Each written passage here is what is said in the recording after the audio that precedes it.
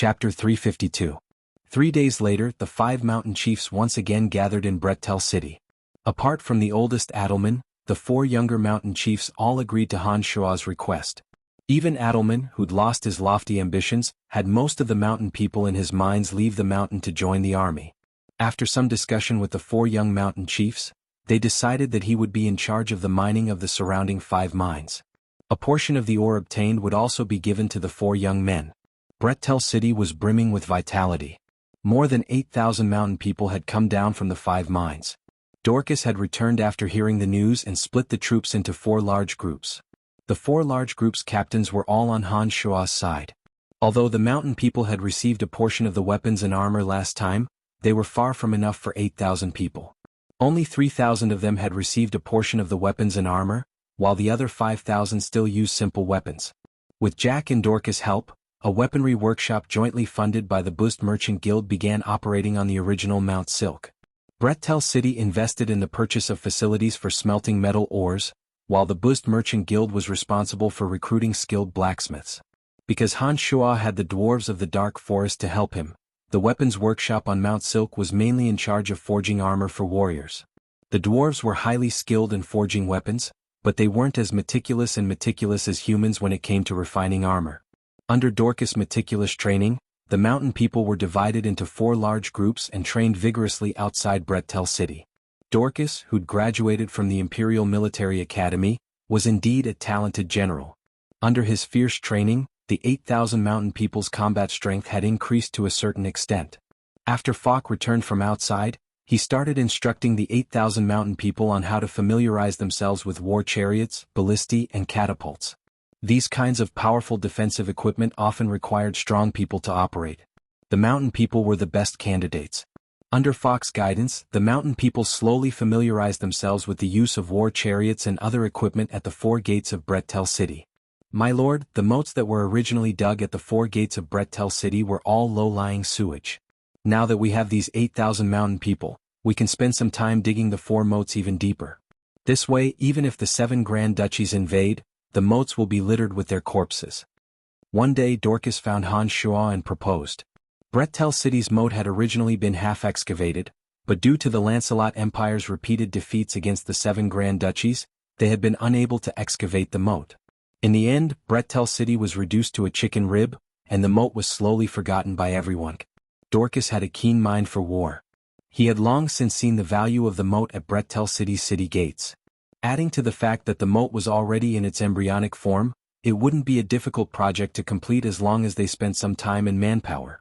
Once the moat at Bretel City's city gates was successfully deepened, it would be a huge blow to the invading enemies.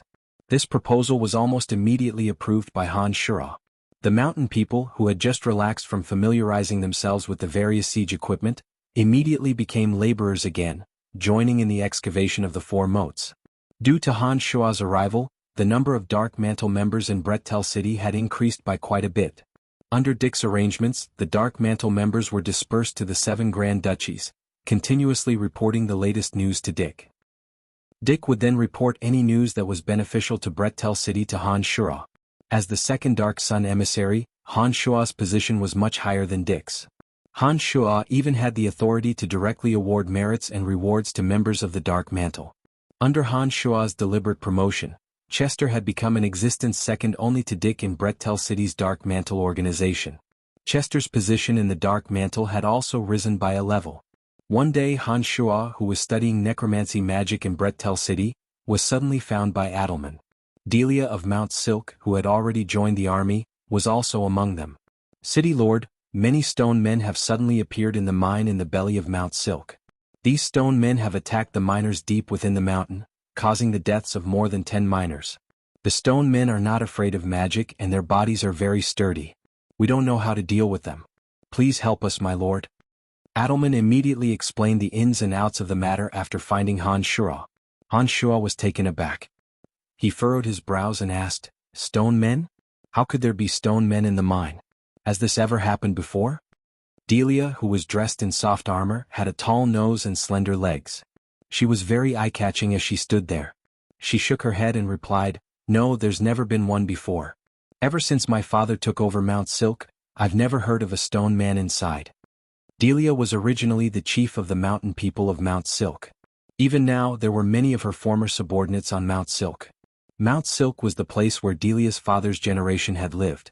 Now that stone men had appeared in the mine, she, the former chief of the mountain people, expressed her strong concern.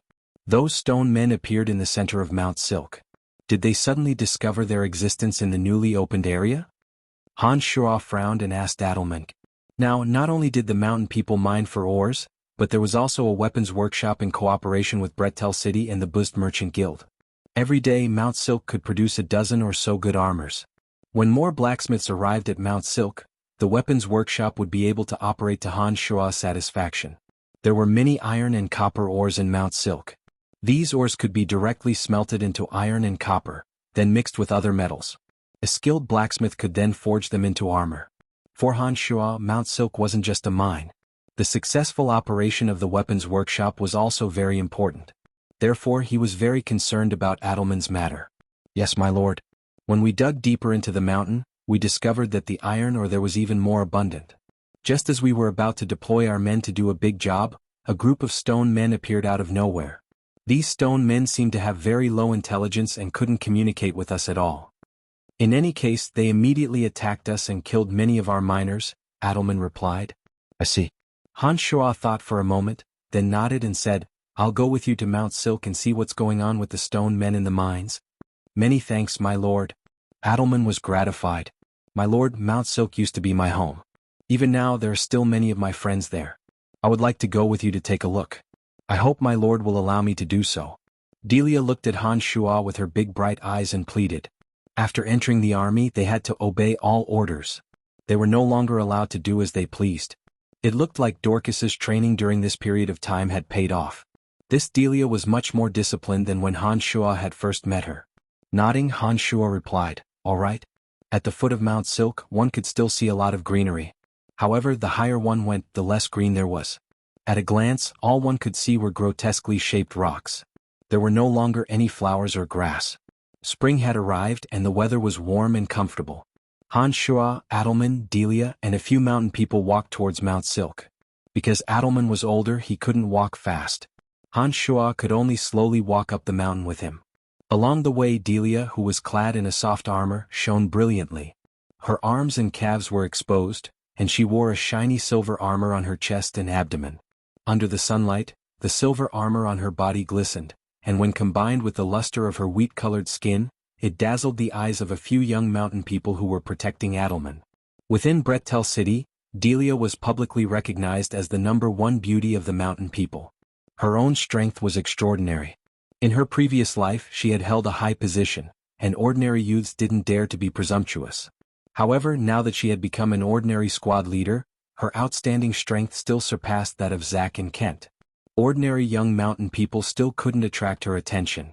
On the way to Mount Silk, Han Shuo's mind was constantly thinking about the stone men in the belly of the mountain.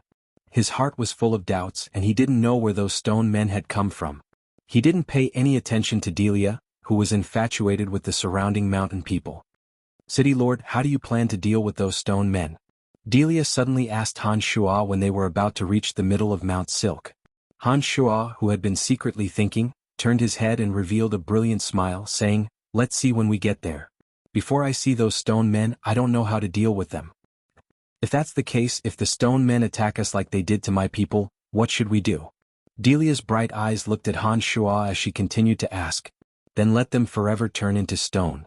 Han Shuo replied in a relaxed manner. Hearing Han Shuo's words, Delia nodded hatefully and said, they dared to kill my people, I definitely won't let them off. Those damn stone men, I will make them pay the price. It seemed that Delia was very concerned about the dozen or so miners that had been killed. From this, Han Shuo could see that Delia was a responsible person. Even though she was no longer in charge of Mount Silk, she had immediately requested to come with Han Shuo to see what was going on when she found out that Mount Silk was facing a crisis. This showed that Delia really treated her subordinates quite well. After Han Shuo expressed his attitude towards the stone men, Delia seemed to relax a lot in front of Han Shuo. She then excitedly asked about Han Shuo's experiences, especially about how Han Shuo had ruthlessly challenged the experts of various cities in the Lancelot Empire and left no survivors. There was also the battle with Leah Kane of the Brute Merchant Alliance. Delia displayed a strong interest in these matters. There were currently many merchants from Asan City in Brettel City. These merchants were very familiar with some of Han Shua's experiences.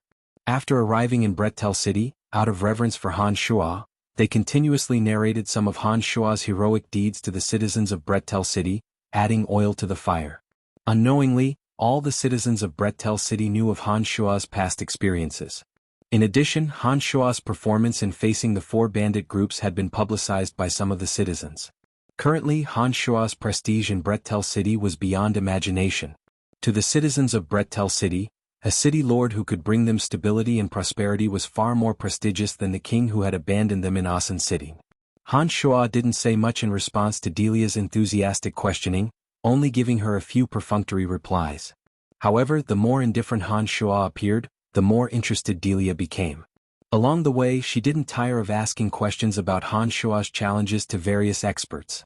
While Han Shua was having a headache, the group finally arrived at the cave entrance leading to the mine in the belly of the mountain. There were already a dozen or so miners covered in dirt and dust waiting at the cave entrance. When they saw Delia appear, these young miners were full of surprise, cheering, "Leader!" From these miners' sincere joy towards Delia, Han Shua knew that Delia should be a good leader in their hearts.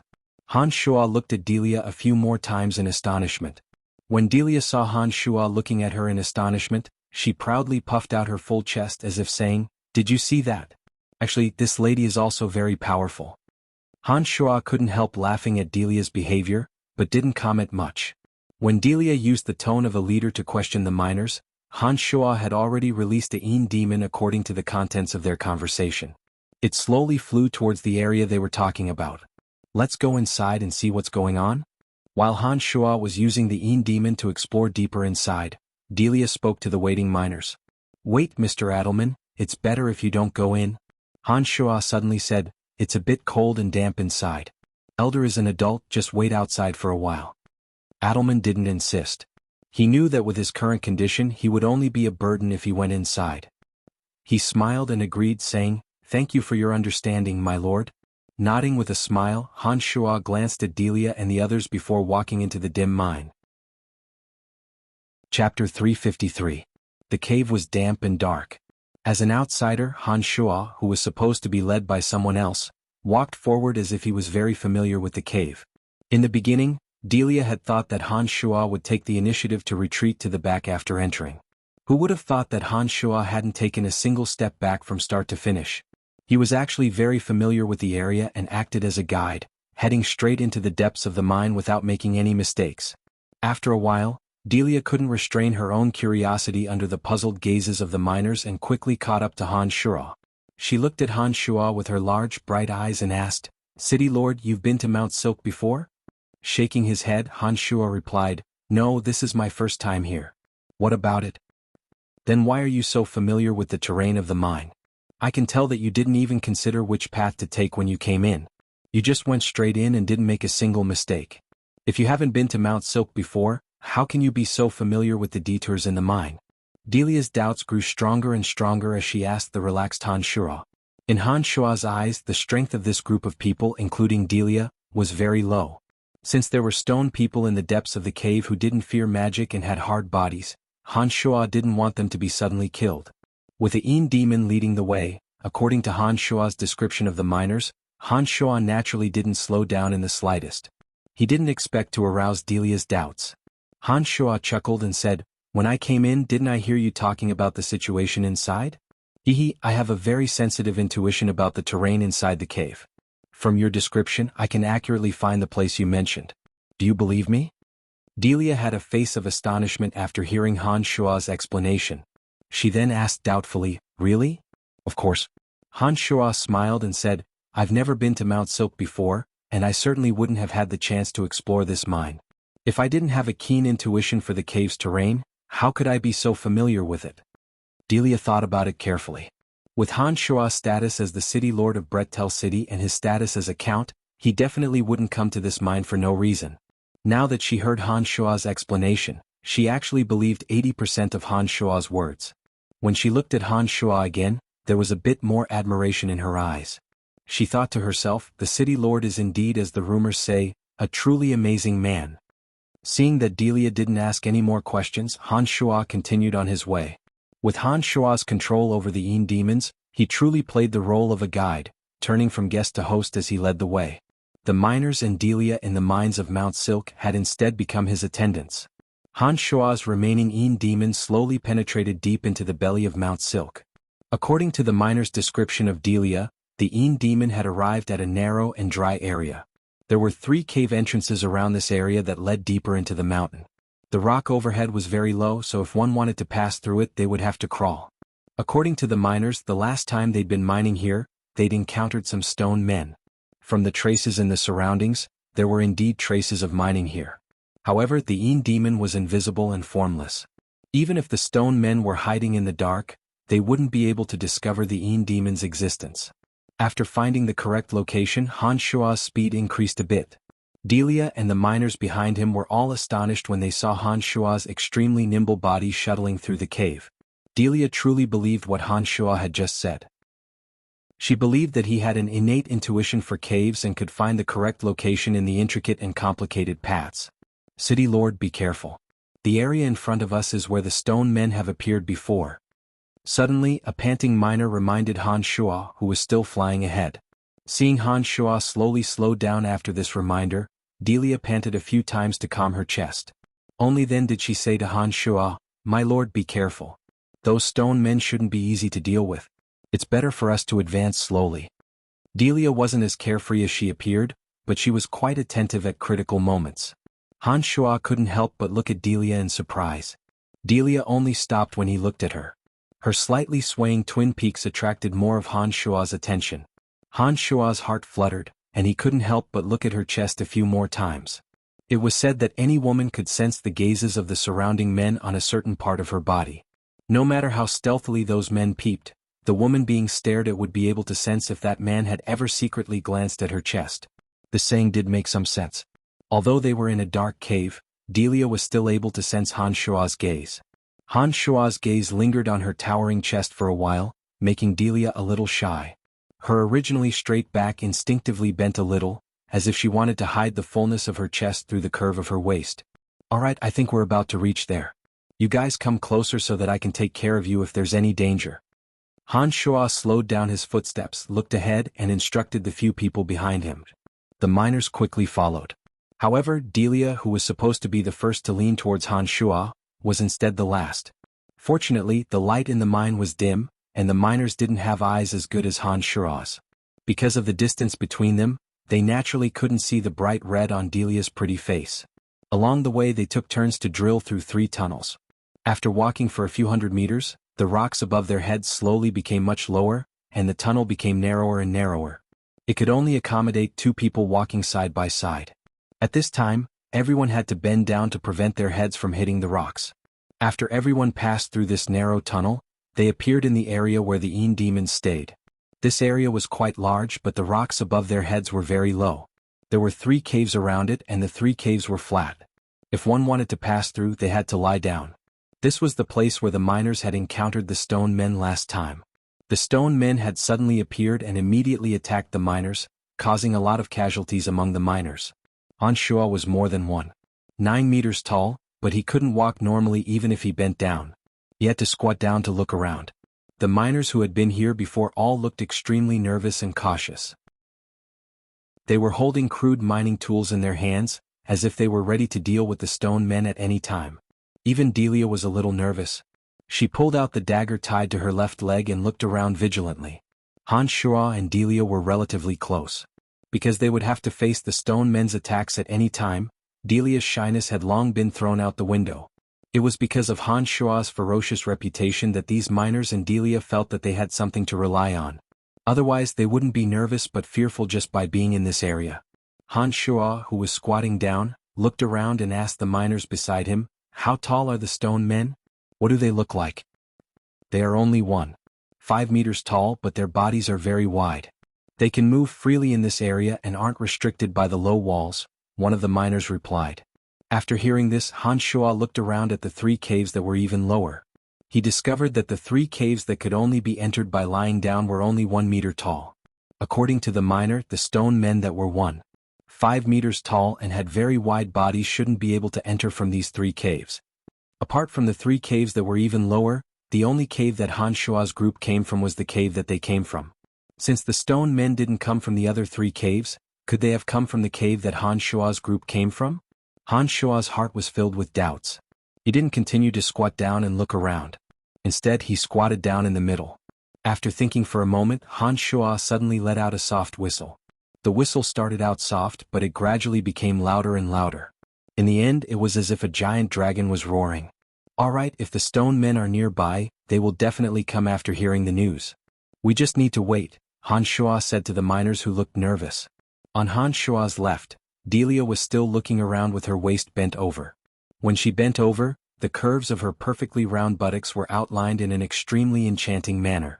Delia was only wearing a short leather skirt, but her perfectly round buttocks and bare legs were very alluring.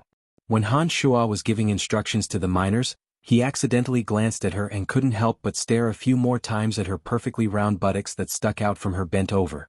3 of the other miners who had nervous expressions also accidentally saw this beautiful scene. The 3 hot-blooded youths secretly swallowed their saliva and bent their waists even more.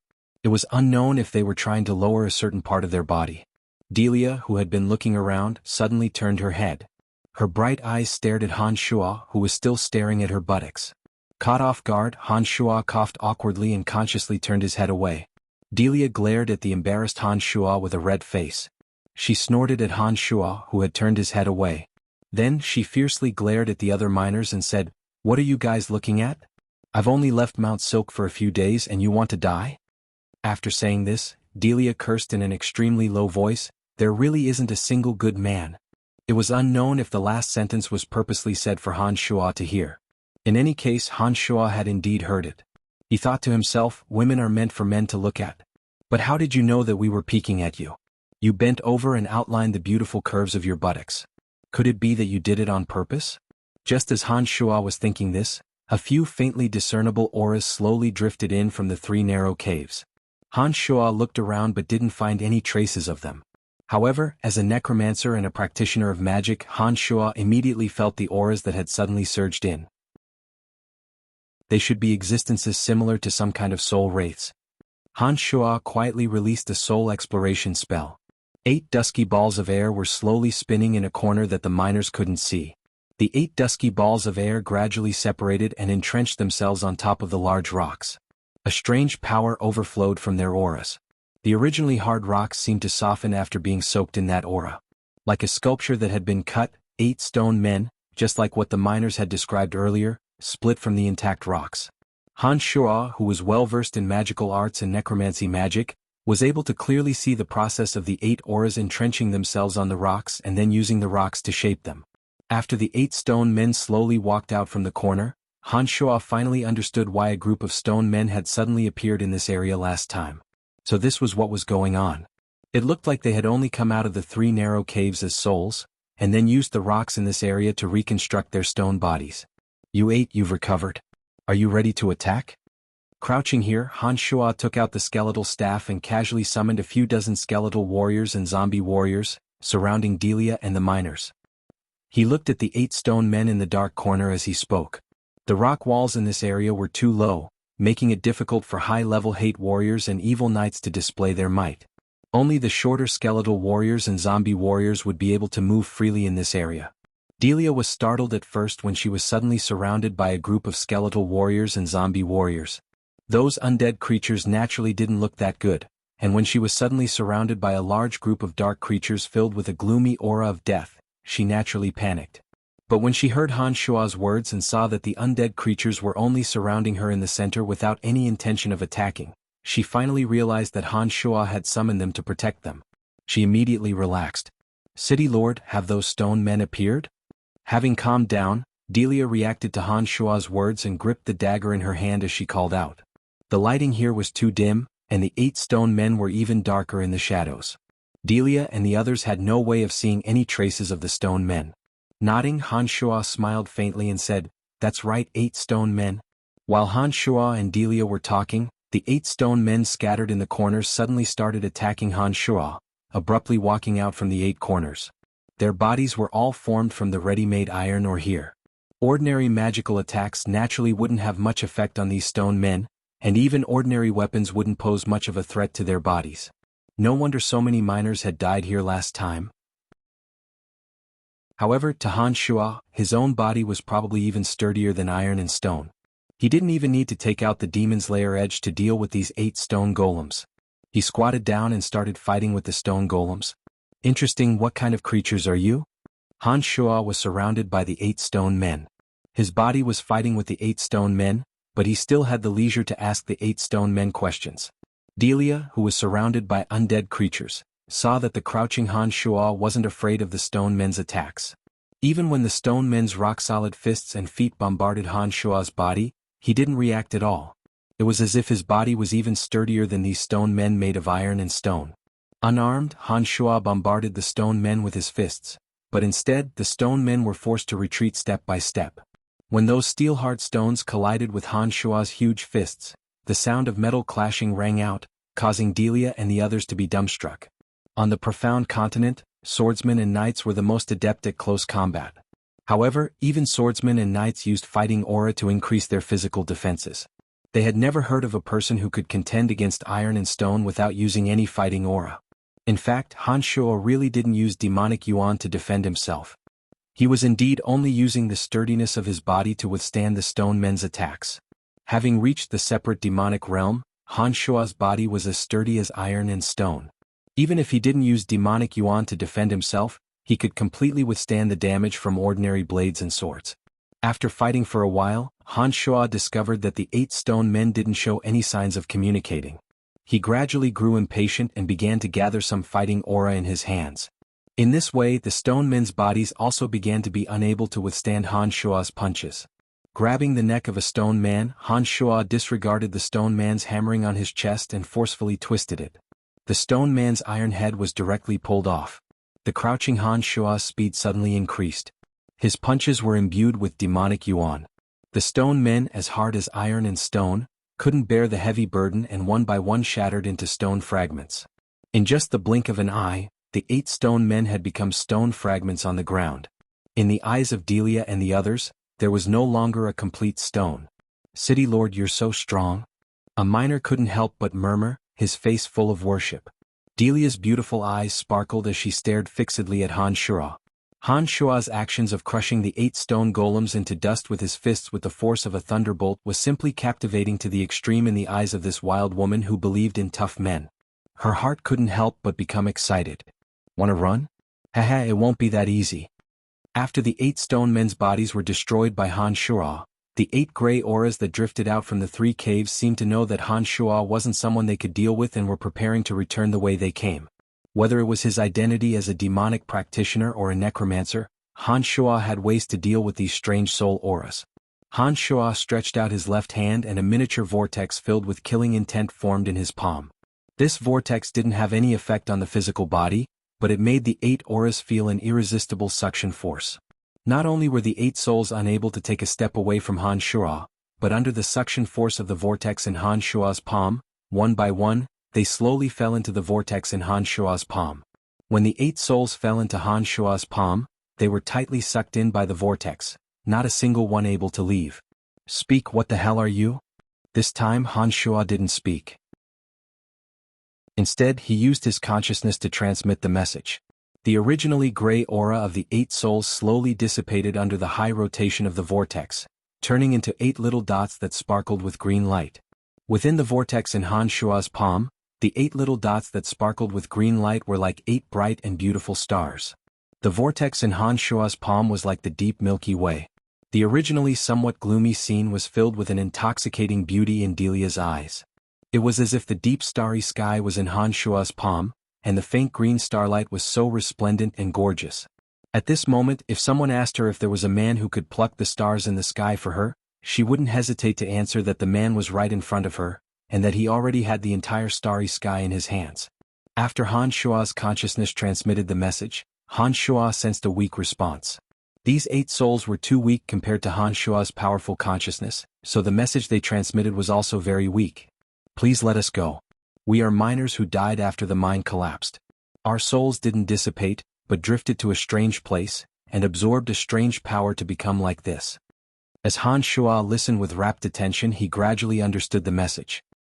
He stared blankly for a moment and asked, "What's so special about it?" "We don't know either. In any case, there is a strange power everywhere. We don't know why. After we absorbed some of that power, our souls gradually became stronger. We can also use that power to manipulate stones, giving ourselves a stone body. We don't want the place that can make us strong to be destroyed, so we attacked the miners who were about to mine there. Please let us go, we won't dare to do it again." In the palm of Han Shuo, the 8 souls seemed to have united, and the message transmitted gradually became clear. After listening for a while, Han Shuo frowned in doubt at first, then his mind flashed and he suddenly became ecstatic. "Ha, I know, so that's how it is." This ecstatic shout was not transmitted through consciousness, but a real high-pitched cheer. Delia and the others, who were surrounded by the undead, were startled by Han Shuo's sudden shout. They looked at Han Shuo somewhat inexplicably, not knowing why Han Shuo was suddenly so happy. "City Lord, what's wrong?" At this time, Delia looked at Han Shuo again. She didn't know why she always felt that Han Shuo was full of bewitching attraction, so she asked tenderly. "It's nothing." Han Shuo took out the skeletal staff and sent the undead that surrounded Delia and the others back to the other plane. After thinking for a moment, he said, "You don't have to mine this area anymore, otherwise you will encounter danger. In the future you only need to come once a month to get the ore. And the stone men won't attack you again, so don't worry." "Alright, you should leave first, I'll take care of the matters here." After hearing Han Shuo's words, Delia and the others were full of doubts. They only saw Han Shuo easily destroy the stone men, but they didn't know why Han Shuo would say such a thing. "Sir, can you tell us what's going on?" Delia thought for a moment and then asked Han Shuo. "Oh, the stone men have pledged allegiance to me. In the future they will mine a portion of the ore every month, and I guarantee that it will be more than what you mine. You only need to come once a month to get it. I promise them that the area inside the 3 caves will be their living place, and the condition is that they help you mine the ore." Han Shuo explained to Delia with a smile. "But didn't the stone men already die?" Delia still asked doubtfully. "No, their souls are on me. You can leave without worry, I will take care of the matters in this area. In the future you only need to come once a month to get the ore. This is the best of both worlds," Han Shuo said to Delia. Delia had originally intended to settle scores with those stone men. But now that she saw that Han Shuo had destroyed the stone men's bodies and captured their souls, as well as offered such generous conditions, she did not ask for much and gladly agreed to Han Shuo's request. "Alright, I'll take them and leave first. I'll wait for you at the cave entrance." Delia didn't ask why Han Shuo was staying here. She gave a few instructions to the miners and led them back the way they came. After Delia and the others left, Han Shuo followed the instructions of the stone men's souls and crawled into a narrow cave. After walking for about 700 or 800 meters, he suddenly arrived at a huge area. This area was filled with colorful jagged rocks. At a glance, the rock walls above his head were all silver white and even shone with a silver luster.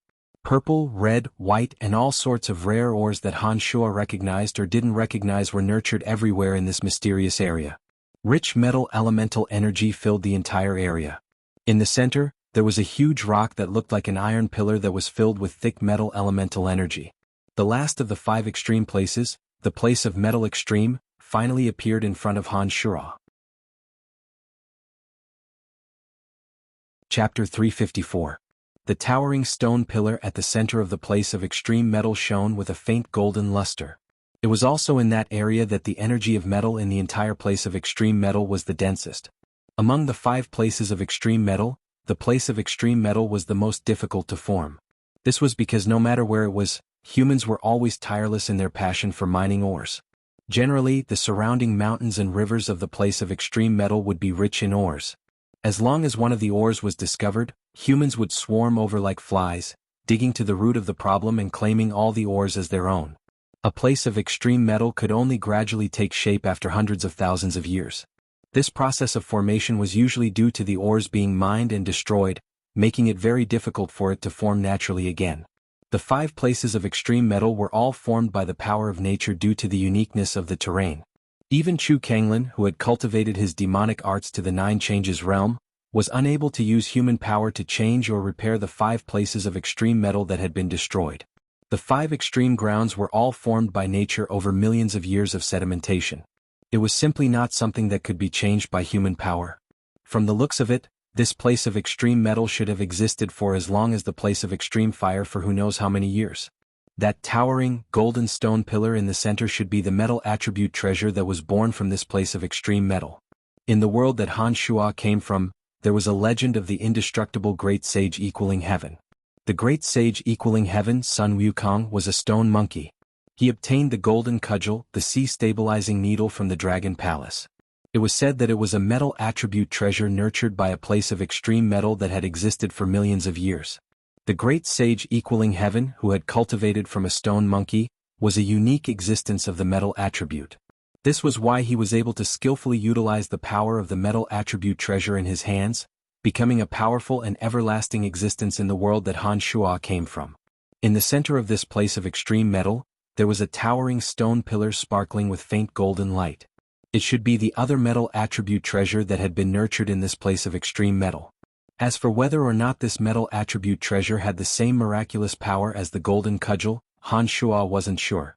However, Han Shuo understood that the metal attribute treasure nurtured by the place of extreme metal could only be grasped by the metal elite zombie that was refined from the place of extreme metal after the metal elite zombie was born, just like the fire elite zombie that was able to collect the fire attribute treasure, the fire lotus. This metal-type treasure existed in the very center of the place of extreme metal. Han Shuo did not dare to rashly move this metal-type treasure, for fear that it would destroy the natural operation of the entire place of extreme metal. Walking to the side of this towering stone pillar, Han Shuo reached out his hand and touched it. His finger made a metallic dang-dang sound as it knocked against the stone pillar. Streams of dense metal elemental energy slowly flowed into Han Shuo's fingertips, causing Han Shuo's body to stiffen. It is indeed a metal attribute treasure. It seems that Metal Elite Zombie is very lucky. Han Shuo exclaimed in admiration. He excitedly circled around the place of extreme metal a few times. Looking at the various rare ores that shone with a faint luster, Han Shuo's heart was filled with joy. However, Han Shuo did not move any of the ores in this place of extreme metal. Before all the materials for refining Metal Elite Zombie were gathered, Han Shuo did not want to act blindly without thinking, lest he change the natural layout of the place of extreme metal and cause irreparable damage. Metal Elite Zombie, oh Metal Elite Zombie, now you're the only one left. Now even a weapon has been nurtured. Han Shuo muttered to himself. He then spread out his right hand and scattered the 8 sparkling souls within the place of extreme metal. He instructed, guard this place well. Not only the miners, if anyone tries to come here, kill them for me. Got it, we won't let anyone destroy this place. The 8 souls replied. Without continuing to stay in the place of extreme metal, Han Shuo was burning with anxiety. He planned to immediately gather the materials needed for Metal Elite Zombie. After Han Shuo left the place of extreme metal, he used the Demon's Lair edge to cut out a few large rocks to block the 3 narrow entrances, leaving only a narrow slit the size of an arm for the 8 souls to enter. After walking out from the belly of Mount Silk, Han Shuo discovered that Delia and the miners were all waiting at the entrance. Among them was Elder Ardman, who was currently in charge of the 5 mines. Has it been taken care of? When Delia saw Han Shuo come out, her eyes lit up and she hastily asked Han Shuo. Grinning brightly, Han Shuo nodded and said, not bad. In the future, not only will the stone men not attack the miners again, they will also collect some ore for you every month. Pausing for a moment, Han Shuo said to Delia and Andrew with a solemn expression, but remember, there are a large number of stone men living in those 3 areas. None of you are allowed to trespass into those 3 narrow caves.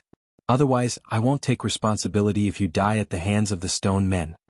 After hearing Han Shuo's words, Ardman hastily guaranteed, rest assured, my lord. I will definitely discipline them well and won't let them enter those areas. Rest assured, my lord.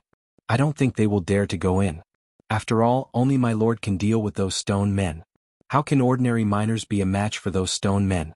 Delia's bright eyes focused on Han Shuo as she said to Han Shuo with a light smile. After hearing Delia's words, Han Shuo also thought that it was true. The stone men's bodies were sturdy and didn't fear magic. In those narrow spaces, even a senior swordsman would die if he faced the stone men. Although the mountain people of Mount Silk had strong bodies, their strength was far inferior to the stone men. Naturally, they wouldn't be stupid enough to throw away their lives.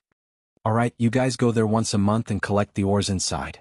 The stone men have already agreed to my request. They are more proficient in mining ore.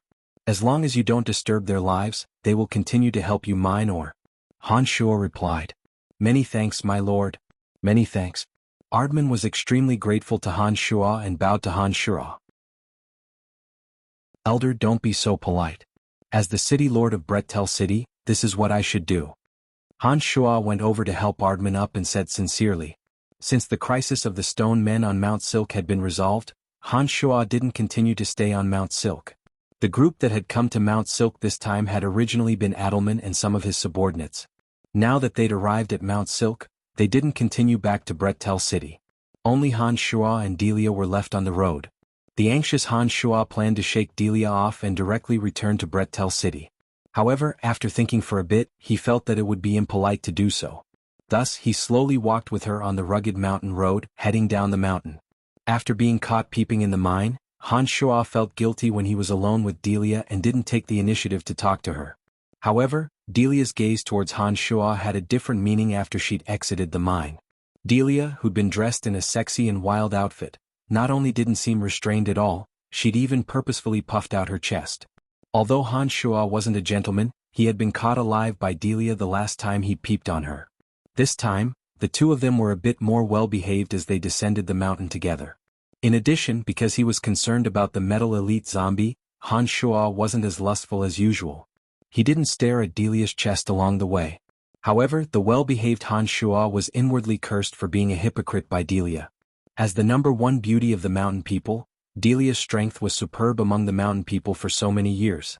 Her eyes were at the top of her head, but she'd never found a young man she liked among the mountain people. She'd only teased the young men who admired her.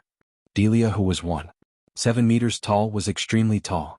4 ordinary mountain men, height alone was enough for her to be proud of. However, when faced with Han Shua, who was more than 1.9 meters tall, Delia couldn't feel the slightest bit of arrogance. This time, Han Shua's thunderous method of blasting the stone man's body into stone fragments had awed her heart that admired the strong.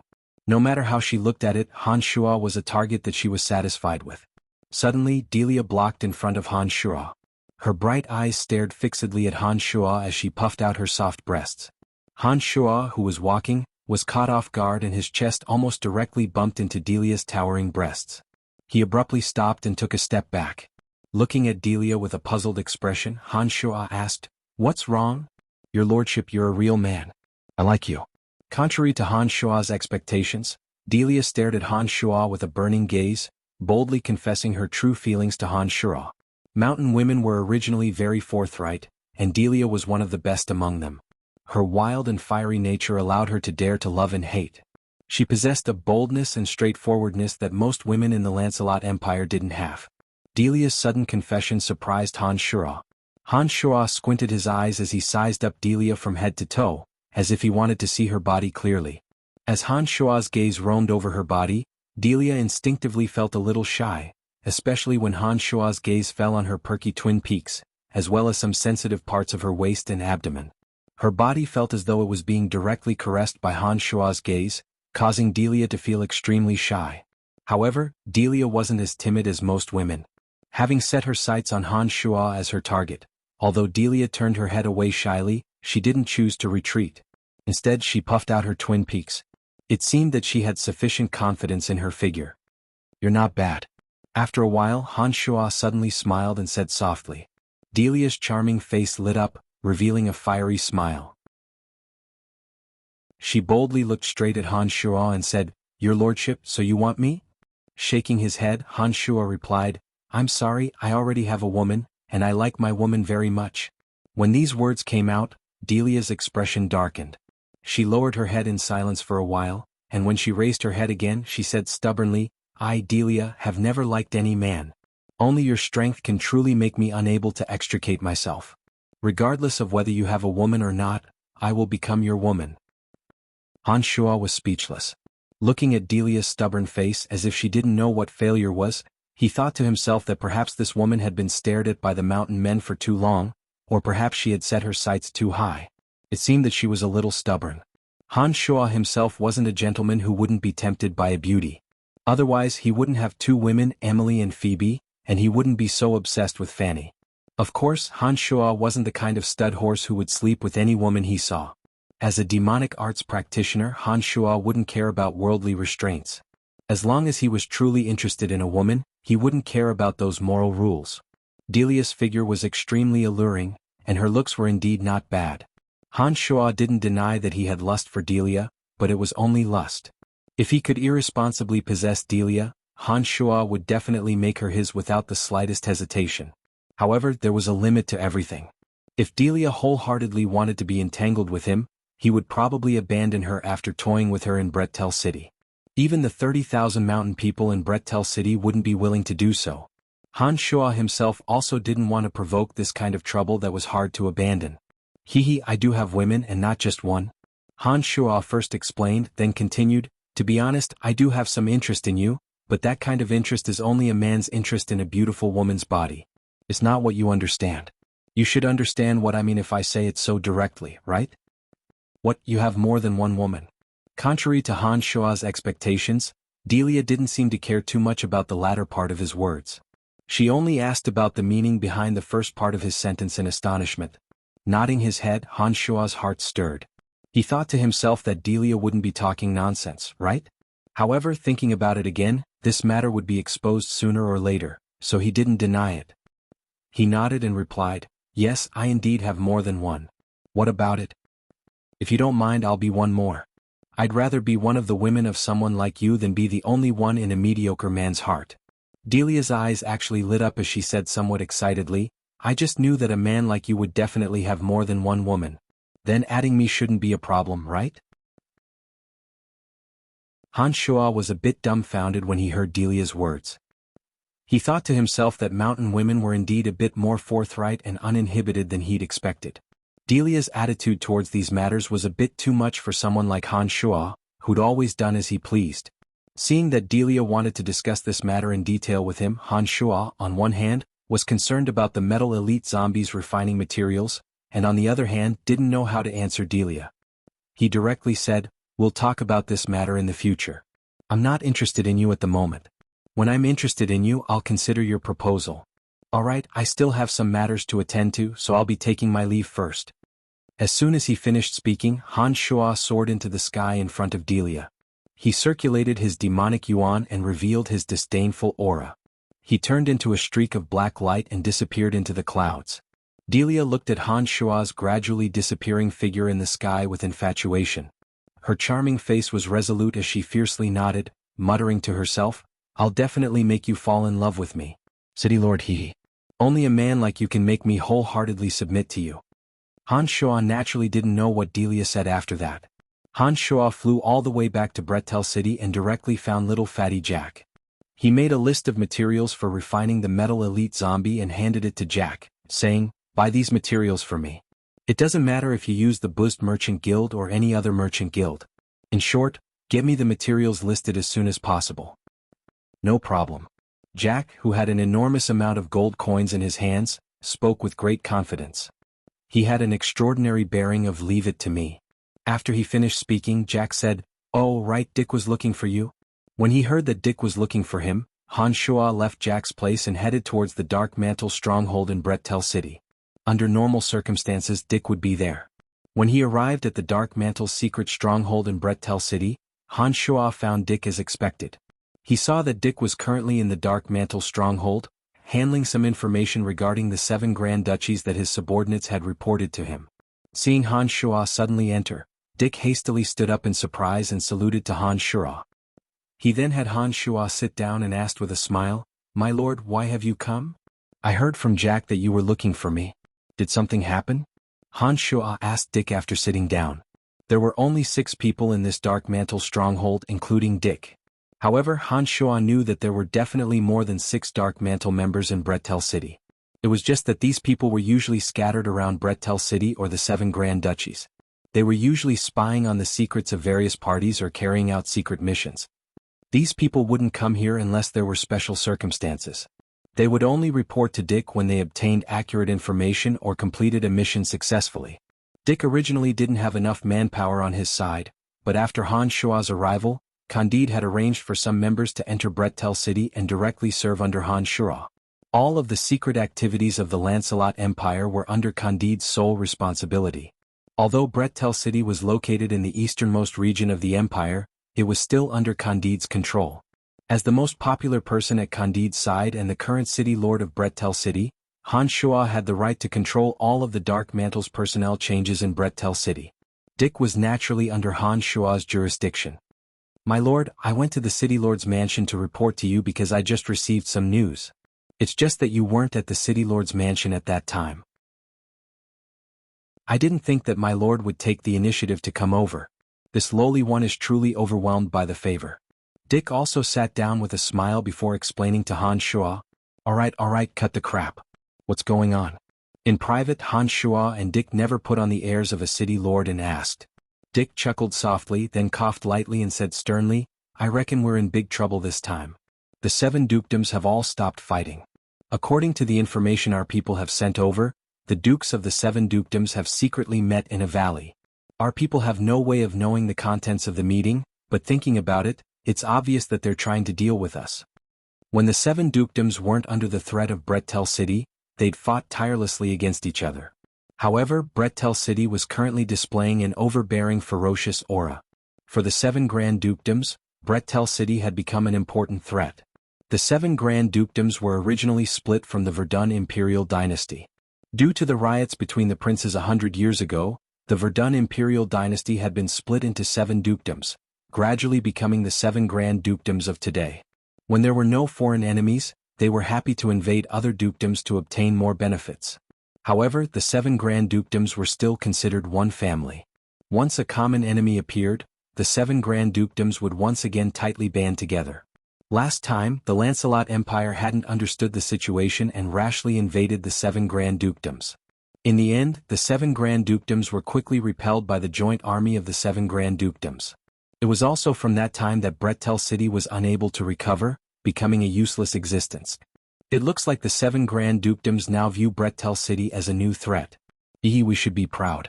Brettel City, which doesn't even have 100,000 citizens, is far inferior to any one of the 7 Grand Dukedoms. I didn't expect them to think so highly of us. Han Shua said to Dick with a cold smile. My lord, we absolutely cannot lower our guard against the 7 Grand Dukedoms. They are different from ordinary bandit groups, they are a true army. Not only do they have a complete set of siege equipment, but the quality of the soldiers of the 7 Grand Dukedoms is also very high. They might even be a cut above the average army of the Lancelot Empire.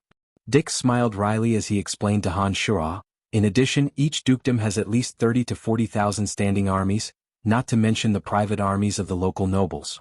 You can calculate how many soldiers there are in total. If the 7 Grand Dukedoms' allied army really arrives at Brettel City, I'm afraid their military strength will be 1 or 2 times more than our population. We absolutely cannot lower our guard. Don't worry, I already have a plan for this matter.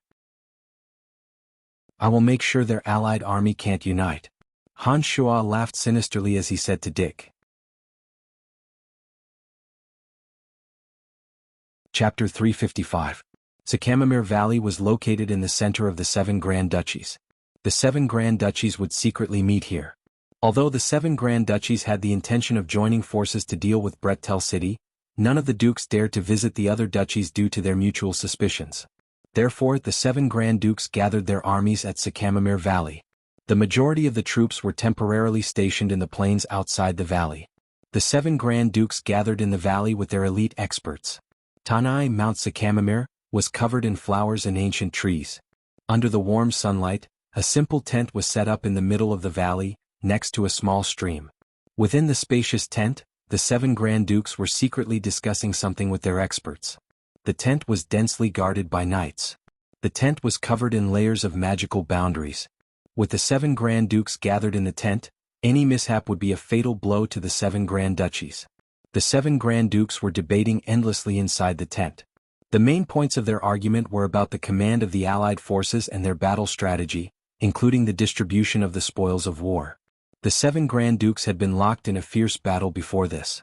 Even though they had gathered here for the sake of Brettel City, the anger on the battlefield had yet to subside.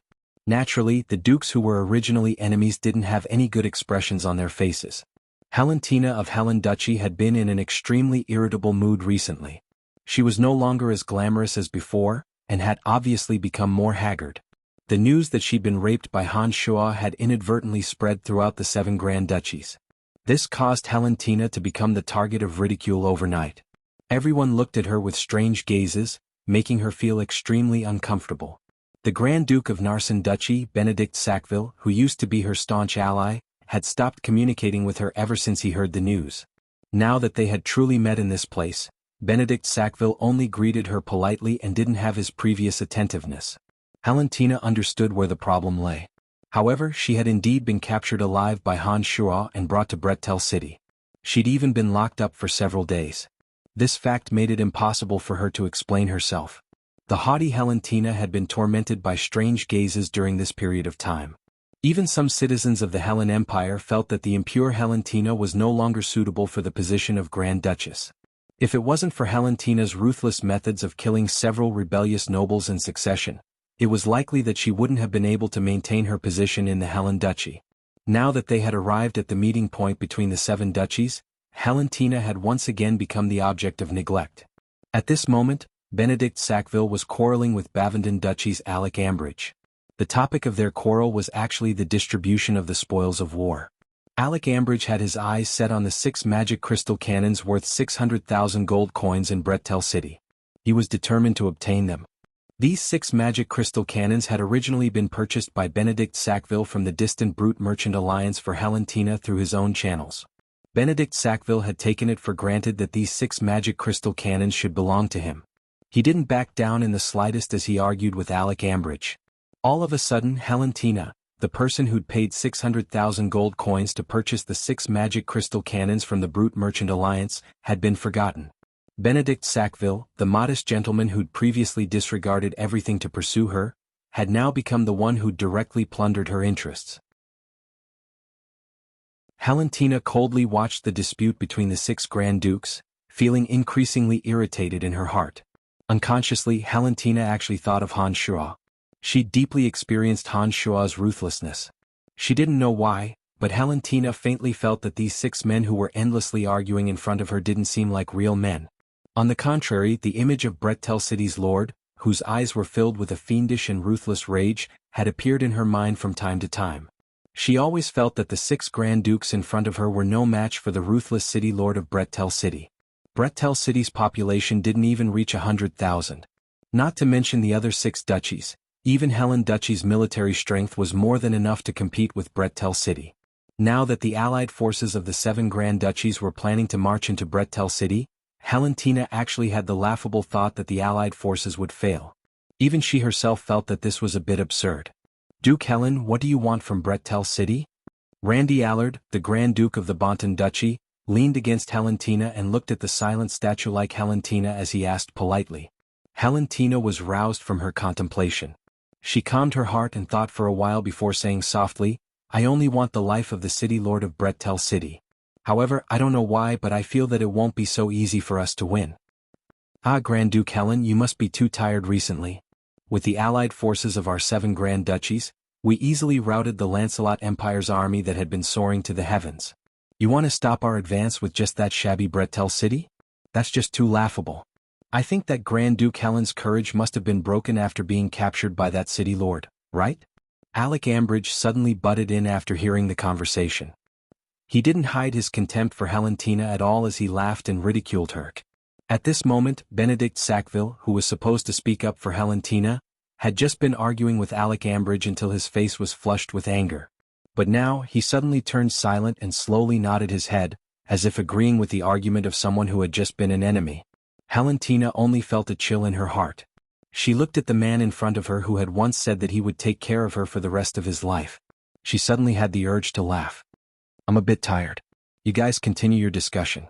Valentina stood up wearily and said a few words to the 6 Grand Dukes. She then walked out alone. None of the 6 Grand Dukes tried to keep Valentina.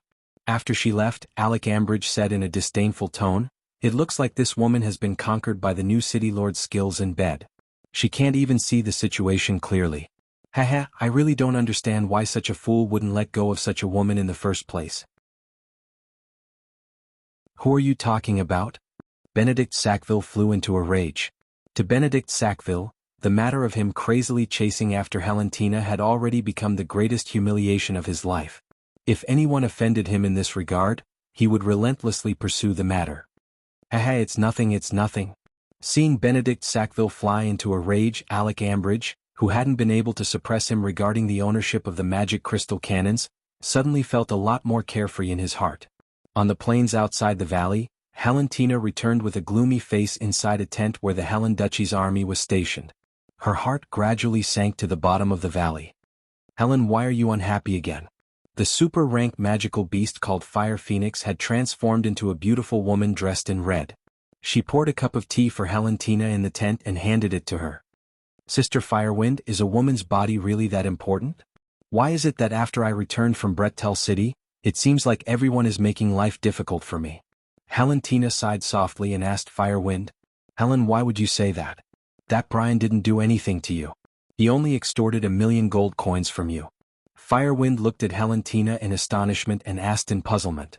Putting down the cup of tea that Firewind had given her, Halentina sighed again and said in annoyance, "But everyone thinks that it happened. I have no way of explaining it. Who cares about those mediocre people? It's fine as long as you know in your heart that it didn't happen. Why bother so much?" Firewind continued to persuade Halentina, "It's just that that person is too strong. Otherwise, I would have helped you kill him long ago. Please don't. He's not someone we can handle. Otherwise, I wouldn't have allied with the 7 duchies." Halentina was startled and hastily persuaded Firewind not to be impulsive. She then shook her head and smiled bitterly. "Sometimes I think that maybe I really was raped by that person. Maybe he would take care of me. Unfortunately, I know that's impossible." "How can you think like that? He is your greatest enemy. Not only did you extort 1,000,000 gold coins from him, but you also released such a sinister message. We must kill him, otherwise it will be difficult to wash away your innocence." Flame Phoenix said hatefully, "How can you think like that?" Sighing once again, Halentina helplessly said, "Even if I kill him, I won't be able to clear my name. Not only is this Brettel City Lord sinister enough, his strength is also extraordinarily terrifying. I don't know why, but I always feel like he's beside me. It seems that my mind is really a bit muddled." Looking at Halentina's fretful and worried face, Firewind also sighed in her heart. She really didn't know how to comfort her. Ever since returning from Brettel City, Halentina had always faced the doubts and mockery of everyone. Originally, Halentina was a goddess-like existence in Helen Duchy, but now she became the subject of discussion among the citizens. Having been suddenly thrown down from her high position as a goddess, Halentina simply couldn't adapt to this kind of change. The smile on her face became fewer and fewer, and her entire being was tormented by worry to the point where she couldn't bear it. "It's all that Brian's fault. I must help Helen kill him," Firewind thought to herself. On a mound 5,000 meters away from Halentina's tent, Han Shua clearly heard the conversation in Halentina's tent through a Yin demon. "This woman still owes me 600,000 gold coins. Looking at the days, it's about time she pays me back," Han Shua muttered to himself. He turned his head and glanced in Halentina's direction, then snuck towards Sycamore Valley. A Yin demon gradually returned from Halentina's tent and headed towards Sycamore Valley with Han Shua. When they were about to reach the central tent, Han Shua hid himself deep in the ground that the Earth Elite zombie had opened up. He only used the Yin demon to spy on the tent in the center of the area. The Grand Dukes of the 6 Grand Duchies were all inside. They'd spared no effort in setting up the security of the tent. All kinds of magical boundaries had been set up densely. Han Shua used the Yin demon to spy on the area for a long time, but discovered that he couldn't approach the area without making a sound. "It looks like I'll have to wait for them to leave. These fellows' defenses are really tight. There are enough boundaries in the sky and on the ground, and there's the army of the 7 Grand Duchies stationed around. Even the undead army can't destroy them. They're really a bunch of cowards," Han Shua thought inwardly. He used the Yin demon to spy on the area, but he himself remained deep underground and didn't move an inch. After about an hour and a half, the 6 dukes walked out of the tent one after another. All of them had dissatisfied expressions on their faces. It looked like the discussion this time hadn't come to a conclusion. The operation to deal with Brettel City would be delayed for another day or two. They would only be able to proceed after they'd arranged everything properly. The 6 dukes were all protected by experts. They'd brought the experts of their respective duchies here for fear of being ambushed. Every duke was protected by an expert with a powerful aura. In fact, these dukes would indeed take advantage of the opportunity to harm others. This kind of situation had happened from time to time when the 7 Grand Duchies had held some sort of conference in the past. It was precisely because of this that they'd been so careful. Han Shuo hid deep underground, not in a hurry to make a move on anyone. He waited until they'd all left the valley. Only when night had fallen did he slowly move in a certain direction. That area was where Duke Alec-Ambridge's army of Bavendon Duchy was stationed. In the dead of night, it was the most appropriate time for some dishonorable things to be carried out. Duke Alec-Ambridge did not forget to indulge in the meeting here. In a luxurious tent in the center of the hall, Duke Alec-Ambridge pressed a tall female knight on the table, and from behind he conquered this female knight who was wearing a formal knight's armor. Only her buttocks were exposed and it was perked up high. The female knight lay on the table, panting and moaning softly. She swayed her plump buttocks, coordinating with Grand Duke Alec-Ambridge's subduing movements. Her fine black hair spread out to cover her face. There were actually two sinister-looking men in Alec-Ambridge's tent. The two men turned a blind eye to Alec-Ambridge's debauchery, indifferently gripping the long swords in their hands as they vigilantly guarded their surroundings. They were both at the level of great sword master. Alec-Ambridge let out a loud cheer. When the pleasure spread from his lower abdomen to his entire body, he suddenly felt the ground beneath his feet shake to a greater extent. However, Alec-Ambridge didn't pay too much attention to the changes in the soles of his feet due to the brief dizziness he felt when a piercing pain came from the soles of his feet. Only then did Alec-Ambridge shout in alarm. He grabbed the female knight that was still pressed down by him and dragged her towards the soles of his feet. Puff! The sharp weapon pierced through the body of the female knight who had just recovered from her orgasm. Her mithril armor, which was known for its sturdiness, was penetrated along with her body. The sharp edge of the weapon continued to stab upwards without diminishing its might. Alec-Ambridge, who was scared out of his wits, felt a chill in his chest. Ignoring the tearing pain in his left foot, he limped towards the outside of the tent and shouted, "Assassin! There's an assassin!" The two sinister-looking great sword masters in the tent had already rushed over the moment he had used the female knight as a meat shield. Two dazzling silver rays of light fell unceremoniously on the female knight who hadn't completely died yet. The silver sword rays instantly tore the female knight apart. The two rudely tossed the body of the female knight, which was riddled with holes, to the side, and cautiously looked at the dark hole below. This hole was only the size of a person's arm. It seemed that the attack had come from that arm-sized hole. Damn it, wasn't there a rock barrier underground? How could someone still be able to attack me? Alec-Ambridge's left foot was badly mangled. He furrowed his brows and said, "Fortunately, I reacted in time. Otherwise I would have died here today. That damned earth mage dared to slack off. I'm going to kill him." "Your Grace, the rock barrier underground is still there. It's just that the strength of the enemy is too strong." The power of his weapon had exceeded the endurance of the rock barrier. "This person is definitely not an ordinary expert. Fortunately, Your Grace is fine. I wonder who it is that wants Your Grace's life?" One of the sinister-looking great sword masters said with a gloomy face. "Who else could it be? It must be that damned Benedict Sackville. I only mocked him a bit today, but he actually sent people to attack me in the middle of the night. This guy really deserves to die." Alec-Ambridge shouted with a gloomy face. He then shouted towards the outside of the tent, "Priest? Damned priest. Hurry up and come over. One of my legs is about to be crippled. I've spent so many gold coins on you guys, why can't you hurry up at the most crucial moment?" While Alec-Ambridge was shouting and yelling, Han Shuo, who'd missed his first strike, quietly left. Even the tunnel formed by the Earth Elite zombie was blocked once again. Han Shuo had tried to directly kill Alec-Ambridge, but he hadn't expected that this person would be so merciless. At the most crucial moment, he'd actually used the female knight he just had fun with to block a fatal blow. Fortunately, Han Shuo had heard Alec-Ambridge's suspicions and jealousy towards Benedict Sackville through the Een demons as he left. Han Shuo felt that his goal had been achieved, so he didn't recklessly attack again.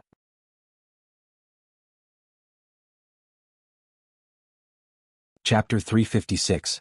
Every one of the 7 Grand Dukes was especially careful about their own safety. In the Sakamamir region, they were even more careful in protecting themselves. After leaving Alec-Ambridge's place, Han Shuo made a trip to Grand Duke Niam Beige of Bisley Duchy. Han Shuo planned to make a move against Niam Beige, but before Han Shuo could approach, he sensed a divine aura coming from Niam Beige's tent. Han Shuo was incomparably familiar with this kind of divine aura. He immediately understood that someone from the Church of Light was definitely inside. From the strength of this divine aura, Han Shuo knew that the person inside wasn't weak. It was most likely to be Kas of the Church of Light. Instead of making a move against Niam Beige, Han Shuo had been hiding in the depths of the ground, only using a Yin demon to spy on the area from afar. When dawn was about to break, Han Shuo discovered through the Yin demon that Kas and his party had quietly left the tent. Niam Beige himself was a sky knight. Among the 7 grand duchies, his Bisley duchy had many temples of light of the Church of Light. He guided the citizens to believe in the God of Light and offered their pious faith to the God of Light. Now that Han Shuo saw through the Yin demon that Niam Beige and Kas were close, and thought of the friendly attitude Bisley duchy had towards the Church of Light, he faintly felt that this Niam Beige himself might be a follower of the Church of Light. Otherwise he wouldn't have spared no effort to help the Church of Light. After Kas left, there were still light magic fluctuations in Niam Beige's tent. Apart from that, there were also 2 faint powerful auras. Seeing that the sky was already bright, Niam Beige continued to discuss with his subordinates after Kas left. It seemed that he had no intention of sleeping. Han Shuo pondered for a moment and gave up on the idea of attacking Niam Beige. On this day, the 7 grand duchies were discussing the matter of sending troops to Brettel City in the Sycamore Valley. Alec Ambridge, who had been attacked earlier, dragged his left leg that was covered in bandages. He loudly cursed Benedict Sackville the moment he came over, accusing Benedict Sackville of sending people to despicably attack him last night. Benedict Sackville felt greatly wronged when he was ridiculed by Alec Ambridge yesterday, so he had a belly full of anger. Inside the tent, the 2 of them didn't give in and almost got into a scuffle. If the other Grand Dukes hadn't stepped in to stop them, the 2 of them would have fought endlessly. Even after the 2 of them were separated, their anger hadn't dissipated. Their eyes shone with an ominous glint as they thought of some sinister plan to deal with each other.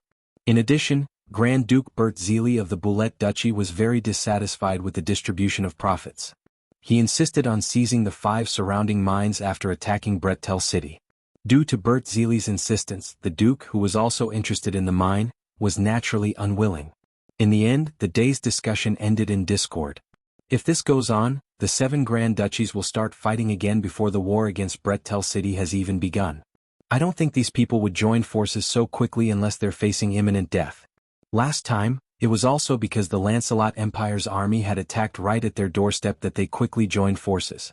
It looks like they don't care about the threat of Brettel City at all. These people only know how to quarrel all day long. What great things can they accomplish? Helentina complained to Firewind with a frown after returning to her tent. Let them quarrel. When the day comes that Brettel City really attacks, they'll know fear. Firewind and Helentina had also participated in the discussion inside the tent. They could clearly see the faces of the 7 Grand Dukes inside. Although Firewind didn't have the right to open the door and speak, she still despised the 6 fellows who only cared about fame and profit. Your Grace, Grand Duke Bert Zeely of the Boulette Duchy requests an audience. While Helentina and Firewind were muttering resentfully, a guard's voice came from outside the door. What is that guy doing here? The smell on his body makes me feel very uncomfortable. Firewind frowned at Helentina after hearing the guard's report. Ask him to come in. Helentina instructed the guard outside, then said to Firewind, this person has always been a sworn enemy of the Bisley Duchy. The proposal to form an alliance against Brettel City this time was made by Niam Beige of the Bisley Duchy. I think this Bert Zeely seems to have the intention of destroying the stability of the alliance. I don't know why he's looking for me. While Helentina and Firewind were talking, Grand Duke Bert Zeely of the Boulette Duchy walked in with a faint smile. Bert Zeely was an old summoner. However, it was rumored that he had signed a contract with the evil god. His summoning magic often summoned monsters from hell. Bert Zeely's entire body gave off a faint, eerie feeling that made people tremble in fear. Even if he had a kind smile on his face, people would still feel that his smile was sinister and sinister. Firewind was a holy super-rank magical beast. She hated the smell on Bert Zeely's body very much. After seeing Bert Zeely come in, Firewind instinctively distanced herself from him. Grand Duke Bert, what business do you have with me? Helentina and Bert Zeely's Boulette Duchy didn't have any real conflicts due to the distance between them. However, Helentina had always disliked this sinister and evil Grand Duke. On top of that, she hadn't been in a good mood recently, so she naturally didn't have a good expression on her face. Heh, I've come this time to discuss matters regarding Brettel City with Grand Duke Helen. Grand Duke Helen has stayed in Brettel City for a period of time. What do you think of Brettel City and that city lord? Bert Zeely revealed a kind smile as he spoke to Helentina in a friendly manner. Helentina's face turned cold as she said, Grand Duke Bert came here just to mock me? No. Bert Zeely hurriedly waved his hand to indicate that Valentina shouldn't misunderstand. He then explained, as the saying goes, know yourself and know your enemy, and you will emerge victorious in every battle. Among us 7 Grand Duchies, Grand Duke Helen should be the most familiar with Brettel City. I want to hear Grand Duke Helen's opinion on Brettel City and that city lord. Valentina let out a soft snort and said in a low voice with a straight face, I'm not very familiar with Brettel City, but I know that City Lord Brian is absolutely not someone an ordinary person can deal with. Perhaps you haven't seen him in person, but I know that he single-handedly repelled Red Archbishop Koss of the Church of Light and a few Temple Knights. This person is vicious and merciless. Once he's set his mind on something, he'll do it by hook or by crook. Whether you believe it or not, I feel that this person isn't easy to deal with.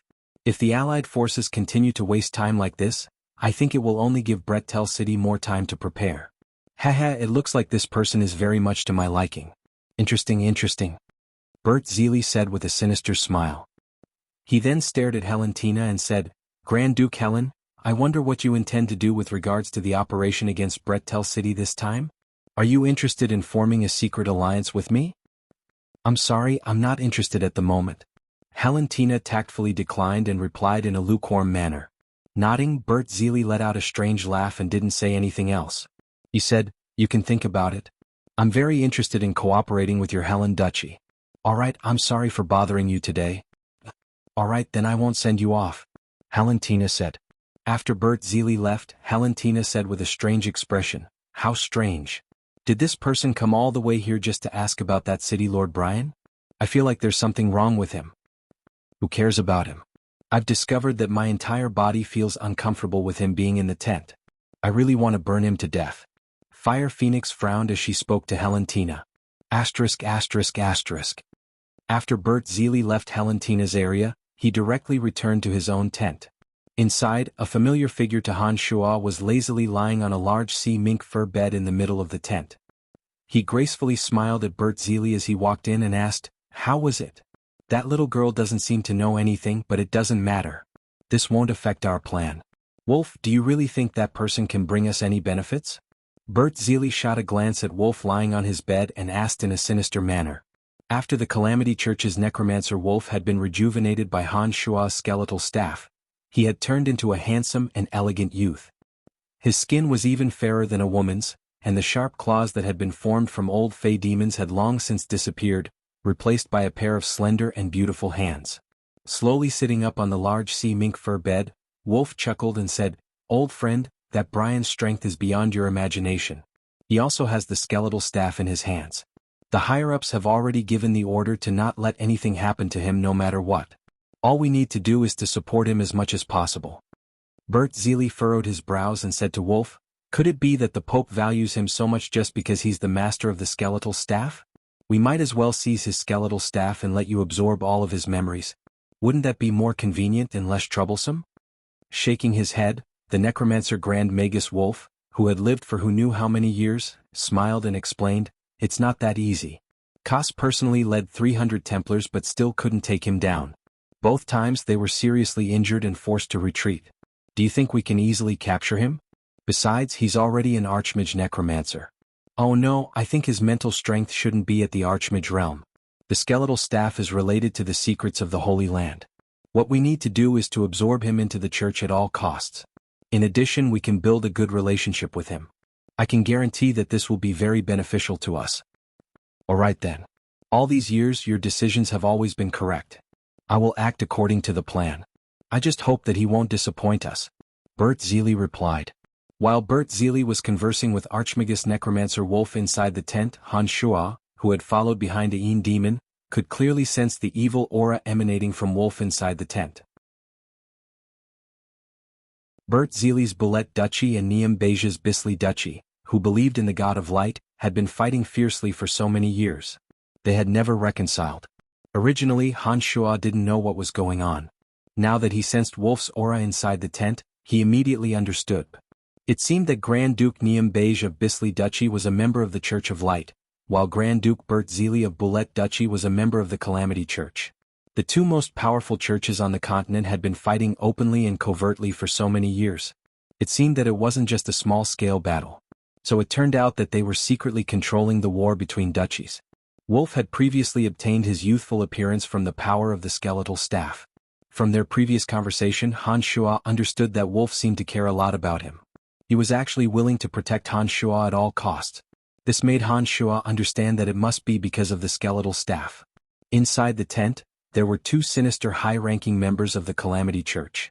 Han Shuo didn't know what kind of sinister scheme they were plotting. He was unable to get close enough to listen to the contents of their conversation. After finding out that Bert Zeely was a member of the Calamity Church, Han Shuo gave up on the idea of attacking Bert Zeely. However, he also didn't plan to show himself and discuss in detail with them. He once again left quietly. After leaving the tent, Han Shuo set his sights on Grand Duke Alji Kirin's of Etman Duchy. Like the other places, the area where Alji Kirin's was at was also abnormally heavily guarded. Han Shuo weighed his surroundings and discovered that the sky and earth were all sealed by magic. He knew that the chances of killing him in one blow were slim. Damn it, the seven dukes are really more afraid of death than the other. It seems that they really don't trust each other at all. They even brought so many experts for a lousy meeting. Han Shuo cursed in a low voice. However, since he had come, he couldn't possibly return empty-handed. Han Shuo pondered for a moment. Ain Demon patrolled the surroundings. Suddenly, Han Shuo discovered that other than Alji Kirin's own tent that was incomparably heavily guarded, the tents of the other high-ranking generals didn't have any experts guarding them. Hardening his heart, Han Shuo didn't make a move against Alji Kirin's. Instead, he set his sights on Alji Kirin's subordinates. These people's tents were usually only guarded by a few guards. Naturally, they weren't as well guarded as Alji Kirin's. Using the Earth Elite Zombies' underground abilities, Han Shuo stealthily snuck into the tents of those people. Han Shuo, who was in the separate demon realm, concealed his presence and soundlessly killed 6 of Alji Kirin's high-ranking generals. After leaving Alji Kirin's tent, Han Shuo made another trip to Grand Duke Randy Alad's territory. Following the same method he used on Alji, he assassinated another 4 high-ranking generals before leaving quietly. After making a big detour, Han Shuo went to Alec Ambridge's tent and similarly killed 3 high-ranking generals. It was also on this night that Benedict Sackville of Narsen Duchy was ambushed. His tent was set ablaze. Benedict Sackville managed to escape in time to save his life, but his hair and eyebrows were all burnt to a crisp. In the span of one night, apart from Helentina of Helen Duchy, Bert Zeely of Boulette Duchy, and Niam Beige of Bisley Duchy, the armies of the other 4 Grand Duchies all met with major incidents. All of a sudden, the nature of the gathering at Sakamamir to discuss a joint operation to deal with Brettel City had completely changed. The 4 Grand Duchies that had been ambushed were suspicious of the duchies that had grudges against them in the past. Each and every one of them was furious. Among them, Benedict Sackville's heart was as clear as snow. He was already certain that Alec Ambridge of Bavendon Duchy had made a move against him last night. Alec Ambridge also believed that the death of his generals was related to Benedict. This time, the two of them didn't start a fight in Sakamamir Valley without a care for their manners. Instead, both of them had gloomy faces as they silently stared at each other with hatred, constantly thinking of ways to retaliate. The other 2 Grand Duchies that had been ambushed were also filled with righteous indignation. They targeted their former enemies. Helen, Boulette, and Bisley Duchies, which had been safe and sound last night, were the first to be suspected. The originally unstable alliance had long since changed in the dark. During the day, the 7 Grand Duchies would get to the bottom of this matter and investigate who was responsible for it. At night, they would each send out assassins to roam about, fighting to the death. For 3 days in a row, Han Shuo didn't continue to make a move. The 7 Grand Duchies' grudges, old and new, surged up together. Some masked men in black robes roamed about everywhere. Strange shadows often flashed on the ground and in the sky. From time to time, mournful screams could be heard from the area where the 7 Grand Duchies were stationed. This meant that someone had been secretly killed. Han Shuo had originally planned to take advantage of this opportunity to make a move, but he suddenly discovered that he simply didn't have the opportunity to do so. This was because there were too many men in black robes roaming about at night. Han Shuo didn't even have enough Een Demon to deal with them. He didn't know which duchy these people had come from. In any case, the situation was gradually becoming chaotic. The 7 Grand Dukes are indeed a bunch of rabid dogs. Han Shuo couldn't help but sigh as he couldn't get involved.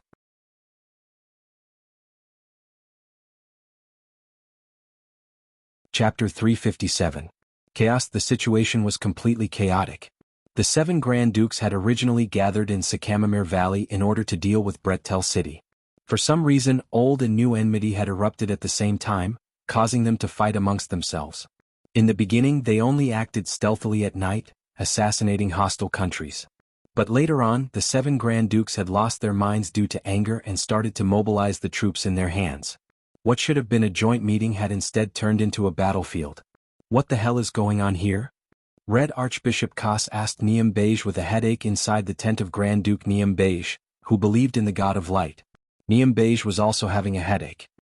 He said to Kas with a wry smile, "The 7 Grand Duchies have accumulated too much hatred for so many years. A small fuse can ignite a big fire. I'm also powerless. Sai, it looks like we really can't count on these people."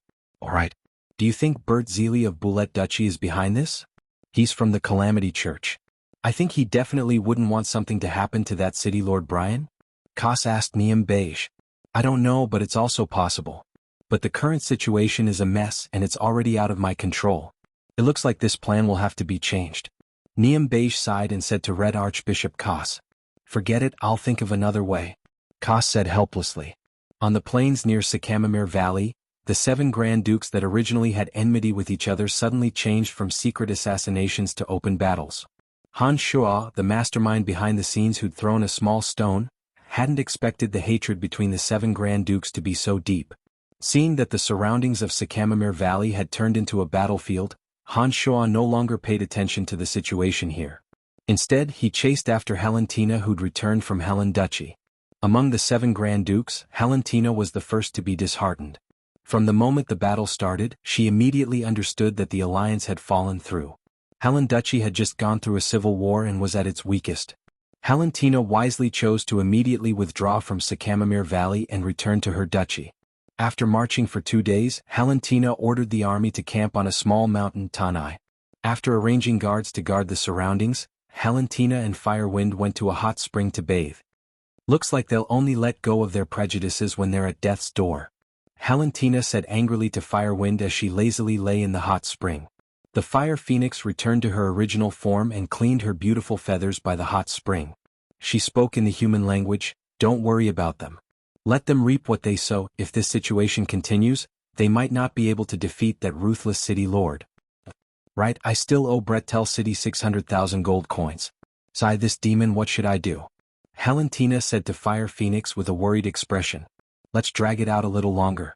Right now, the duchy has just gone through a civil war, and all the wealth is concentrated in the hands of the nobles. If we give him 600,000 gold coins from the national treasury, I'm afraid the Helen Duchy will truly fall into a predicament." Fire Phoenix was also extremely helpless as she tried to persuade Helentina. "But that demon, he's not a magnanimous person. If we drag this out, I'm afraid he'll harm us." Helentina knew that Han Shuo was not a kind person, and she understood how terrifying Han Shuo's strength was. She was really worried that Han Shuo would attack them. As Helentina and the Fire Phoenix were talking, a faint ripple suddenly came from the outside. A figure, like a ghost in the dark night, silently appeared on the other side of the hot spring, quietly standing on a protruding rock. "Hee, it seems like you understand me very well. I really feel very honored. That's right, I, the demon, have come to collect money today. Pay me back." The shadow in the dark night suddenly opened his mouth. Helentina, who'd been soaking in the hot spring water, suddenly screamed. She'd hated this familiar voice for so long. Even if she couldn't see the figure in the distance, Helentina knew that Han Shuo had arrived. As she screamed, Helentina's smooth and sparkling shoulders hastily submerged into the warm spring water, afraid that Han Shuo would see her white, naked skin. The Fire Phoenix, who was currently cleaning her fiery red feathers, let out a sharp cry and spread its wings, rushing towards Han Shuo. The Fire Phoenix hadn't even gotten close to Han Shuo when a surge of flames flashed towards Han Shuo. However, before the Fire Phoenix's flames could land on Han Shuo, the hot spring water in front of him suddenly gathered into a water curtain under the control of Han Shuo's demonic arts. It swept back towards the Fire Phoenix and the ball of flame she'd shot out. The hot spring water formed a water curtain, instantly extinguishing the Fire Phoenix's flames and sending the Fire Phoenix into the hot spring, turning her into a drenched phoenix. Without waiting for the enraged Fire Phoenix to rise up and attack, Han Shuo immediately laughed strangely. "If you're worried about the lives of your subordinates, don't be in a hurry to make a move. As soon as these words were said, the fire phoenix, who'd been flapping her wings in the hot spring and was about to continue attacking Han Shuo, was stopped by Helentina's scream, "Sister Phoenix, don't." The fire phoenix immediately stopped and flapped her wings, flying out of the hot spring. She landed next to Helentina, who was completely curled up in the water. She then angrily said to Han Shuo, "What did you do to those people?" Helentina was a woman, so the guards around her were also women. Although the strength of those female guards wasn't bad, Helentina knew that Han Shuo's strength was even more terrifying. When she heard Han Shuo's words, she was worried about the lives of her subordinates, and she also knew that the fire phoenix wasn't Han Shuo's match, so she stopped the fire phoenix. "It's nothing, let's get down to business." Han Shuo looked at Helentina, who was curled up in the hot spring, and first smiled. "Grand Duchess Helen's skin is quite good, hee. However, shouldn't you return the gold you owe me?" You demon, close your thieving eyes." Helentina shrieked, "I don't have that much gold right now, I'll return it to you after a while. Don't worry, I won't renege on my debt." The fire phoenix and Helentina were both proficient in fire, so Han Shuo chose to appear in this hot spring. With this hot spring, normal fire magic wouldn't have any effect. Now that he heard Helentina say this, Han Shuo smiled. "Grand Duchess Helen, lying isn't a good habit. I've already been here for a while and heard your conversation with my own ears. I think you should return the 600,000 gold coins to me first." You've been here for a long time?" Helentina was startled and then cried out involuntarily, "Then you've seen my bathing body. You despicable demon, you'll get your retribution sooner or later. Let's not talk about this. Cut the crap and return the money, or else I'm going into the water." At first Han Shuo was a bit embarrassed.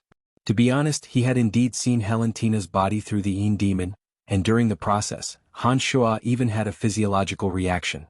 Now that he heard Helentina yell, he flew into a rage out of humiliation. Helentina was so angry that her whole body was trembling. When the fire phoenix heard Han Shuo's unreasonable words, if it weren't for the rational Helentina holding her down, she would have probably charged at Han Shuo with all her might.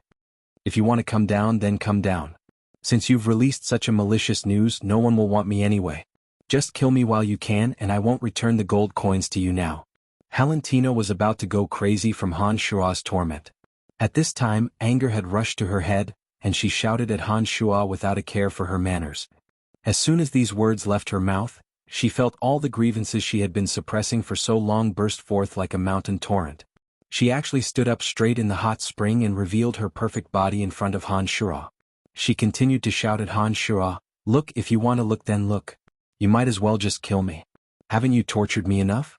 Just how many more malicious tricks do you have? Bring them all out." Once a woman went crazy, they were completely unreasonable. The current Helentina was a true portrayal of this. Ever since she'd returned to Brettel City, she'd suddenly discovered that the entire world had changed. Everything was because of Han Shuo's appearance, which had completely messed up her original life. The gazes of admiration that had originally been directed at her had all turned into contempt and disdain. Even the originally loyal and devoted citizens now treated her as an unclean person, believing that a woman who'd been raped wasn't worthy of being the Grand Duke of their Helen Duchy.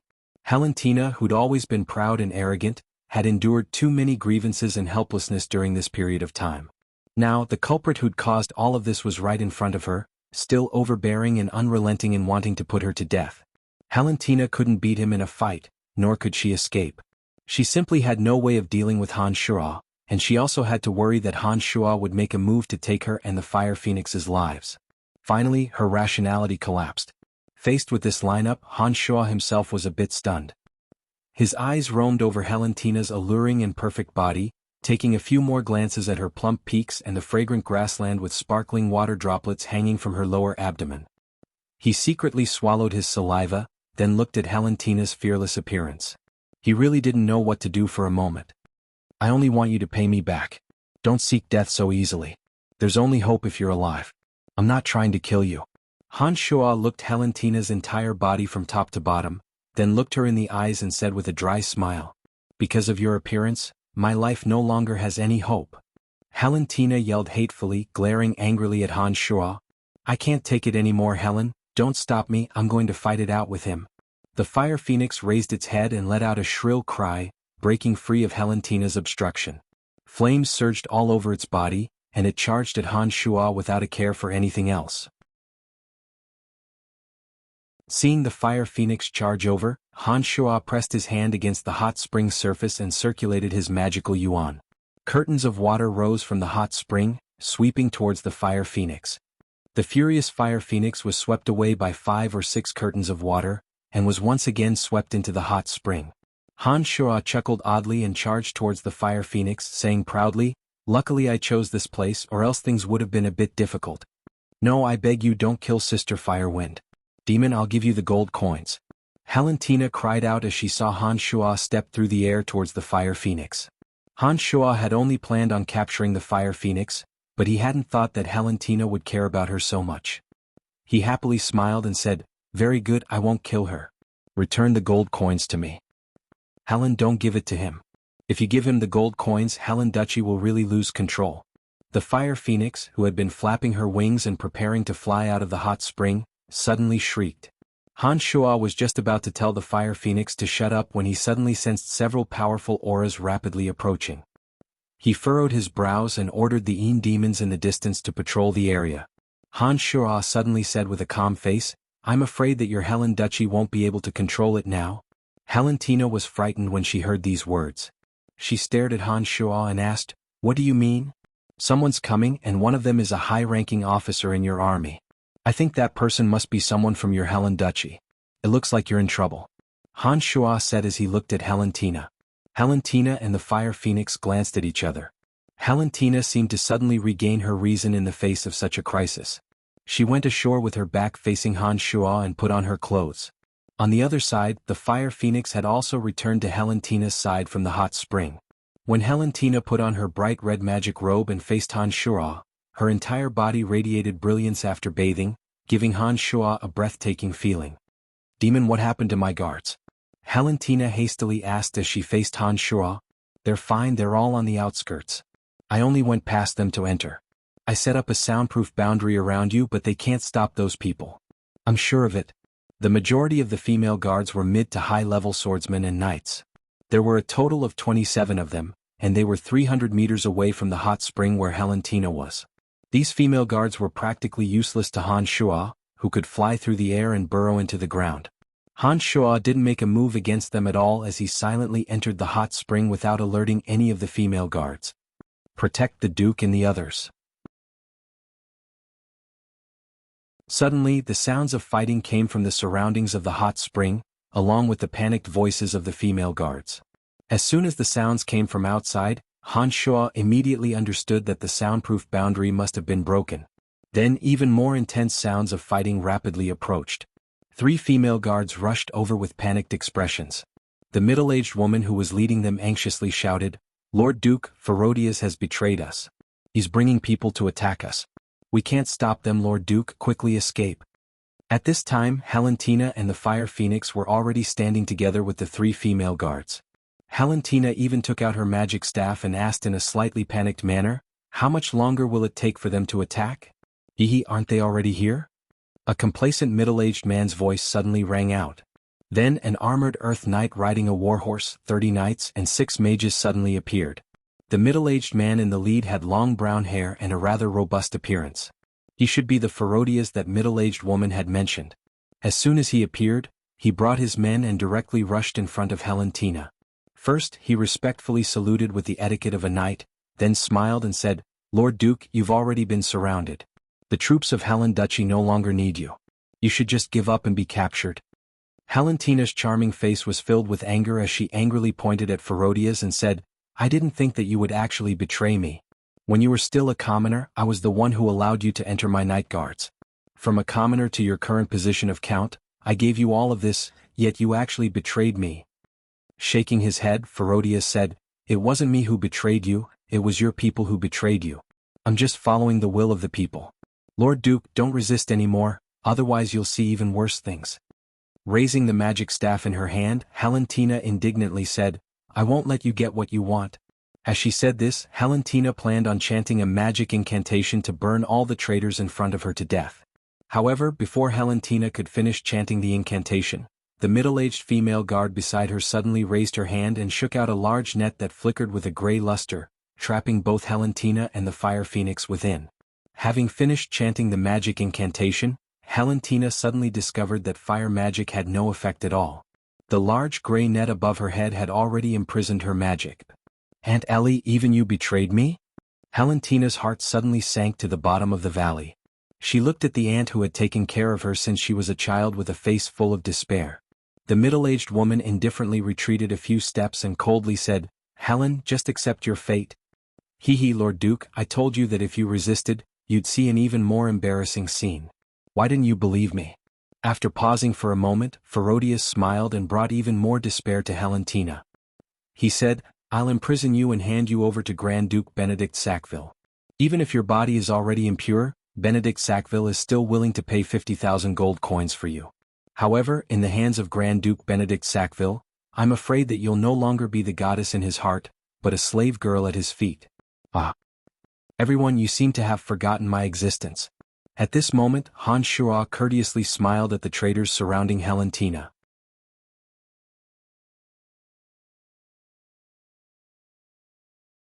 Chapter 358.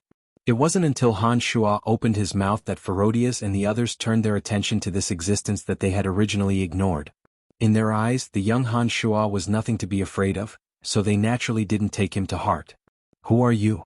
Ferodius looked at Han Shuo in displeasure and frowned. "But no matter who you are, since you've come here, consider yourself unlucky." Ferodius waved his hand and said to a knight beside him, "Get rid of him." With these words, a knight rushed out from behind Ferodius, heading straight for Han Shuo, who was next to the hot spring. More than a dozen arrows were aimed at Helentina and the fire phoenix, who had their magic shackled. The other 3 female guards that had been leaning towards Helentina all aimed their weapons at the two as well.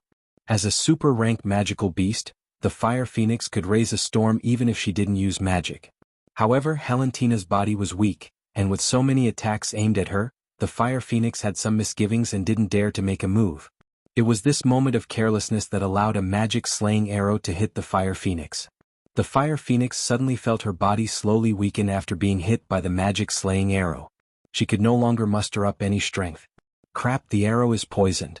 The fire phoenix tugged at the corner of Helentina's clothes as she felt her strength gradually disappear. Her gaze fell on the calm Han Shuo. Helentina, who had originally been filled with despair, suddenly felt hope reignite when she heard Han Shuo's voice. Her mind quickly turned and she sweetly shouted to Han Shuo, "Brian, help me kill them." Helentina had never been kind to Han Shuo before, but her sweet voice sounded like she was acting like a spoiled child to her lover, startling Han Shuo. He glanced at Helentina with a smile that wasn't a smile and teased, "My dear, don't worry. You still owe me so many gold coins. How could I bear to let others capture you?" Helentina couldn't help but blush when she heard Han Shuo's words. She sighed inwardly, thinking that she hadn't expected to yield to this demon for the sake of survival. However, Han Shuo's teasing "darling" caused a ripple in Helentina's heart. Although Helentina knew that Han Shuo was just teasing her, she didn't know why, but she had an unusual feeling in her heart. The redness on her cheeks didn't seem to be an act. This feeling made Helentina very uncomfortable, and she didn't know how to reply for a moment. As for the adept knight charging over on his warhorse, Han Shuo didn't even look at him from beginning to end. He waited until the knight was right in front of him before casually shooting out a ball of purple flames that resembled a long snake, enveloping the adept knight and his horse. As the advanced knight and his warhorse rushed over, their bodies burned with purple flames. The advanced knight and his warhorse slowed down bit by bit, their bodies emitting a chilling aura. At a speed visible to the naked eye, the advanced knight and his warhorse froze. By the time the knight and his horse arrived in front of Han Shuo, both the knight and his horse had been frozen into a sparkling and translucent ice sculpture. Han Shuo casually pushed his hand, and the man and horse that had been turned into ice fell to the ground with a loud bang. The pieces of flesh were frozen stiff and emitted a cold air.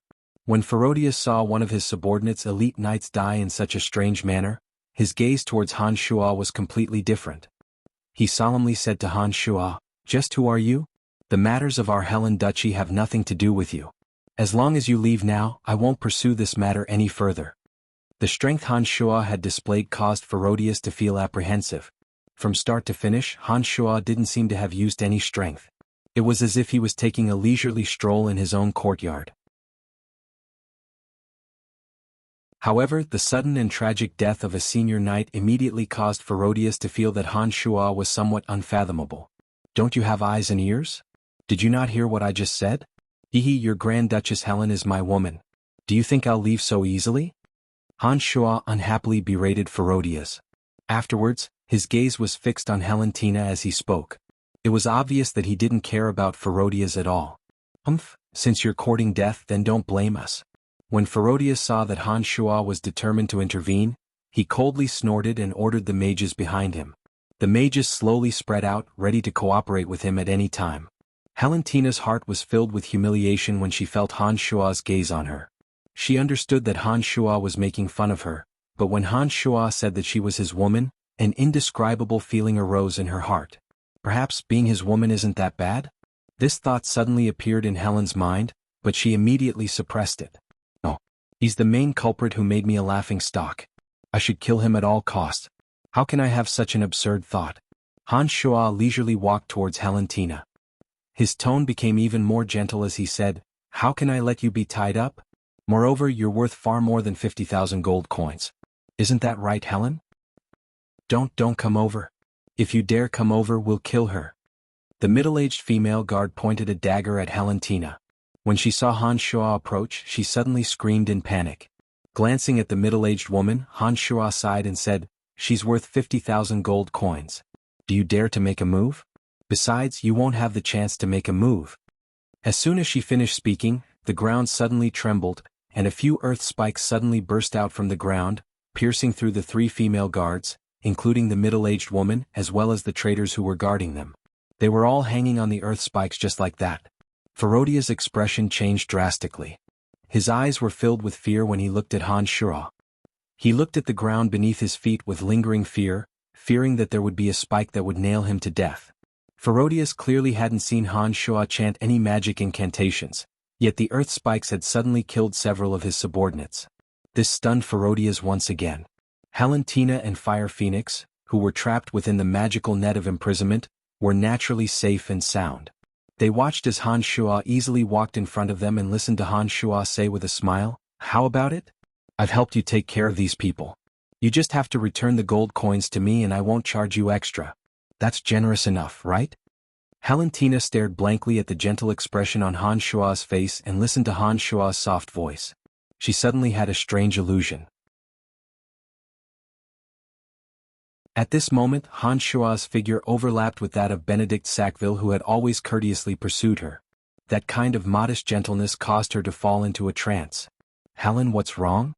Fire Phoenix tugged at Helentina, who was staring blankly at Han Shuo, and asked anxiously. Helentina, who was suddenly roused, suddenly saw that Ferodia's men were gradually approaching. Several mages had already started chanting magic incantations. She couldn't help but snort and say, "Even if you don't kill them, they will still kill you. I'm not interested in this deal."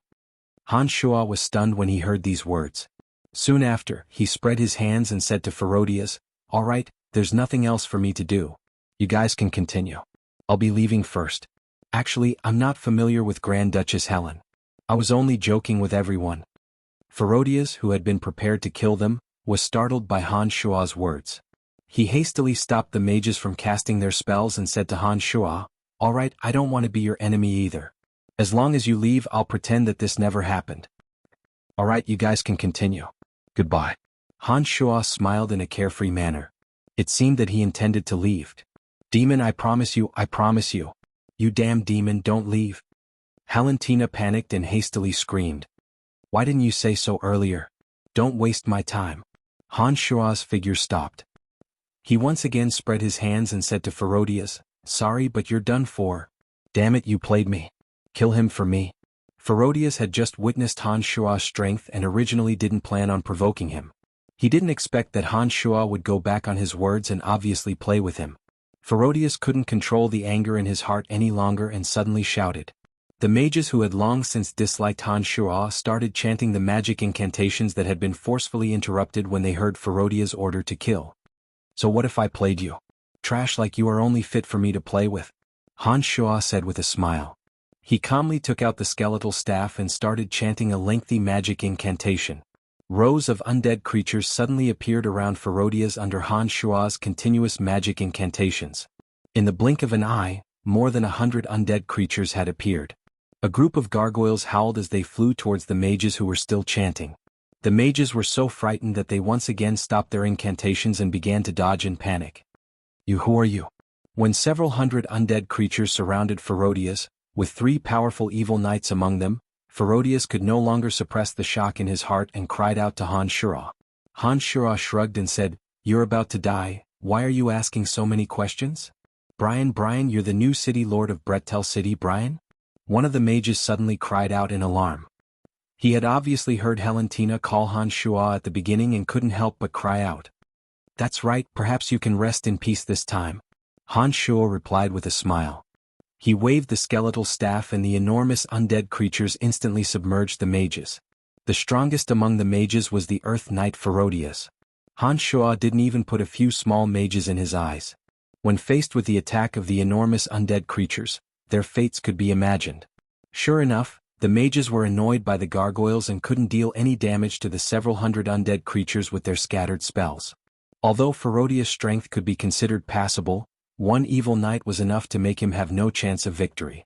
When he was surrounded by 3 evil knights at the same time, he was destined to die a miserable death from the start. Mournful wails rang out from among Ferodius and the others. Under the attack of the undead army, the previously arrogant group was torn to shreds one by one. The terrifying sounds made one's scalp go numb. However, Helentina, who had been betrayed by them, felt a kind of carefree feeling when she heard the blood-curdling screams. Helentina felt that she had treated them well, but she never imagined that these people would betray her. If it wasn't for Hanshua being present at this time, Helentina would have been hard-pressed to escape the fate of being sold to Benedict Sackville as a slave. If it was an ordinary person who had rebelled, Helentina would have been able to accept it. However, the heartless betrayal of the people she had treated with sincerity made her hatred for them even deeper. Listening to their mournful wails, Helentina gnashed her teeth and shouted, "Serves you right. Traitors, this is the treatment you deserve." "Hey Miss Helen, they're already finished. Shouldn't you pay me back the gold coins you owe me?" Hanshua walked in front of Helentina with a smile and courteously helped her remove the large net that was imprisoning her. He conveniently stored it in his space ring and continued to press for the debt. Are you done yet?" Helentina didn't know why, but she felt a belly full of anger when she saw Hanshua's smiling face. She couldn't help but shout at Hanshua. Hanshua was surprised and said, "What? You want to renege on your debt? Haha, you should know that even though they're dead I can still easily kill you. At the very least, I can still exchange you for 50,000 gold coins from Benedict Sackville." "You dare?" Helentina glared at Hanshua with hatred. After a moment of silence, she seemed to have made up her mind and took a deep breath. "Brian, I have a suggestion." "What suggestion? Tell me." Hanshua asked. "Marry me and the dowry will be the Helen Duchy. What do you think?" Helentina's bright eyes looked deeply at Hanshua as she blushed with shame.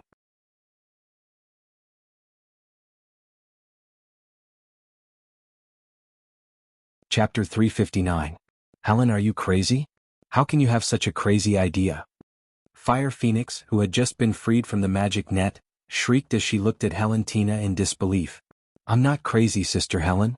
This is a way to restore stability to Helen Duchy, and also to stop others from looking at me with strange gazes. Only by marrying me can the impurity on my body be washed away, and only his words can others believe." Helentina sighed and explained to Fire Phoenix very helplessly. Regarding the matter of Helentina being raped by Hanshua, as long as one of the parties involved, Hanshua, could stand up and tell the truth as long as a portion of the people believed that she wasn't impure, even if there was still a portion that didn't believe the truth of the matter, it would make up for it once he married Helentina. At the very least, the people of Helen Duchy wouldn't continue to oppose him regardless of the consequences. But you have to know that he is the city lord of Brettel City. The people of Helen Duchy have always treated Brettel City as a hunting ground. I'm afraid they won't be able to accept this fact either. Fire Phoenix tried to persuade Helentina not to be foolish. "It doesn't matter, they will accept it little by little. I understand them. The people are the easiest to fool and the easiest to settle down. As long as we eliminate the rebellious nobles, the people won't be threatened by food and clothing. They will be very obedient." Helentina said stubbornly, a cold light flashing in her charming eyes. She seemed to be thinking about how to get rid of the rebels one by one. Listening to the conversation between the two women, Hanshua stared blankly at Helentina. Halentina's proposal was very tempting to Han Shuo. Behind her was the Helen Duchy. Han Shuo also fully believed that as long as Halentina married him, he would definitely be able to use Halentina's hands to tame the Helen Duchy into obedience. In terms of absolute benefits, this was a business that would definitely be profitable no matter how one looked at it. The only thing that worried Han Shuo was that once this matter was leaked out, the other three women wouldn't let it go. This was a difficult problem. What's the matter? No matter how you look at it, an ambitious and ruthless character like you wouldn't refuse this proposal, right? Halentina's bright eyes stared at Han Shuo as if she was discussing a business deal. Her previous shyness was no longer present on her face. Oh, actually, I already have a woman. Han Shuo scratched his head and explained to Halentina. What woman? Could it be that she's more valuable than the Helen Duchy? Halentina didn't find it strange. It would be strange if a person like Han Shuo didn't have a woman by his side. However, Halentina believed in her own worth. The Helen Duchy behind her was enough to make Han Shuo accept her. Feelings can't be measured by value. Han Shuo answered Halentina, his mind spinning at lightning speed. After a while, he smiled faintly and said to Halentina, right now, you have a powerful enemy outside of the Helen Duchy and internal turmoil. As a Grand Duke, you can't even protect yourself. Your dowry isn't very reliable. I'll marry you and give you the Helen Duchy as a dowry. Of course there are conditions. The condition is that you help me stabilize the Helen Duchy. In addition, even if I marry you, the Helen Duchy will still be under my management. Halentina answered as if it was a matter of course. The reason why she made this decision was partly for her own sake, and partly because she had taken a fancy to Han Shuo's strength. Otherwise, even if Han Shuo really did rape her, an incompetent man was definitely not someone a woman like her would consider. If that's the case, then you still need my help to obtain the Helen Duchy. It's not like you're going to directly hand over the Helen Duchy as a dowry, right? Han Shuo looked at Halentina with a smile that was not a smile as he spoke neither quickly nor slowly. Hearing Han Shuo's words, Halentina was furious. She glared at Han Shuo and said, "You demon, you still dare to bargain with me on this matter? After I marry you, my entire body will be yours. Naturally, the Helen Duchy will also be yours. If you don't want it, then forget it. Don't tell me that I can't live without you." When it came to matters of marriage, Halentina had already put down her self-esteem and negotiated with Han Shuo with a low attitude. For someone as arrogant as Halentina, pretending to be calm while discussing this topic with him still made her blush with shame. She didn't expect that Han Shuo would have a politician's face and haggle with her in this aspect. This made Halentina feel humiliated and couldn't help but fly into a rage. Don't be agitated, don't be agitated. Han Shuo hurriedly persuaded her, then said in a serious tone, "First of all, the status of my women won't change because of you. In addition, this transaction cannot be made public for the time being. Your position in the 7 Grand Duchies is still useful to me, but I will help you completely control the Helen Duchy." After hearing Han Shuo's words, Halentina slightly calmed down her surging anger. She asked with some doubt, "What do you mean? That is to say, you are only one of my women but not the only one. Also, our relationship cannot be made public. The Helen Duchy is still very useful to me in the 7 Grand Duchies, but I will help you control the Helen Duchy and let you steadily continue to rule the Helen Duchy. What do you think?" Han Shuo explained. Halentina quickly weighed the gains and losses in her mind. She understood that a man like Han Shuo wouldn't be restrained by any woman. She naturally wouldn't be able to tame Han Shuo just because of her. Therefore, although the first condition made her faintly uncomfortable, she could still accept it for the sake of the overall situation. As for the second condition of their relationship not being made public, Halentina's mind turned in a circle, and she was immediately shocked. She was the Grand Duke of the Helen Duchy. Being able to climb to this position as a woman, her brain naturally wasn't stupid. What did it mean for the Helen Duchy to remain in the 7 Grand Duchies? Halentina's heart was as clear as snow. Han Shuo had ambitions for the entire 7 Grand Duchies. A country that was secretly rebelling would definitely play a crucial role in the coalition of the 7 Grand Duchies. This could even reverse a great war and help Han Shuo realize his ambitions. When she thought of this, Halentina's gaze towards Han Shuo became a bit more peculiar. Men with ambitions would always be able to attract women. If this ambitious man had the strength to match his ambitions, then this kind of man's attractiveness towards women was even more fatal. This was especially true for a woman like Halentina who was similarly unwilling to be mediocre. This kind of Helen was even greater. Therefore when Valentina looked at Han Shuo again she didn't know why, but the more she looked at Han Shuo, the more pleasing she felt to her eyes. The more she looked at him, the more imposing he became. Helen? Beside her, Fire Phoenix saw Helen's dazed expression as she stared at Han Shuo. The radiance in Helen's eyes made her feel somewhat embarrassed. Helen's gaze clearly carried a hint of infatuation that was a woman's nature. "What are you doing, Sister Fire Phoenix?" Valentina was startled, looking at Fire Phoenix with some astonishment. Nothing." Fire Phoenix couldn't say much in front of Han Shuo, so she coughed lightly to cover it up. However, Valentina and Fire Phoenix had known each other for so many years. When she saw Fire Phoenix's expression and recalled her previous performance, she suddenly reacted. Blushing red, she glared hatefully at Han Shuo and said, "I can agree to your conditions, but how can you help me stabilize Helen Duchy?" "It's very simple. I'll tell others that last time, I only captured you to extort gold coins. I didn't force you to have sex with me. Those rumors were just speculations from some talkative subordinates. That was the result of rumors. In fact, it is indeed so. I really wasn't the one who spread this malicious news. Others might not believe it if it was you who said it, but if it was me, there should be some who would believe it. After all, not only is this not a bad thing for Brettel City, it will also help to raise Brettel City's morale. If this is really the case, then according to my character I should admit it. Of course there will also be some who won't believe it. Your Helen Duchy is definitely the same. However, if those nobles dare to rebel against you, I will help you deal with them while I'm at it. You obviously understand this principle, so you don't have to worry too much." Han Shuo calmly explained. After hearing Han Shuo's words, Valentina frowned and thought for a while. She then looked at Han Shuo and asked, "That news, was it really not you who spread it?" Shrugging his shoulders, Han Shuo said with a wry smile, "It really wasn't me. I'm not that bored." "I don't believe you. I've long known about your despicable and insidious nature," Valentina said hatefully. Then she changed her mind and said, "Aren't you afraid that I'll run away, and then use you to destroy your Brettel City with the Allied forces?" "I'm afraid so. I also have a condition," Han Shuo said to Valentina with a mischievous smile. Valentina looked at Han Shuo's smile and faintly had an ominous premonition. She cautiously asked, "What condition?" Before that, I want your body first." Han Shuo's lustful eyes swept over Valentina's curvaceous and charming body as he shamelessly put forward this condition. "No, you demon, this is absolutely not possible."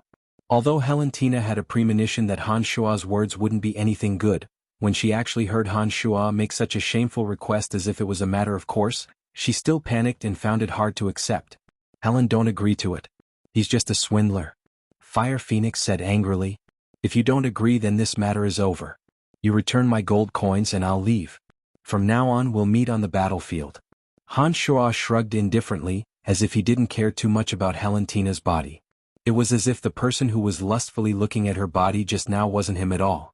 She didn't know why, but when she heard that Han Shuo wanted to meet her on the battlefield, her heart inexplicably panicked. Just thinking about this possibility made her heart begin to feel uncomfortable. This feeling made Valentina very uncomfortable. She didn't know what was wrong with her. Valentina clenched her teeth in silence for a while before raising her head to glare hatefully at Han Shuo. She made up her mind and said, "I promise you, but only after you help me eliminate all the hidden dangers of Helen Duchy. Otherwise this matter will be over." "No problem, haha. A beautiful woman delivered herself to my doorstep with a duchy's dowry. Only a fool would refuse." Han Shuo looked up to the sky and laughed complacently. He didn't think that this trip to the 7 Grand Duchies would have such an unexpected harvest. It seemed that Chester, Dick and the others had done him a big favor by spreading the malicious news. Women were truly strange creatures. Their thoughts were truly unfathomable. While Han Shuo and Valentina were conversing, the mournful screams gradually faded away. Han Shuo turned his head to look and discovered that none of the rebels, including Ferodias, were able to escape being torn apart by the undead army. All of them had turned into corpses and were silenced for eternity. The surrounding scene was a bit bloody. For Han Shuo, who had a beautiful woman by his side, it was indeed a bit unsightly. Taking out the skeletal staff, Han Shuo chanted an incantation, and the group of undead creatures gradually disappeared. "All right, let's leave this place for now and see if your army still listens to your orders." Han Shuo smiled at Valentina and said, "Don't worry, not everyone in my army is like that despicable Ferodias. My family's personal guards absolutely won't betray me, I can guarantee that. Valentina said proudly. Han Shuo actually believed this point. Early on, when he had come to the 7 Grand Duchies, Han Shuo had already learned a few things about Valentina. Valentina's family was the largest aristocratic power in the Helen Duchy and controlled the majority of the military power in the Helen Duchy. If not for this, Valentina would have already been overthrown by the rebels. As far as Valentina's family was concerned, only Valentina's position as Grand Duke of Helen Duchy could maintain their family's interests. Once Valentina fell, her family would naturally suffer along with her. Valentina also understood this truth, which was why she had handed the power of the Helen Duchy to her family members. Therefore, even if Valentina was opposed by the people and some of the nobles, she still supported her without any hindrance. The Grand Dukes of the 7 Grand Duchies also did this. Once they were in power, they would spare no effort to let their family members take over the important positions in the duchy. The advantages of doing this were obvious. Even if some of the nobles in the country rebelled, the power would still be in the hands of their own family, and they could still rely on the family's power to suppress those nobles. However, the disadvantages were also very serious. That was, not all of the family's trusted aides were talented generals and ministers. If the people in charge of the country were all mediocre people, not only would the duchy not have the possibility of expanding its territory, the power of the nation would also gradually decline. Alright, don't be so proud in front of me. If you don't even have this much ability, then you simply don't deserve to be my woman. Han Shuo dealt a blow to Valentina, then looked at the powerless fire phoenix after being hit by the demon-piercing arrow. He frowned and said, her body was hit by a poison demon-piercing arrow. This is a bit troublesome. My body is just a bit weak, that's all. With the body of my family, I'll be able to recover in a few days. Fire Phoenix angrily said. She clearly still hadn't adapted to Han Shuo's new identity, and her attitude was still as unfriendly as before. Thinking about it, before today Fire Phoenix had wholeheartedly wanted to kill Han Shuo to avenge Valentina. She never would have thought that such a dramatic change would suddenly occur. This made Fire Phoenix, as a super-rank magical beast, somewhat unable to understand. No need to go through so much trouble. At this time you can't be a burden. Han Shuo directly went to Fire Phoenix's side, and without caring about her pain, he pulled out the demon-piercing arrow. Then Han Shuo's left hand pressed down on the struggling Fire Phoenix, and his right hand pressed on the wound. After being hit by the demon-piercing arrow, Fire Phoenix's body was already weak. Her struggle was simply unable to shake off the restraints of Han Shuo's big hand. In addition, she felt that when Han Shuo's big hand pressed on her wound, there was a force that flew out. The poison that had originally flowed into her body was pulled by that force, and actually quickly flowed towards her wound. When that poison flowed from her body to Han Shuo's palm that was pressed against her wound, Fire Phoenix's originally lost strength unexpectedly recovered little by little. Fire Phoenix understood that Han Shuo was helping her, and no longer shook her feathers.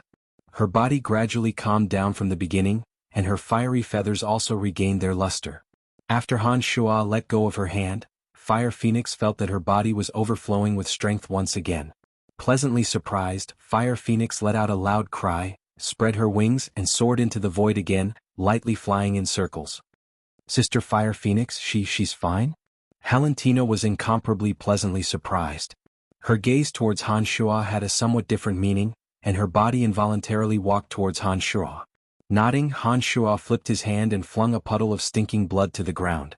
Only then did he calmly reply, the poison in her body has all been sucked out by me. Look at how lively she is right now, does she look like she's injured? Alright, consider it as us owing you a favor. Thank you. Valentina unwillingly expressed her gratitude, but in her heart she was astonished by Han Shuo's miraculous abilities. She was clear in her heart that Han Shuo's strength was extremely strong, but he wasn't a priest or a pharmacist. Even a pharmacist or a priest wouldn't have such a miraculous method. In the profound continent, even a pharmacist or a priest wouldn't be able to suck out a poison that had entered the blood as easily as Han Shuo. To Valentina this was simply an inconceivable ability. She suddenly felt somewhat fortunate in her heart. Fortunately, she hadn't become an irreconcilable enemy with this person. Otherwise, she was afraid that she would bring an irreparable disaster to Helen Duchy. Taking advantage of Valentina's astonishment, Han Shuo quickly reached out and lightly lifted Valentina's beautiful, round, warm and beautiful chin, causing Valentina to look at him with an astonished expression. While feeling the delightful smoothness of Helentina's skin, he said with a smile, "We're all on the same side now, no need to be so polite." Helentina, who had sunk into a state of deep shock, suddenly reacted. She shook her head in panic and retreated a few steps. She glared hatefully at Han Shuo and said, "We're not on the same side yet, so you better behave yourself. Otherwise I won't be polite to you." "Oh, okay, I'll see how you'll be rude to me." Han Shuo didn't take Helentina's threat to heart at all. He walked towards Helentina step by step, feeling that teasing this proud and arrogant Grand Duke was quite interesting. "Brian, can you not be like this? We should properly discuss the matters of my country," Helentina said with a tired and weak tone when she saw Han Shuo approaching. Helentina understood in her heart that she couldn't stop Han Shuo with her strength at all. The strength of Han Shuo, who was as imposing as a demonic god, made her tremble. Until now she almost couldn't muster up the will to resist. Helentina knew that this man, who would become the greatest pillar of support in her life, might be able to give her everything she needed.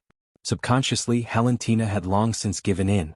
Now that Han Shuo was close to her, she finally showed it. Han Shuo stared blankly for a moment and carefully looked at Helentina. At this moment, the weak Helentina had a different kind of moving expression, causing Han Shuo to feel an indescribable sense of pity. He didn't aggressively approach her anymore. Han Shuo suddenly stopped approaching Helentina and said with a smile, "Then forget it, let's talk about the matters of your country. Ferodias is only a head knight in my hands. If no one instigated him, I don't think he has the guts to rebel against me. Within the current Helen Duchy, only Marquis Kekaru has the most hope of controlling the Helen Duchy. He's been holding back all this time, and I reckon that he's preparing a fatal blow to push me off the throne. I dare say that the mastermind behind all this is definitely him." Helentina's bright eyes flickered with killing intent as she said hatefully, "Very good, it's easy to handle now that we know who it is. I'll go with you to the Helen Duchy and kill all of those rebels so that they won't have the chance to rebel against you," Han Shuo said callously.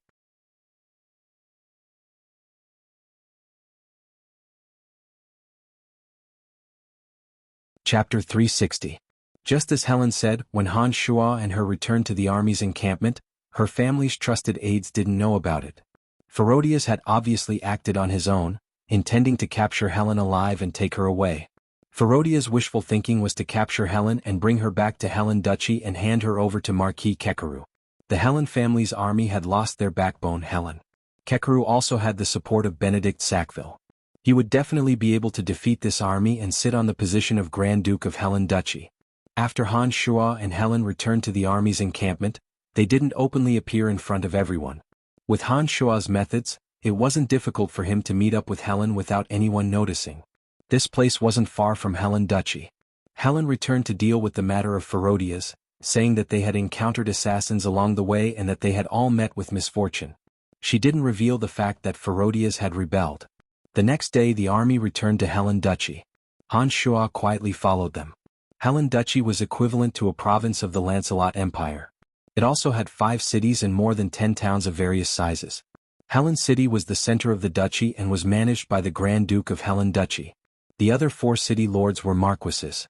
During the previous civil strife, one of them had already been killed by Helentina. Marquis Kekaru was the city lord of Seagate City, one of the 4 cities. During the previous civil strife, Kekaru didn't have any intention of rebelling. However, he had suddenly rebelled at this time. This person was truly patient enough. Han Shuo and Helen returned to the Helen Duchy together. This time, Helen's personal guard consisted of 30,000 people. They were all led by her family's trusted aides and were also the Helen Duchy's most elite knight regiment. On the way back to Helen City, they had to pass through Seagate City. After marching for 2 days, Helen's army finally arrived at Seagate City. Because Helen was a fire archmage and a woman, she'd always stayed in a luxurious carriage pulled by 4 warhorses during the march. At this time, in addition to Helen, there was also Han Shuo in the carriage. The spacious carriage was covered with a soft carpet, which made people feel very comfortable to step on. There was a row of small shelves around the carriage, on which there were rouge and face powders to decorate one's appearance, as well as some sparkling fresh fruits. Helen lazily leaned against the center of the room, looking at the calm and natural Han Shuo in front of her. She said, "Seagate City is Kekaru's territory. That old fox didn't give himself away last time. Although I know he's up to no good, I can't find an excuse to deal with him. There are always several experts protecting him. As long as he doesn't leave Seagate City, it won't be easy for me to kill him. How many city guards are there in Seagate City? If you return to Seagate City now, do you think they would dare to let you in? Han Shuo bluntly picked up a bunch of crystal grapes and put them into his mouth one by one as he casually asked Helen. She didn't know why, but looking at the calm and unperturbed Han Shuo in front of her, Helen actually felt a comfortable sense of security, as if as long as this demon was by her side, she wouldn't need to fear any danger. Seagate City city guards have 50,000 people, but only 10,000 are true elites. As long as he doesn't brazenly resist me, he will have to open the city gates to welcome me. Once the 30,000 elites in my hands enter Seagate City, I can completely suppress him. However, although he is the mastermind behind the Ferodia's incident, I don't have any evidence. If I don't have a good reason to act against Kekeru in Seagate City, I'm afraid the people and nobles will not accept me. Helen frowned slightly and said with some annoyance. Han Shuo finished the bunch of grapes and wiped them on the expensive carpet. Only then did he say to Helen, "It's very simple. I'll take action and kill Marquis Kekeru along with his heir. This way you can use the excuse of helping Kekeru arrest the murderer to take control of Seagate City. You are the master of Helen Duchy.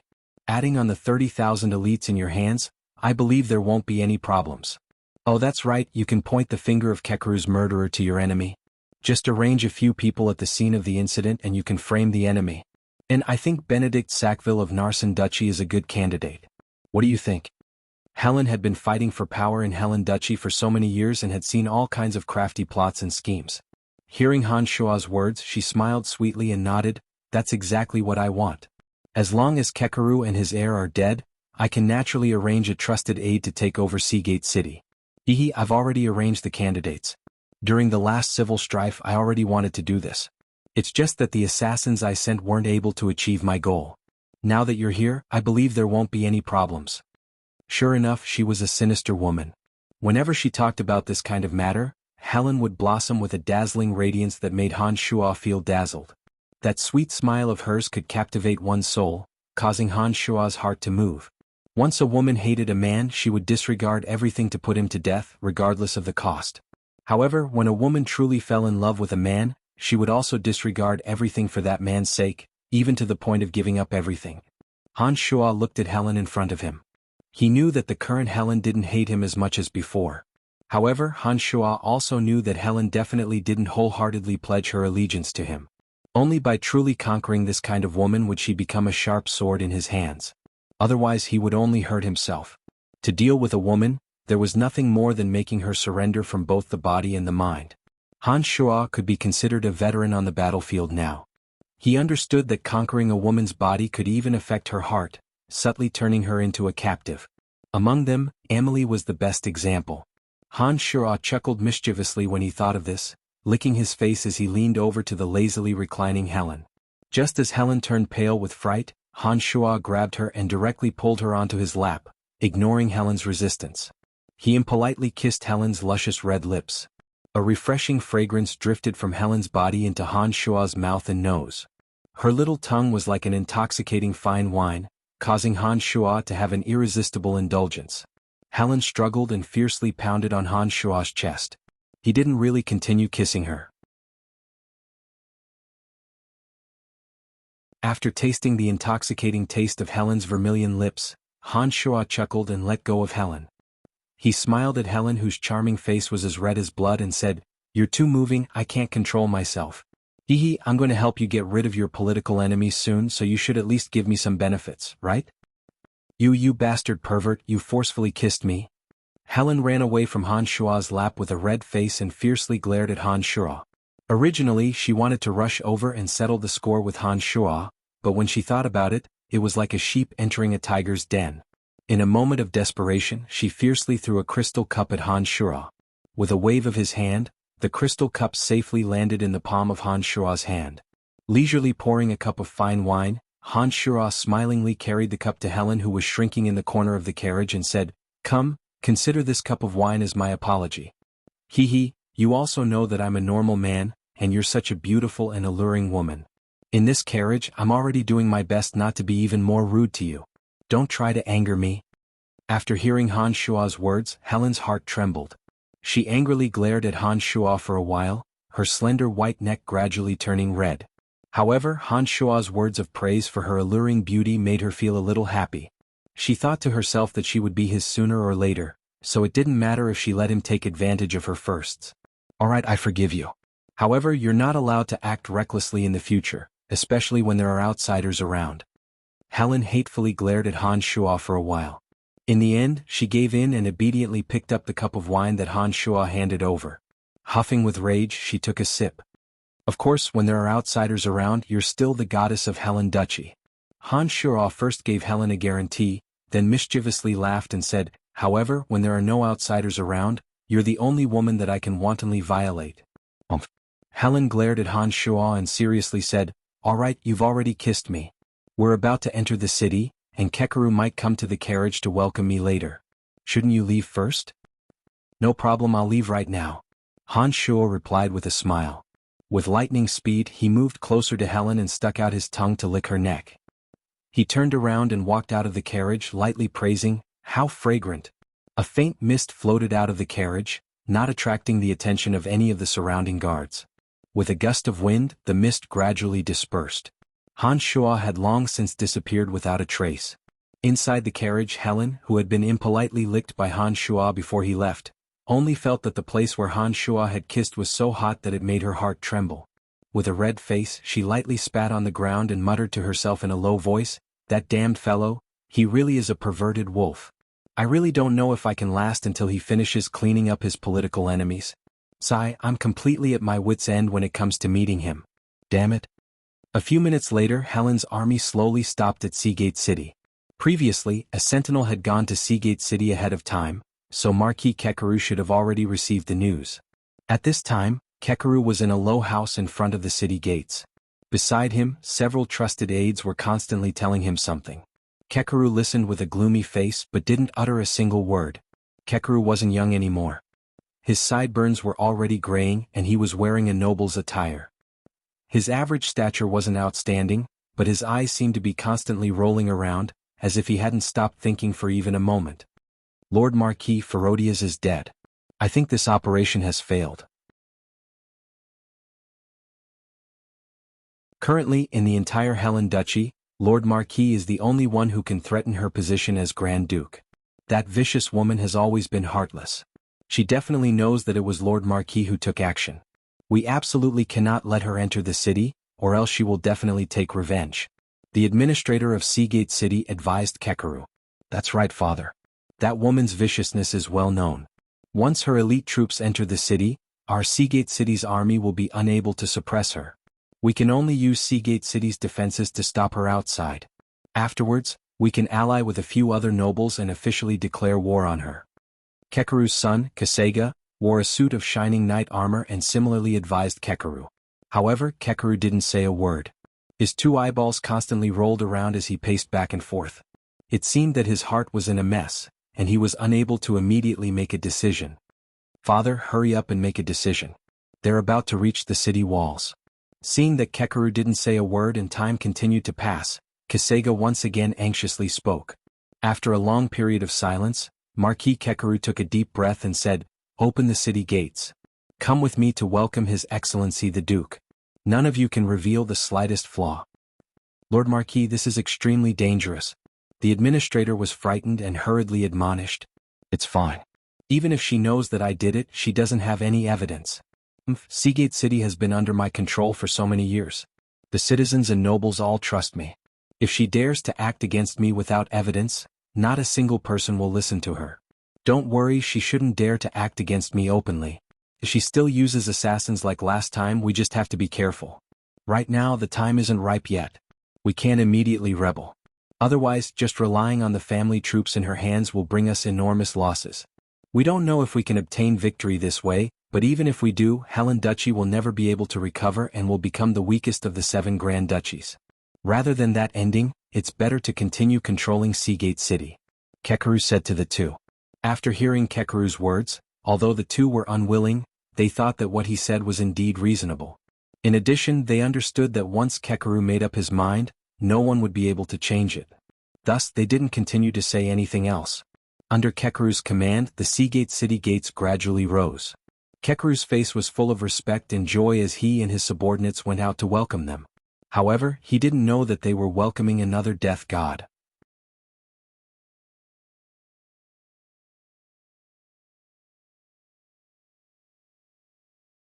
Chapter 361. Helen's group smoothly entered Seagate City and was respectfully led by Kekeru to a manor in the southern part of the city. Helen's charming face was gloomy the entire way and she was in a very unhappy mood. Originally, when Helen arrived at Seagate City, the citizens who heard the news of her arrival would break their heads to see her. But this time, apart from Kekeru's men, there were only a few citizens on the road. Those few people looked at her carriage from afar without any respect in their eyes. This made Helen feel very uncomfortable in her heart. After arranging her personal guards in the manor in the southern part of the city, Helen refused the banquet that Kekeru held for her with the reason that she was tired. She was afraid that Kekeru would secretly harm her in his castle. She had the intention to kill Kekeru, but Kekeru was also not a kind person. Naturally, he would take the opportunity to do something at the banquet. On the other hand, Helen also did not want to endure those unfriendly gazes at the banquet. Helen had really had enough of those disdainful gazes. However, Helen could not kill others because of their hidden disdainful gazes, so she was not willing to participate in the banquet. This manor was specially used by Kekeru to entertain distinguished guests. The area was extremely large and Helen's 30,000 personal guards were stationed around it. Being in the center, Helen's safety could be said to be at ease. The full moon slowly appeared in the dark night. In the center of the room was a luxurious and spacious room. In front of the door stood a dozen or so knights in charge of security. Helen was all alone in the room, endlessly vexed. The window automatically opened without any wind and a cloud of gray fog suddenly flew in front of Helen. When the window silently closed, the gray fog stopped flying and revealed Han Shua's figure. "You've come?" Helen slightly calmed her scattered mind and raised her head to glance at Han Shua. She lightly said in a low voice, "Kekeru has always wanted to remove me from the position of Grand Duke. He once wanted me to marry his son, Kasega, but I refused. His Seagate City has always disobeyed my orders. If it wasn't for the fact that I don't want Helen Duchy to fall into chaos, I would have long since made a move against him with real swords and spears instead of resorting to assassination. Tonight, I'll go over and help you take care of him." Han Shua calmly looked at Helen, as if he was talking about something very simple and normal. "If it's possible, I want to work with you. I plan to end his life with my own hands.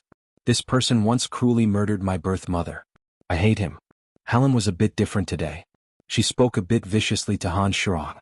Frowning, Han Shua thought for a moment and said, "How about this? You stay here, I will help you bring him over and let you kill him with your own hands." As for Helen's birth mother, Han Shua didn't ask about it. Everyone had their own sad memories, and Han Shua believed that it wouldn't be a pleasant one. Sometimes, respecting other people's privacy was more touching than showing respect on the surface. Helen raised her head and looked deeply at Han Shua. It was unknown if she was thinking of sad memories, but her gaze became a bit more gentle. She laughed at herself and said, "Thank you. In the end, I'm still a woman. It looks like I still need a man's shoulder to lean on. These past few years I'm really tired." Han Shua smiled and nodded at Helen. He tried to walk towards Helen. When he discovered that there wasn't any vigilance in Helen's eyes, he didn't stop. When he arrived in front of Helen, Han Shua gently embraced her. Feeling Helen's trembling body, Han Shua patted her shoulder and said in a soft voice, "All right, I won't ask about your past. However, I will bring Kekeru to you and let you vent your grievances to your heart's content." "Brian, I don't know if I should hate you. When I came here today, no citizens came to welcome me. It looks like they've already started to reject me in their hearts. This is all because of you. I want to hate you, but I don't know why I can't. Can you tell me why?" Helen leaned on Han Shua's shoulder and whispered weakly, "Perhaps you really should hate me. However, if you continue to be so obedient, not only will I make you not hate me, I will also make you happy. I promise." Han Shua whispered into Helen's ear and continued, "All right, rest for a while. In order to prevent you from hating me, I'll start with Kekeru." Han Shua gently pushed away Helen, who'd revealed her weariness in the dead of night, and left without a sound. He floated weightlessly towards Marquis Kekeru's castle like a specter in the night. To Han Shua, Helen was currently only a prey. With Helen in Helen Duchy, Han Shua could secretly control Helen Duchy without expending any manpower or resources. At the right time, this secretly rebelling Helen Duchy could become a sharp blade in the alliance's heart and bring benefits to Han Shua. Although Helen was the Grand Duke of Helen Duchy, she was still a woman. The safest way to treat a woman was to conquer her body and mind.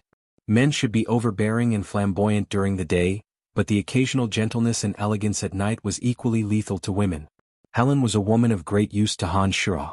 Therefore, Han Shuo didn't mind spending a bit more time to firmly grasp her and her duchy in the palm of his hand. Inside Kekeru's castle, in a secret room guarded by the army, the three people gathered together again during the day. "Father, that woman has moved into Seagate City. We must kill her before she leaves Seagate City. Otherwise, once she leaves, I'm afraid we won't have another chance." Kasega looked at his father, Kekeru, and suggested, "Lord Marquis, I'm afraid this is our only chance. If we really wait until she returns to Helen City, it will be difficult for us to make a move." Magistrate Mori similarly advised Kekeru. Kekeru's eyes continued to spin as he said to the two, "I also know. However, she has 30,000 elites by her side. It won't be easy to kill her. Lord Father, she can't always hide among the 30,000 soldiers and not come out. As long as we think of a way to get her to leave, it won't be difficult to kill her in Seagate City. All we need is a reasonable excuse." Kasega said. "My lord, isn't young Master Kasega engaged to Miss Regami of the Galileo family? We can take advantage of this opportunity to complete their wedding within these 2 days. With your lordship's status in the duchy and her presence in Seagate City, there's no reason for her not to come and congratulate us. It's impossible for her to bring 30,000 elites to the young master's wedding banquet. As long as she comes, we can kill her. What do you think?" Magistrate Mori's eyes shone with a sinister light as he suggested a plan to Kekeru. "Uncle Mori, this is a good idea." Kasega smiled cheerfully and said to Kekeru, "Father, what do you think?" Kekeru's eyes continued to spin. After a while, he nodded and said, "This is also good. However, we must be cautious in this matter. Let me carefully consider it. We'll make our move when we have complete confidence. Helen isn't a simple woman. Last time, her birth mother's entire family was slaughtered by us, but she still managed to escape. After so many years, she clearly knew that it was us who did it, but she never showed it. This kind of gloominess is definitely not something an ordinary youngster can possess. I'll kill her the same way her mother was killed by Lord Father. I gave her face, but she didn't want it. She actually refused to be my wife. What happened to her now? She was raped by some unknown brat. She asked for it. What's the point of a woman being placed in such a high position? Sooner or later she'll still be ridden by a man." Kasega was still brooding over Helen's rejection, so he viciously ridiculed her. "It's fine as long as we capture her. However, we can't touch her. I promised Benedict Sackville that once we capture Helen, we'll directly hand her over to him. After all, those 30,000 personal guards of Helen's family aren't easy to deal with. We still need to rely on Benedict Sackville's help." Kekeru warned Kasega. "Lord Father, I can play around, right? In any case, it's not her first time. Even if she ends up in Benedict Sackville's hands, he won't be able to see anything. This woman has always been high and mighty like a goddess. I've long wanted to try the feeling of riding her. Lord Father, please promise me." Kasega implored Kekeru as if he could already see Helen being conquered by him. Kekeru loved his only son very dearly. He also knew that when Helen had rejected Kasega, his son had been so angry and pained that he had killed 3 maids in succession to vent his hatred. Hearing this, he hesitated for a moment before nodding and saying, "Playing around is fine, but after this, erase that memory. Otherwise, it won't be good if Benedict Sackville finds out. We still have to deal with this person in the future." "Many thanks, Father, many thanks, Father. Haha, I've wanted to ride that whore for a long time." Kasega laughed lewdly, his face gradually becoming more ruthless and obscene. Magistrate Mori licked his lips and similarly laughed dryly. His heart was also itching, but he knew that there were some things that he could not touch, so he naturally did not dare to make any excessive requests. Just as the 3 sinister villains were looking forward to the beautiful future, a clear and unusual sound suddenly came from the soles of their feet. This secret room was originally underground, and its surroundings had been sealed with thick iron plates. It was impervious to the bombardment of swords and magic, and was a safe place for Kekeru to discuss his evil plans. Logically speaking, no matter what, there shouldn't be such a strange sound coming from the soles of their feet that were separated by thick iron plates. Thus, when the unusual sound rang out, the 3 despicable villains stared blankly for a moment, all of them looking at the soles of their feet in astonishment. However, before they could react, the originally soft and unusual sound suddenly grew louder. The three of them were suddenly startled, and Kekeru was the first to react, saying, "Assassin!" As he shouted, Kekeru took the lead and ran towards the place where the mechanism had been opened, attempting to call the surrounding guards to hurry over. Kasega unsheathed his knight's sword and focused all of his attention on the soles of his feet, ready to deal a fatal blow to the person below at any time. Clang! An ear-piercing sound rang out, and a circular-shaped metal disc flew up explosively. The thick metal disc was as thick as a millstone, and was obviously the iron plate that sealed the soles of their feet.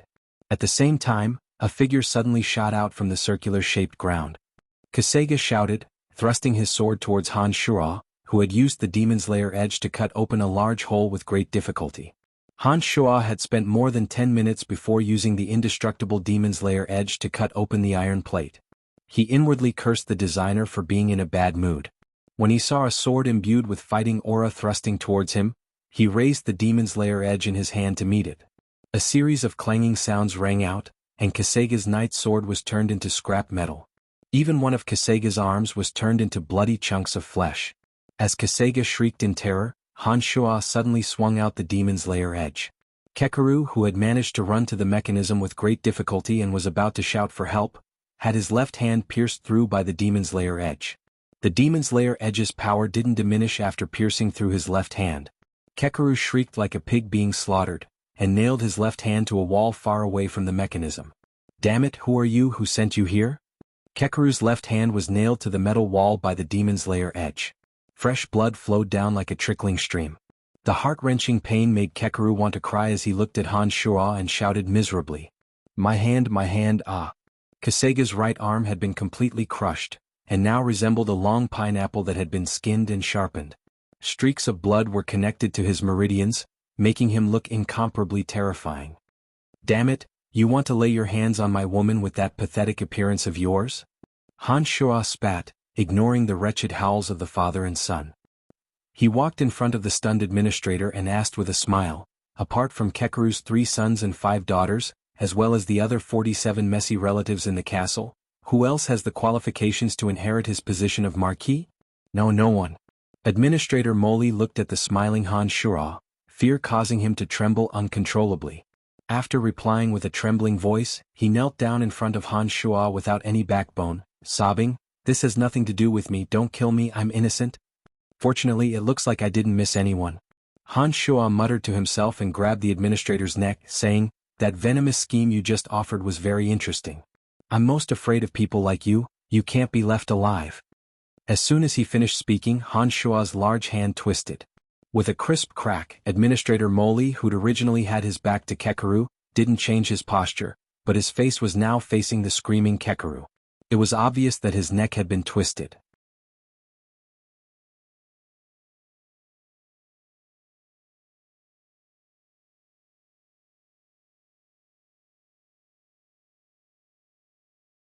She took the initiative to open the window a bit wider, and walked into the room herself.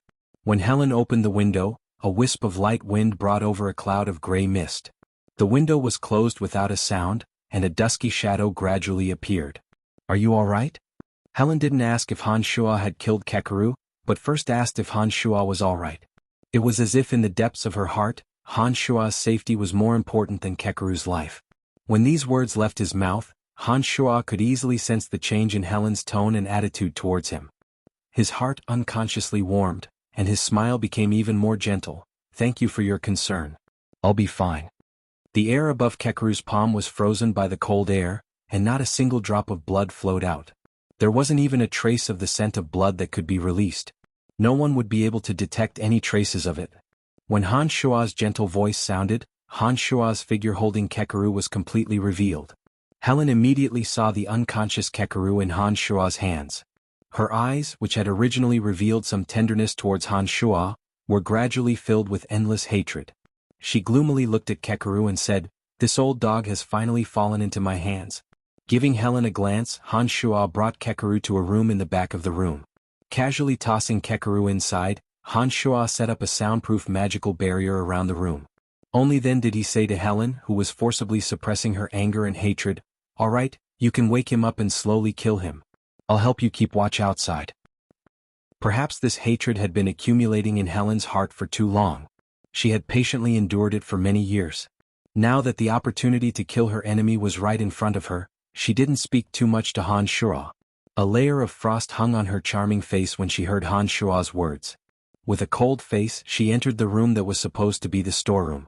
When the door closed with a clang, Han Shuo didn't deliberately try to eavesdrop on what was going on inside. Instead, he calmly walked to where Helen had been sitting, took out a new wine cup, and poured himself a full cup of wine.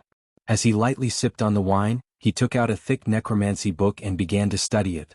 Han Shuo had grasped all of the necromancy magic that an archmage should have grasped, with the exception of plague. Now that his mental strength had reached the level of a grand magus, Han Shuo had been studying a higher level of summoning magic. Old Fey demons, mummy lords, and bone demons were all creatures that Han Shuo could grasp at the level of a grand magus. However, this higher level of summoning magic was somewhat different from the original ones. When Han Shuo summoned zombie and skeletal warriors, he would often be able to establish a connection with the zombie and skeletal warriors in the other dimension. This connection allowed Han Shuo to easily cross planes and descend into this world through them. When summoning zombie and skeletal warriors, these low-level undead creatures didn't have any ability to resist. They completely followed Han Shuo's will and didn't even know whether or not to come over. Starting from the Evil Knight level, this summoning method had greatly changed. Even if Han Shuo could sense the existence of the Evil Knight, he still had to use his enormous mental strength to first break through the resistance of the Evil Knight's body. Only then could he control the Evil Knight's thoughts and use the power of the contract to control the Evil Knight to descend into this space. When one reached the level of a Grand Magus, the higher level Old Fey demons, mummy lords, and bone demons all had their own consciousness. The power of their souls was even greater than the average expert in this world. Undead creatures of this level, even in the other dimension, were often overlords and ambitious. At the very least, they were loners that most low-level creatures didn't dare to provoke. Not only did these kinds of existences have a complete consciousness, but they were also all proud and arrogant. They absolutely couldn't be tamed by a contract. It was precisely because of this that the summoning incantation was even more complicated and mysterious. It included an in-depth exploration of the power of the soul and an understanding of the temperament of the creatures in the other dimension. Apart from this, when the contract connected the necromancer and the undead creature from two planes, the necromancer must have enough power to make the high-level undead creature surrender. Otherwise, the unruly undead creature would definitely rise up and resist. During this process of resistance, the necromancer had to use his mental strength to suppress the otherworldly creature that was who knew how far away he was. At the same time, he had to maintain the accuracy of the necromancy incantation. Every syllable and corresponding gesture of his mental strength couldn't make the slightest mistake. Otherwise, not only would he not be able to summon the undead creature, the necromancer's soul would also suffer a backlash. It was very likely that his soul would wander to various planes and would never be able to descend into this space again. What Han Shuo was currently studying was the description of the souls of each high-level undead creature. 3 types of high-level undead creatures. The Old Fey demons had sharp claws and agile movements. They were somewhat similar to the giant silver ape, but naturally weren't as tall as the giant silver ape. However, they possessed the same speed and sharp claws and teeth. The mummy lord's body was as hard as the hardest rock. Normally it lived in a coffin. Although its movements weren't fast, it had extraordinary strength. It also possessed corrosive acidity and could use the aura of death to fuse with the streamers in its body. It was also very difficult to deal with. The bone demon's entire body was made up of huge piles of bones. Among the 3 undead creatures, the bone demon was the most special existence. Because its entire body was made up of bones, if the bones that made up its body were very strong and contained an enormous amount of aura of death, then the bone demon's strength would be very frightening. It would have a good defense against both physical and magical attacks. At a critical moment, the bone demon could even burst out all the bones in its body to form a fatal attack against the enemy. As long as the enemy was killed in one blow, the bone demon could still reassemble the scattered bones into its body. However, if the bones that made up the bone demon didn't contain an enormous amount of aura of death, then the speed and strength of the bone demon wouldn't be fast or strong. Whether it was a physical or magical attack, it would suffer heavy injuries. It could be very strong, but it could also be very weak. It was the most eccentric of the 3 creatures. However, Han Shuo knew that the bone demon that had been modified by the little skull to be able to fly was certainly a powerful bone demon. This was because the bones in its body had been reassembled by the little skull. The raw materials were all the bones of various ancient super-rank magic beasts in the Forbidden Land. Those bones all contained a portion of the super-rank magic beast's power. A bone demon that was made up of these bones would absorb the aura of death even more quickly in the other world.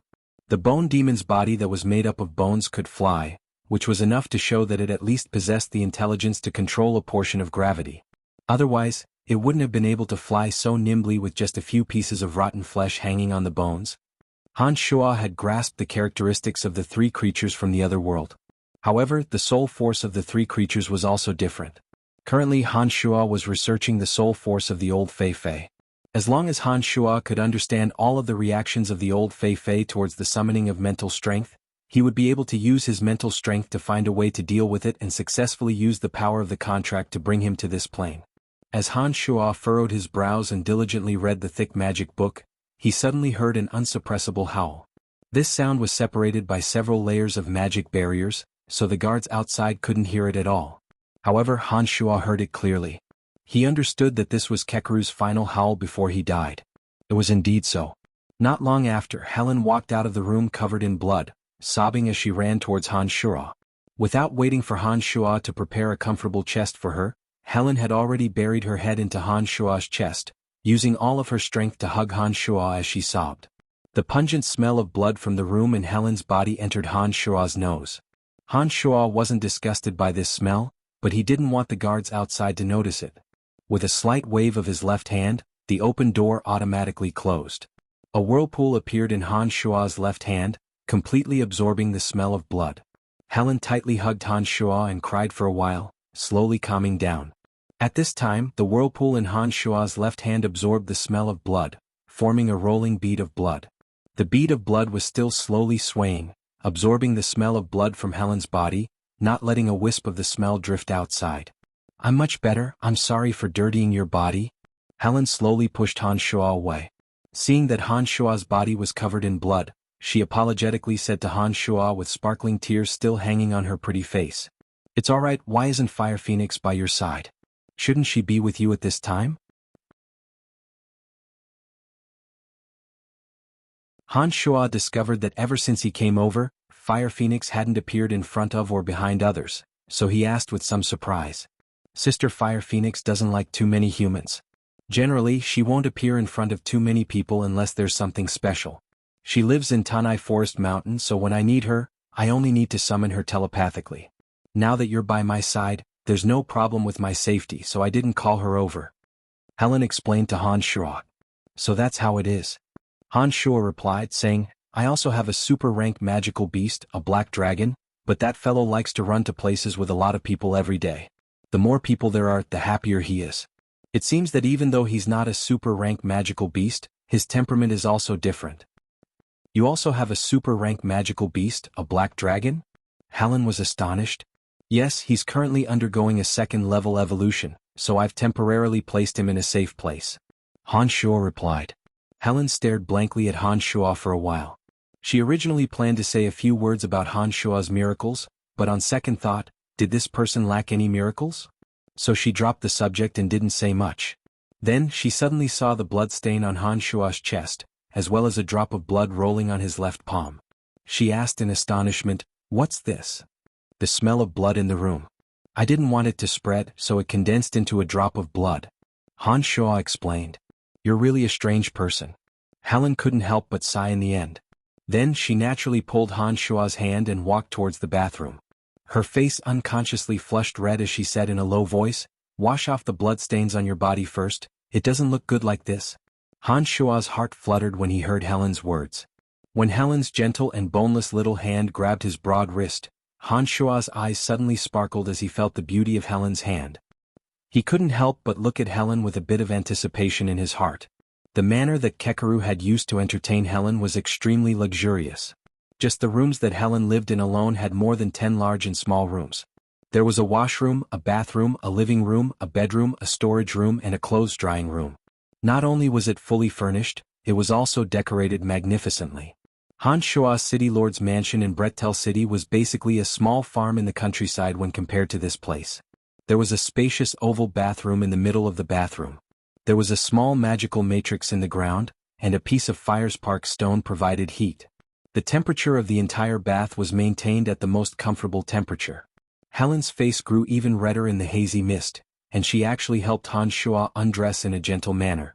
After all of Han Shuo's clothes were undone, Han Shuo, who was more than 1.9 meters tall, was revealed in front of Helen. Every inch of Han Shuo's muscles seemed to contain an explosive power. Even when he was standing in a relaxed posture, he was like a ferocious hunting beast that was ready to pounce. His naked body gave off an overbearing aura. The image of Han Shuo's imposing physique filled with wild power was reflected in Helen's bright eyes. When Helen removed Han Shuo's clothes from the lower half of his body, she raised her head to look at Han Shuo, who was as imposing as a towering mountain. She felt as if she had fallen into a bottomless abyss, unable to extricate herself. This demon-like man, will he be my man in the future? Helen murmured in her heart. She looked up at Han Shuo with an intoxicated look in her eyes, staring blankly without saying a word.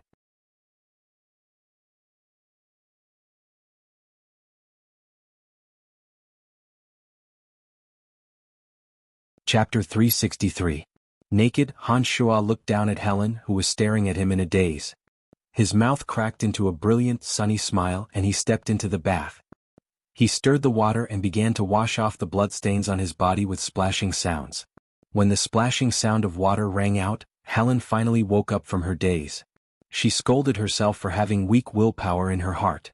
Looking at Han Shuo's broad and beautiful back that was exposed to her, she shook her head as if she wanted to dispel the shadow that was lingering in her mind. She smiled sweetly and said, "All right, you wash first. I'll wait for you outside." I thought you would wash with me. If you come down, I promise I won't make a move on you. How about it?" Han Shuo turned around and laughed brightly. He winked mischievously at Helen as he invited her. Helen's face blushed as if she was drunk. Hearing his words, she seriously considered it for a moment before saying with a charming smile, "No, I'm afraid I won't be able to control myself and will take the initiative to throw myself into your arms." "All right, you wash well. I'll come back when you're done." Han Shuo was speechless. However, this sentence was undoubtedly an affirmation of Han Shuo's charm. Therefore, Han Shuo laughed and said cheerfully, "All right, I'll wait for the day you truly let go of your reservations." Helen giggled. The sky that had been hazy in her heart for several months seemed to have been pushed aside to reveal a rainbow. Her mood suddenly became better, and she left amidst a string of bell-like laughter. After Helen left, Han Shuo leisurely cleaned the bloodstains on his body in the bath. Afterwards, it was Helen's turn to come in and bathe again. When Helen changed into a loose bathrobe and took a seat in the living room, Han Shuo was currently sitting with his legs crossed. He was drinking the fine wine in his glass while reading the thick necromancy book. When he saw Helen's beautiful face, he first smiled and praised her beauty. When the corner of Helen's mouth curved into a smile, he lightly coughed and said to Helen, "After this internal strife, your Helen Duchy should be the weakest among the 7 Grand Duchies. Benedict Sackville originally had an alliance with you, but now he has secretly interfered with your affairs. Kekaru's rebellion against you definitely had Benedict Sackville's help. Right now, we must use the fastest speed possible to completely pacify the internal strife and prevent any more bad situations from occurring." Seeing Han Shuo start talking about serious matters, Helen frowned and lightly sighed. She said, "Even without this internal strife, our Helen Duchy is still the weakest among the 7 Grand Duchies. Our Helen Duchy has limited resources and lacks ores and foodstuffs. Compared to the other duchies, we are somewhat innately lacking. These past few years, we've always used the warhorses we raised to exchange for foodstuffs with Narsen Duchy. We've also used the other duchies or the even more distant Brute Merchant Alliance to exchange for war equipment. Originally, our nation wasn't rich enough to begin with. In addition to the frequent internal strife, this made our situation even worse. That's why when you blackmailed me for 600,000 gold coins, I, a Grand Duke, couldn't even take it out." As if recalling Han Shuo's extortion of her, Helen fiercely rolled her eyes at Han Shuo and snorted angrily at the end of her sentence. Han Shuo awkwardly laughed a few times before opening his mouth to say, "Actually, if it wasn't for you and the Lancelot Empire becoming enemies and turning Brettel City into a hunting ground, the merchants of the Lancelot Empire could completely provide you with the foodstuffs and weapons you need. The Lancelot Empire doesn't have that many warhorses. If you sold your valiant warhorses to the Lancelot Empire, you would definitely be able to obtain considerable profits." Unfortunately, because Brettel City has been plundered and massacred too miserably, even those greedy merchants don't dare to rashly come here.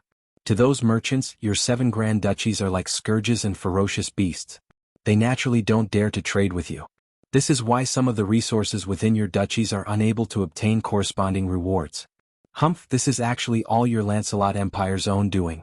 Back then, it was because your Lancelot Empire wanted to conquer our 7 grand duchies. If you hadn't burned and looted all the way into our borders, the 7 grand duchies wouldn't have been able to come to an agreement so quickly and join forces to deal with your Lancelot Empire at all costs. Helen's charming face was filled with anger, as if recalling the arrival of the Lancelot Empire's army like scourges and ferocious beasts. The relationship between nations only consisted of conquering and being conquered. Every king of a nation would use any means possible to expand their territory. The Lancelot Empire was like this, the Kasi Empire was like this, and even the 7 grand duchies were like this. Otherwise, why would they fight each other endlessly? Who was in the right and who was in the wrong in this aspect would never be publicly determined. After hearing Helen's words, Han Shuo smiled wryly and said, "What happened in the past has nothing to do with us. With our current relationship, we can secretly carry out some smuggling activities. Do you have anyone in your hands that you can completely trust?" "Of course, my family's trusted aides are completely trustworthy. No matter what decision I make, they will support me," Helen proudly said. Nodding his head, Han Shuo said, "Very good. How about this? I can use some of Lancelot Empire's war equipment to exchange for your Helen Duchy's war horses. Rations are also not a problem. This will be beneficial to both of us." After hearing Han Shuo's words, Helen sweetly smiled and agreed, "Our Helen Duchy's war horses are famous far and wide. How many gold coins do you intend to pay for them?" "This kind of matter should be properly discussed by our subordinates. What we need to do is only to finalize the overall situation." Han Shuo shot a glance at the lightly giggling Helen and said with a smile, "Don't think about using any honey trap to tempt me. There are suitable people in Brettel City who can discuss this with your subordinates. I will make arrangements in this aspect. The two of us shouldn't discuss it in detail so as to avoid hurting our relationship." After hearing Han Shuo's words, Helen spat and said with a red face, "Who has any feelings for you? You treacherous and stingy man, you won't let me take even the slightest bit of advantage." All right, I'm going out for a while tonight. You should also be careful. Now that all the direct and collateral relatives of the Kekaru family have been killed, it's best for you to be on guard as early as possible. I think you will be very busy starting tomorrow. Now isn't the right time for us to talk about love," Han Shuo said to Helen. You killed all the members of the Kekaru family?" Helen was horrified. Only now did she react. She stared at Han Shuo in shock.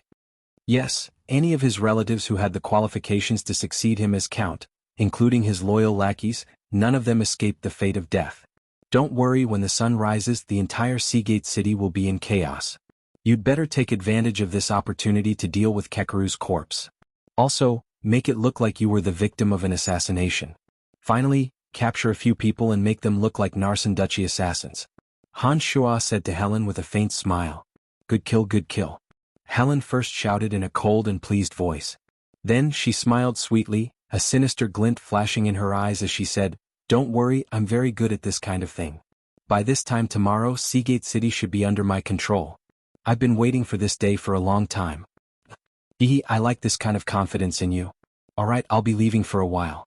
You'd better call Fire Phoenix back to protect yourself," Han Shuo warned Helen before leaving the place. The Dark Mantle organization of the Lancelot Empire had secret members everywhere.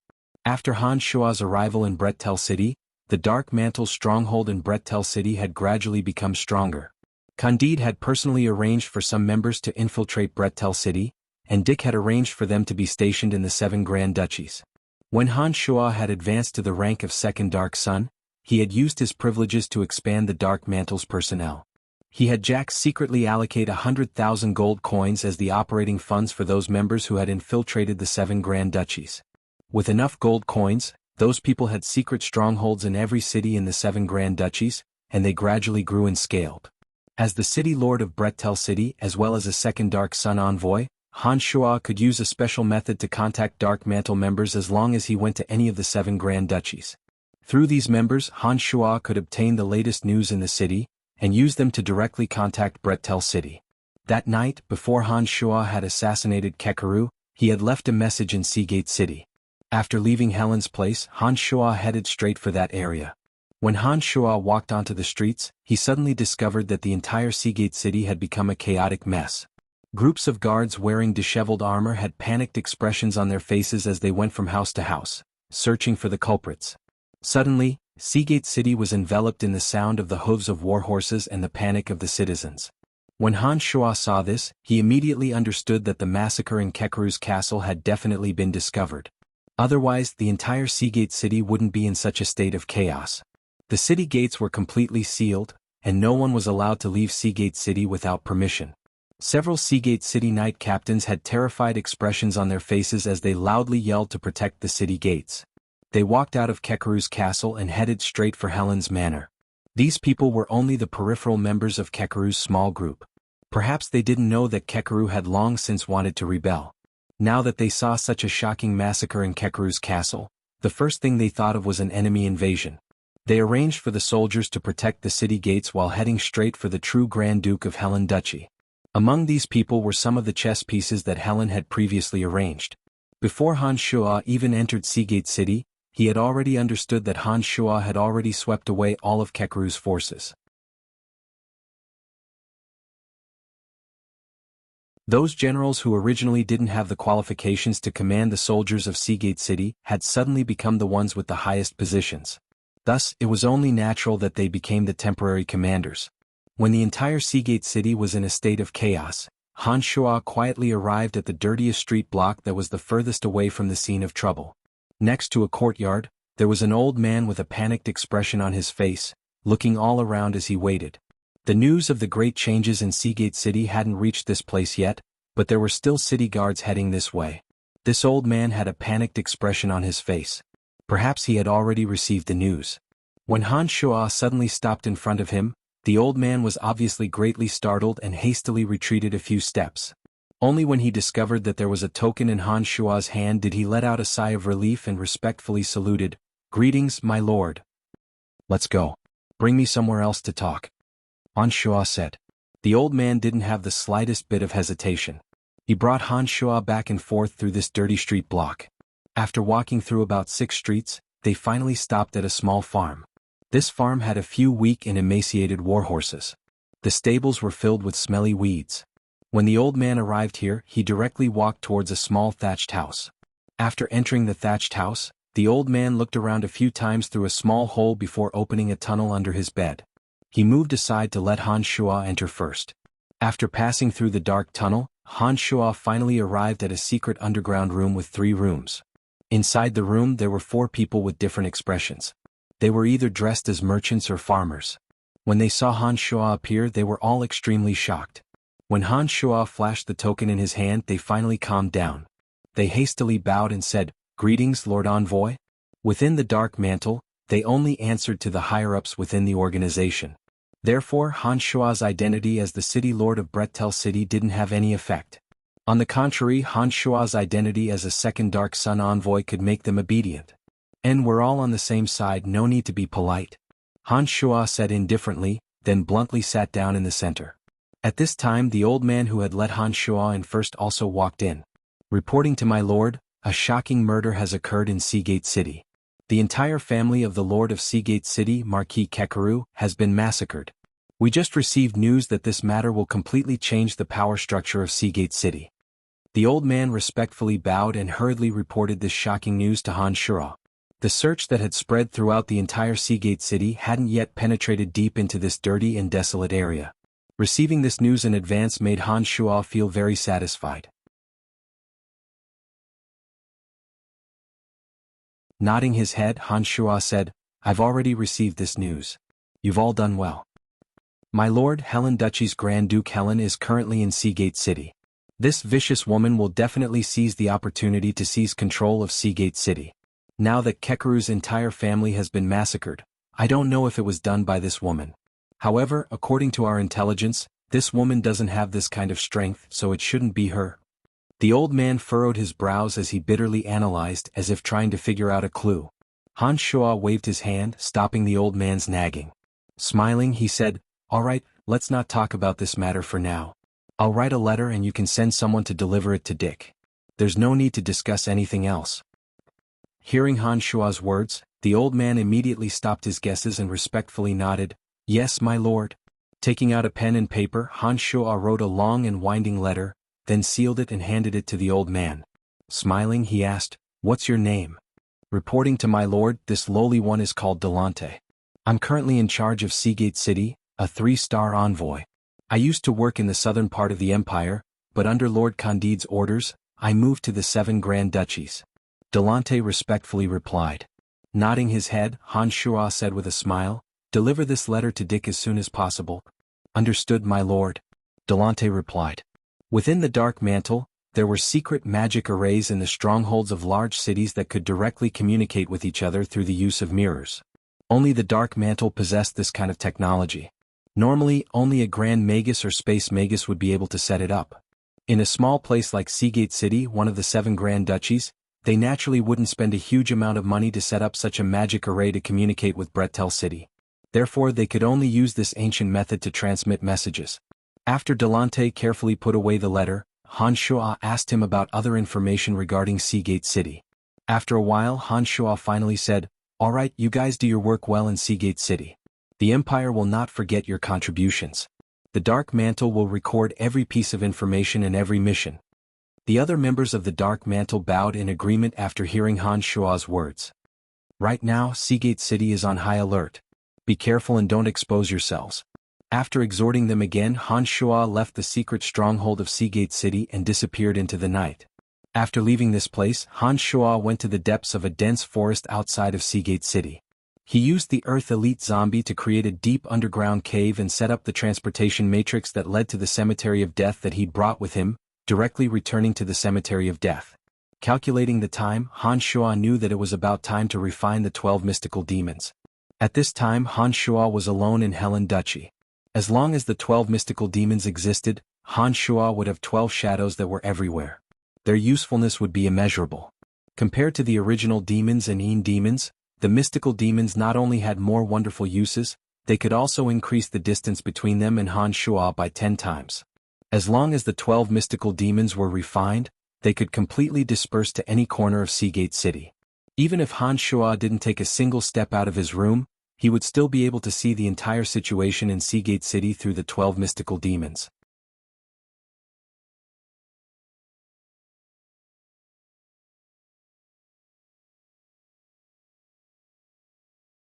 Chapter 364.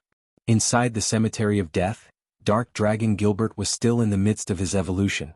The mystical demon cave had long since stopped operating. Inside the mystical demon cave, in the shape of a sinister ghost face, there were 12 blood pearls that resembled red agates. The blood pearls rolled around in the mystical demon cave, following a peculiar trajectory. Han Shua walked to the front of the mystical demon cave and waved his hand. A mass of bloody light shot out, piercing towards the 12 blood pearls that resembled red agates. Pop, pop, 12 crisp sounds of eggshells cracking could be heard from within the blood beads. The 12 blood beads broke apart, and each blood bead emitted a cloud of blood mist. The blood mist gradually condensed and expanded, taking the form of sinister and terrifying monsters. When the 12 mystical demons of different shapes and sizes, but all the same evil, appeared in front of Han Shua, they each swallowed the blood beads under their bodies into their stomachs, raising their heads and howling towards the sky. The remaining Een demon was released from Han Shua's body. One of the mystical demons suddenly pounced over and swallowed the Een demon released by Han Shua into its mouth. It chewed up the Een demon and swallowed it whole. With a thought, the 12 mystical demons flew into Han Shua's body like ghostly shadows. They took the form of 12 blood pearls and entrenched themselves around Han Shua's demon infant, absorbing the overflowing energy of the demon infant. The level of the mystical demons was higher than that of the Een demons. With the existence of the mystical demons, the lower-level Een demons were useless. Even if they hid within the body, they would still be captured and eaten by the mystical demons. Han Shua also knew that there was no way for a demon of the level of the Een demon to survive in his body.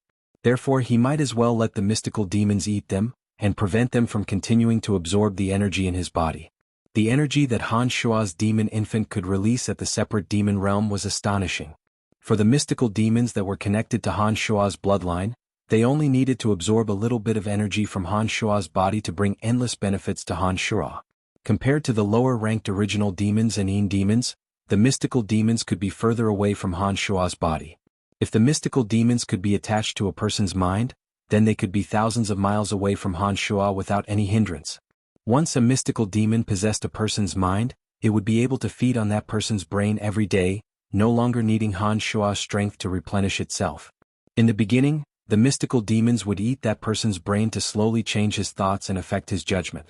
Later on, when this person's brain was completely devoured by the mystical demon would replace it and completely become the mystical demon in that person's body, allowing Han Shua to use it as he pleased.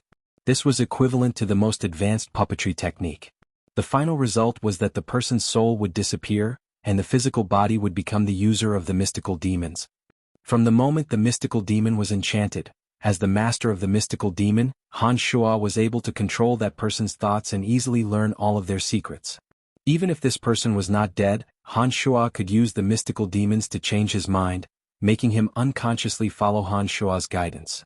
With these 12 mystical demons, as long as Han Shua could enchant them into the brains of the other dukes of the 7 grand duchies, Han Shua would be able to control the 6 dukes with the help of the 6 mystical demons.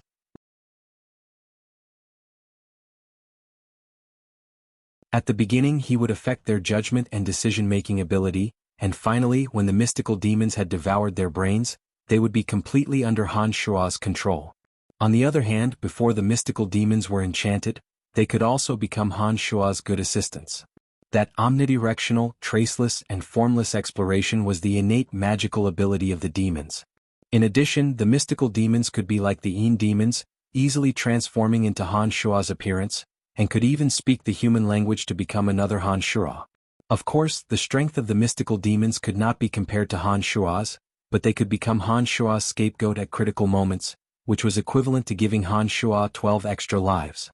The strength of the mystical demons could not compare to Han Shua's, but they still had an advantage over ordinary experts. Mystical demons that could transform into solid and incorporeal forms could similarly swarm their opponents in battle. They were so fast that they looked like flashes of bloody light, making it difficult for ordinary people to deal with them. With the 12 mystical demons entrenched in Han Shua's body, Han Shua was even more confident. Seeing that Dark Dragon Gilbert had yet to awaken, Han Shua took out the skeletal staff, opened the boundary of the Cemetery of Death, and headed in the direction of the Valley of Sunshine. In Tanai's place of extreme water, the water elite zombie that Han Shua had left behind also received a message. This made Han Shua understand that the water elite zombie could also be born. Flying from the dark forest to the Valley of Sunshine, Han Shua did not openly enter the valley from the front door because he didn't understand the current situation in the valley. Instead, he descended from the sky to a remote corner, and then sneaked into the place of extreme water where the water elite zombie was being refined. This shop was now Han Shua's personal property. The Soul Destroyer mercenary band had not set up camp here, but had sent people over to clean it regularly. When Han Shua walked in, he discovered that the ground was clean, and there were no cobwebs in the room. In the Valley of Sunshine, this shop that had been cursed by the evil god was rather famous. After many people mysteriously died inside, ordinary people would take a detour even if they came to this area. No one dared to come here. Originally there was a blood water demon here. When Han Shua arrived, the threat of the blood water demon was eliminated. However, he set up the Shura Soul Formation, which was also full of danger. Han Shua entered the underground place of extreme water with ease. With the experience of the earth, wood and fire elite zombies, Han Shua did not spend too much time with the water elite zombie in this place of extreme water. Compared to the other 3 elite zombies of the 5 extremes, this water elite zombie appeared very ordinary. Apart from an additional layer of amber armor, there was nothing particularly eye-catching about it. Han Shua was well aware of the water elite zombie's abilities, and was in no hurry to have it demonstrate to him. After planting a soul imprint on it, Han Shua summoned Little Skull and handed the water elite zombie to him, then sent the 2 back to the Paradise of Death. With the water elite zombie healed, Han Shua did not continue to stay in the Valley of Sunshine, lest he leave a bad impression on the Cairo mercenary band. Currently, the Valley of Sunshine was still under the control of the Cairo mercenary band. Han Shua's action of not going through the main entrance was a form of contempt towards the person in charge here. At present, Han Shua wasn't too clear about the relationship between the Soul Destroyer mercenary band and the Cairo mercenary band. He didn't want to clash with the Cairo mercenary band for the time being if it wasn't necessary. Therefore, Han Shuo quietly left the Valley of Sunshine after dealing with Water Elite Zombie and headed towards the secret area where the Soul Destroyer mercenary band was located. Every once in a while, Han Shuo would always discover that the Soul Destroyer mercenary band had obvious changes. This time it was even more so. Unknowingly, the Soul Destroyer mercenary band had already become a large mercenary band with thousands of mercenaries. These days, the Soul Destroyer mercenary band should have been flourishing. With Han Shuo's financial support and Trunks' own ability, it was no wonder that the Soul Destroyer mercenary band had the strength to contend for the Valley of Sunshine. This time, Trunks was still not in the secret area. However, Han Shuo learned from Grant that Trunks had only gone to meet the female bandit Janet in secret and should be returning soon. Ever since Trunks discovered that his long-lost little sister Annie had been together with the female bandit Janet, Trunks had often found an excuse to run over to Janet's place. On one hand he wanted to see Annie and on the other he wanted to discuss with Janet when they would take revenge for Annie. The female bandit Janet was also a heroic and outspoken woman. She was rather congenial with Trunks, and the two gradually became familiar with each other. One was a mercenary band in the Valley of Sunshine, and the other was a large bandit organization around the Valley of Sunshine. The two leaders had unknowingly established a friendship. After hearing Grant's words, Han Shuo was somewhat astonished. He hadn't expected that Trunks would actually get along well with that tomboy. Janet's personality was like a man's. Her speech didn't have the slightest hint of gentleness that a woman had, and she would even curse from time to time. In addition, she was fond of women, and could be said to be an oddity among women. Who would have thought that she would still be able to chat with Trunks? It seemed that Annie must have played an important role in their friendship. After waiting here for half a day, Odysseus and the others returned midway. They had a few drinks with Han Shuo, whom they hadn't seen for a few months. They were all in high spirits. After Odysseus joined the Soul Destroyer mercenary band, Trunks really didn't mistreat them. In addition, Odysseus and the others had extraordinary strength, and gradually gained quite a bit of reputation within the Soul Destroyer mercenary band. The few of them had a tacit understanding with each other. In addition, they had great trust in each other and were usually able to complete some difficult missions. They were very popular within the entire Soul Destroyer mercenary band. While Han Shuo, Odysseus and the others were drinking and chatting, Trunks had also returned from outside. He laughed heartily as he joined the drinking army. Mercenaries who lived on the edge of a knife had incomparably forthright personalities. They were generally men who ate large bowls of wine and meat. They believed in true strength and lived with an attitude of enjoying life.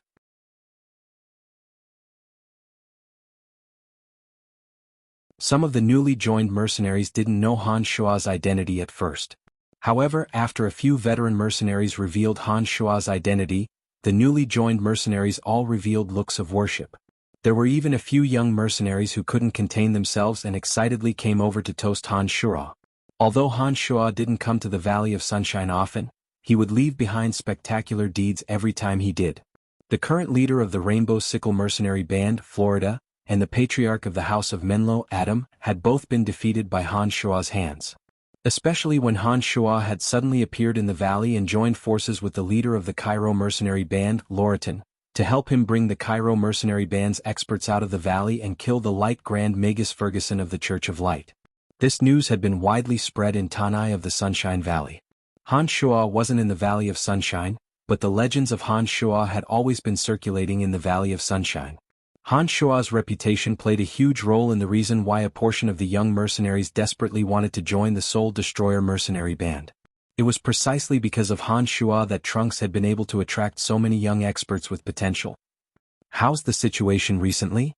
After drinking heartily in the plaza, Trunks and Han Shuo came alone to a secret room in the belly of the mountain. Han Shuo went straight to the point and asked Trunks the moment he entered. Trunks smiled wryly and said, "The Soul Destroyer mercenary band seems to have a pretty good reputation right now, but it's also because of this that the other 4 mercenary bands are on guard against us. The Cairo mercenary band that was originally on good terms with our light major is no longer as friendly towards us. We're walking a tightrope now. I'm afraid that the other 4 mercenary bands will join forces and deal with our Soul Destroyer mercenary band first. In any case, the undercurrents in the Valley of Sunshine are surging like a tide. It seems that a storm could spread at any time." Hearing Trunks' words, Han Shuo nodded and said, "That's inevitable. Everyone wants to have a bite of the fat meat that is the Valley of Sunshine. This is the central region of 3 countries. Controlling the Valley of Sunshine will not only allow one to obtain large amounts of gold coins, but also some secret benefits. For mercenary bands that wish to rapidly develop, controlling the Valley of Sunshine is the fastest way. Yes, the current situation here is a bit chaotic. Our Soul Destroyer mercenary band has temporarily not participated in any moves to seize power. It's precisely because I've shown that I have no interest in maintaining order in the Valley of Sunshine that the other mercenary bands haven't made a move against me for the time being.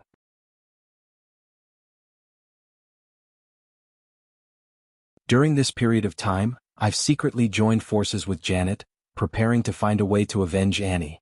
However, the enemies are Florida, Butcher Gustav, and the even more difficult to deal with Kasi Empire's Bradley Pillon. Bradley Pillon is the younger brother of the Kasi Empire's king. I'm afraid I have no way to deal with him for the time being. Currently, Janet and I are discussing our plans to kill Butcher Gustav first. All along, Butcher Gustav has been colluding with Florida. As long as we get rid of the Butcher, Florida's strength will be greatly reduced. At that time, I'll skin Florida alive bit by bit. When I have enough strength, I'll deal with Kasi Empire's Bradley Pillon. I want to leave this person for last. Trunks said hatefully. How about I help you get rid of the Butcher in Florida first? In any case, I'm currently in the Valley of Sunshine. Although the strength of these two isn't bad, they aren't much of a threat to me. As long as I want to kill the two of them, they absolutely won't be able to escape. Han Shua thought for a moment and suggested to Trunks. Shaking his head resolutely, Trunks said to Han Shua, I appreciate your good intentions, but I want to slowly kill these three myself.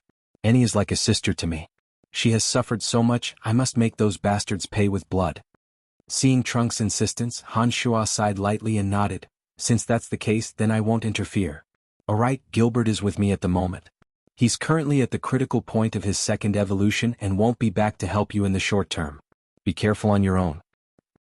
Don't worry and go about your business. Leave the Valley of Sunshine to me. If there's really no other way, I'll contact you. I heard that you even killed Kelt, the commander of the Brute Merchant Alliance's Redbud Knights. You're getting stronger and stronger. Trunks exclaimed in admiration. The Dark Forest and the Valley of Sunshine weren't too far apart, and the mercenaries were all characters who had traveled extensively. Their information network couldn't be any better. Han Shua wasn't the least bit surprised that Trunks knew about this. That's all Kelt's bad luck. You also know where the Dark Mantle stronghold is. If there's anything particularly important, you can directly contact me through the Dark Mantle. Of course, you can also leave a message at the address I gave you. Alright, I'll be leaving first. Tanai, I believe that with you in the Valley of Sunshine, the entire Valley of Sunshine will belong to our Soul Destroyer mercenary band sooner or later. Han Shua said with a smile. Trunks replied boldly after hearing Han Shua's words, Don't worry, I've eaten one of your pills and now have the strength of a great sword master. Looking at the entire Valley of Sunshine apart from that madman Loriton, who else can be my match? In addition, we're different from berserkers. We have unlimited possibilities for breakthroughs. I believe that with the passage of time, my strength will surpass Loriton sooner or later. After all, Loriton can only go berserk 3 times. I've never heard of a berserker who can go berserk 4 times. Seeing that Trunks was so confident, Han Shua didn't say anything else.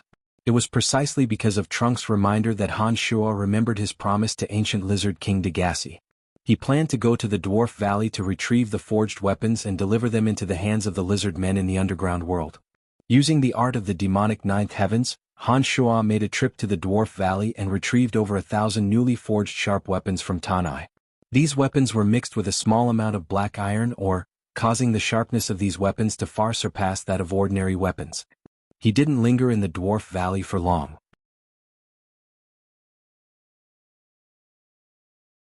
Han Shua flew towards the entrance to the underground world, weaved through the intricate and complicated underground world, and headed straight for the lizardman's residential area. Last time, ancient lizard king Degassi had solemnly introduced Han Shua to the leader of the lizardmen. Han Shua didn't know the specifics of his instructions, but the lizardmen leader had been incomparably respectful towards Han Shua under Degassi's orders. This made Han Shua feel a sense of responsibility towards them, just like how he treated the forest troll. As he headed towards the lizardmen's area, Han Shua's mind spun. He currently controlled the forest troll and dwarf valley above ground in the dark forest. There were still lizard men underground who completely obeyed his commands. If the Soul Destroyer mercenary band of the Valley of Sunshine was added to the mix, this was also a sizable force. If he could merge all these forces together, he could probably form an extremely powerful force in the dark forest. Perhaps he could even change some of the dark forest's arrangements.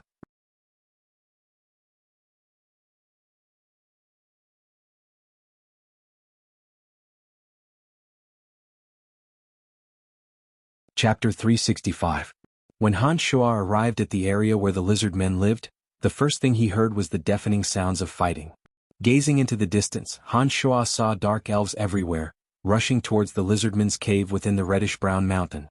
Within the reddish-brown mountain, the lizard men hid in the winding caves, holding simple and crude weapons to resist the attacks of the dark elves.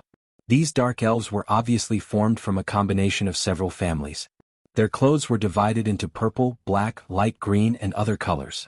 There were close to 10,000 dark elves, but only a portion of them were actually attacking the mountain. Close to 7,000 were still watching from the outside, not participating in the attack this time. Among the dark elves, there were a few good-looking youths with an ancient aura on their bodies that gave Han Shuo a headache. Han Shuo could sense from the aura of those handsome youths that their age didn't match their youthful appearance. In the middle of those handsome youths, there was a purple gauze tent. Within the tent, there was a faint evil and strange aura that could bewitch all living things. Han Shuo's consciousness swept over. He didn't think that the person in the tent would actually react, a wave of aura rebounding along the path of Han Shuo's consciousness.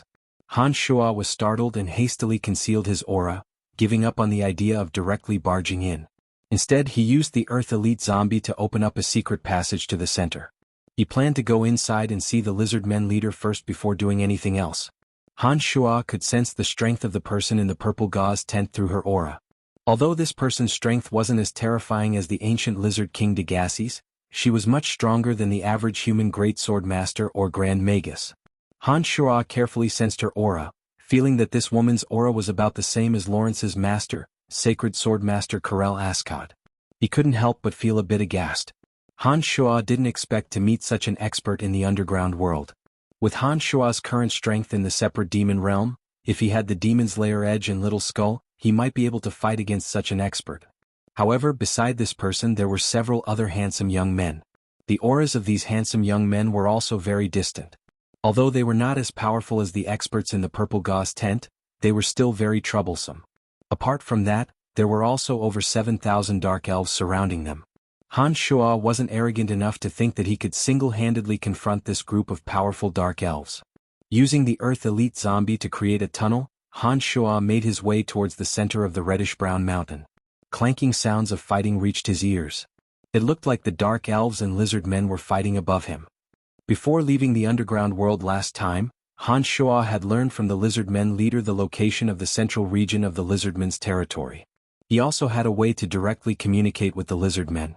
When Han Shuo had traveled all the way to the central region, he used the demon's lair edge to cut through the hard rocks, directly breaking through a meeting point in the center of the lizardmen's territory. This was an enormous ring-shaped cave, roughly the size of a basketball court. Bright red sharp rocks hung from the ceiling, as if they would fall at any time. The cave was filled with stone stools. These stools had been ground by the lizard men and were smooth enough for one to sit on. At this time, a large group of lizard men had gathered here. It looked like they were discussing a way to deal with the dark elves. When Han Shuo appeared, the head of the lizard men suddenly became pleasantly surprised.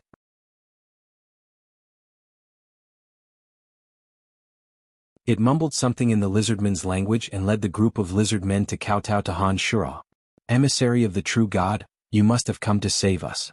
We've been waiting for you for a long time."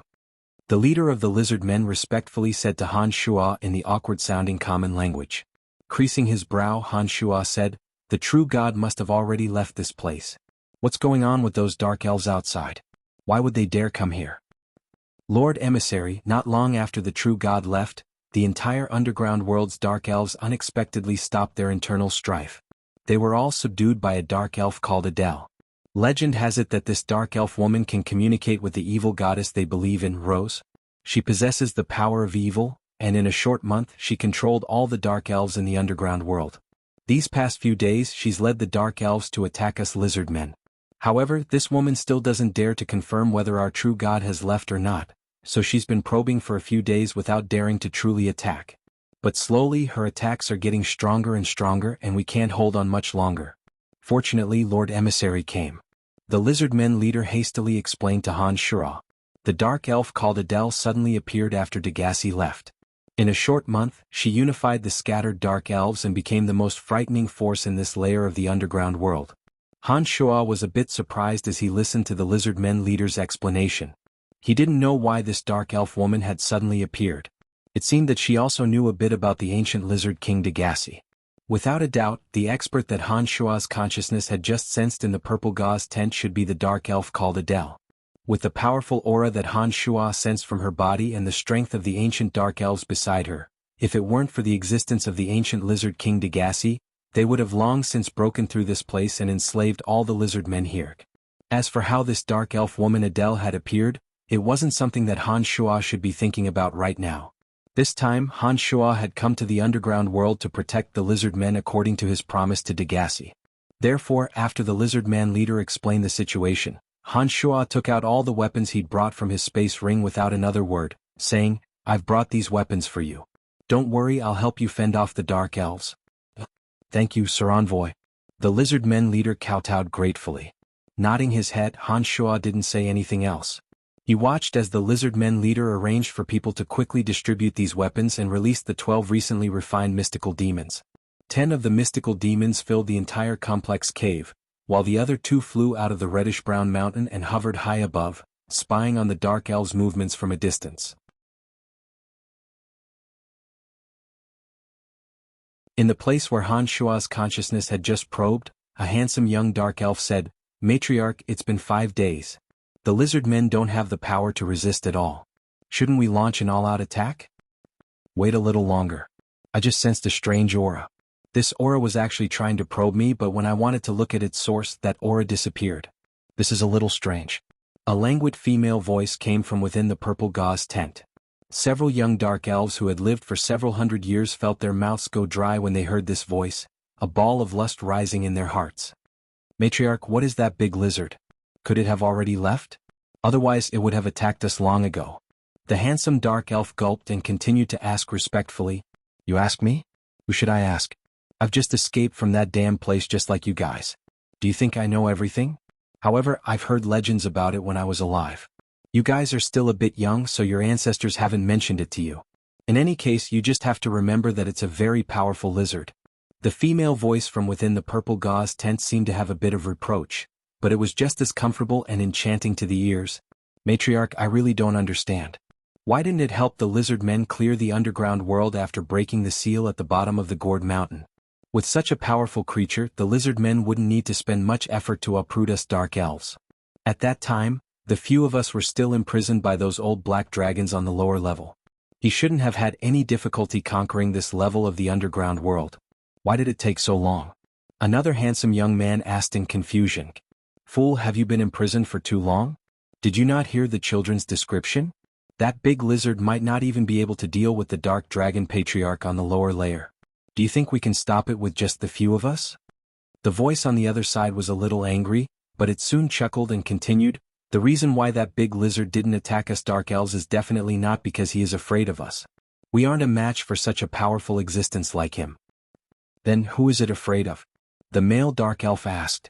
"You idiots, it's precisely because your faith in the goddess isn't pious enough that you can't feel her existence in the depths of your souls even after living for so many years." The goddess within the purple gauze tent scolded them to their faces. The few old antiques that had lived for hundreds of years were all submissive. However, after hearing Adele's words, the few old undyings faintly understood the meaning behind her words. It seemed that the powerful lizard was afraid of their believers and not the few dark elves. "Alright, let's wait a bit longer. The lizard men that were captured last time said that their true god had already left and would never return here. That's why we're here. Otherwise, I wouldn't have dared to bring you idiots to your deaths. I think that the lizard men might really have left. Otherwise, they would have killed their way out long ago," Adele said to the few old fellows from within the purple gauze tent. At this moment, a dark elf suddenly ran out of the cave. This dark elf wielding a curved bow arrived in front of the purple gauze tent and reported with an astonished expression, "Matriarch, those lizardmen suddenly have a few sharp weapons in their hands. These weapons seem to be tailor-made for the lizardmen. They're very comfortable with them and can easily cut through our bodies. In addition, I don't know why, but a lot of undead creatures have suddenly appeared inside. These undead creatures have blocked the path and are helping the lizard men defend against my attack. Adele's surprised exclamation came from within the purple gauze tent.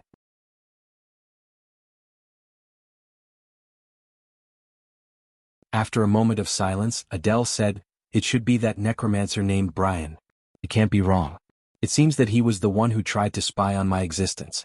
Sikong, go over there and see if you can find that necromancer and bring him to me." The dark elf that had been asking questions respectfully nodded his head. He didn't say anything superfluous as he lightly floated into the cave. A blue crystal ball the size of a human head was taken out by the dark elf named Sikong and held between his two hands. As he walked into the cave, the crystal ball slowly absorbed the black silk-like threads that escaped from his palms. These threads slowly floated into the blue crystal ball, forming patterns of the cave. Strands of faint blue light floated out of the crystal ball like swimming fish, as if they were exploring the intricate and complicated paths within the cave. Gradually, a topographic map of more than half of the cave was drawn within the blue crystal ball.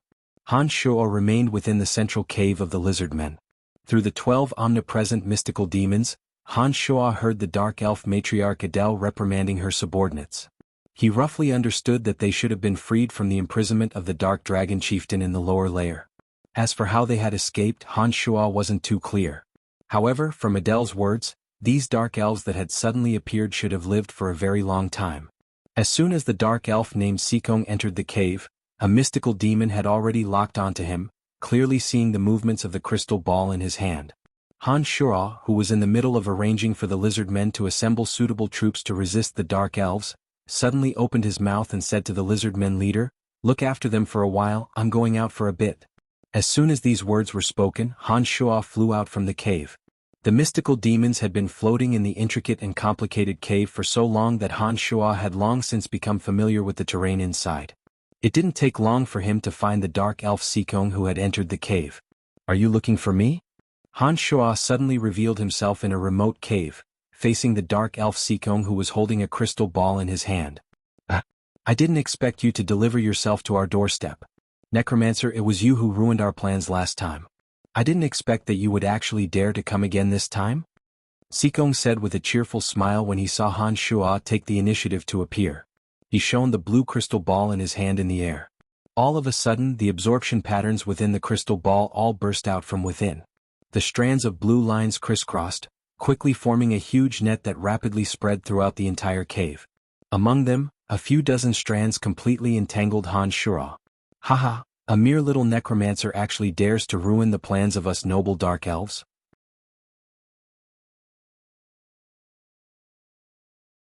"You must be tired of living," Sikong confidently said to Han Shuo, who was trapped in the blue spider web. After chanting an incantation, the crystal ball that had released thousands of strands of blue strands slowly floated out of the cave along with him. Han Shuo, who was wrapped up in the blue spider web, felt not only the bondage on his physical body, but also wisps of energy that weakened the mental strength within his body. Although this dark elf named Sikong looked young and handsome, he had lived for who knew how many years. Dark elves lived much longer than humans. As long as they weren't killed, living for hundreds of years wouldn't be a problem. Although a dark elf's strength wasn't absolutely measured by age, the majority of old dark elves were much harder to deal with than young dark elves. Dark elves had a unique advantage when practicing evil magic. In addition, they had a much longer lifespan than humans. Dark elves that had lived for hundreds of years were all dark mages that were very difficult to deal with. In addition, dark elves worshipped the evil goddess Rose and also possessed a portion of strange powers. Therefore, they were generally not easy to deal with. Looking at this confident old dark elf, Han Shuo didn't have a trace of panic in his expression even though he was wrapped in the blue spider web. When Sikong said those words intending to bring Han Shuo out of the cave, Han Shuo grinned at Sikong, revealing a strange smile. Afterwards, Han Shuo let out a shrill howl and a bloody aura burst forth from his body. The demon's lair edge was like a swimming dragon, dragging a bloody red trail of light behind it as it completely cut apart the blue spider web that had entangled his body. The old dark elf named Sikong immediately panicked when he saw Han Shuo suddenly erupt with a murderous aura and instantly cut apart his blue spider web. When Han Shuo stared at him with a strange smile, Sikong quickly weighed the situation and suddenly discovered that he had no confidence in dealing with Han Shuo. The aura on Han Shuo's body caused him to tremble with fear. He immediately turned tail and ran without another word.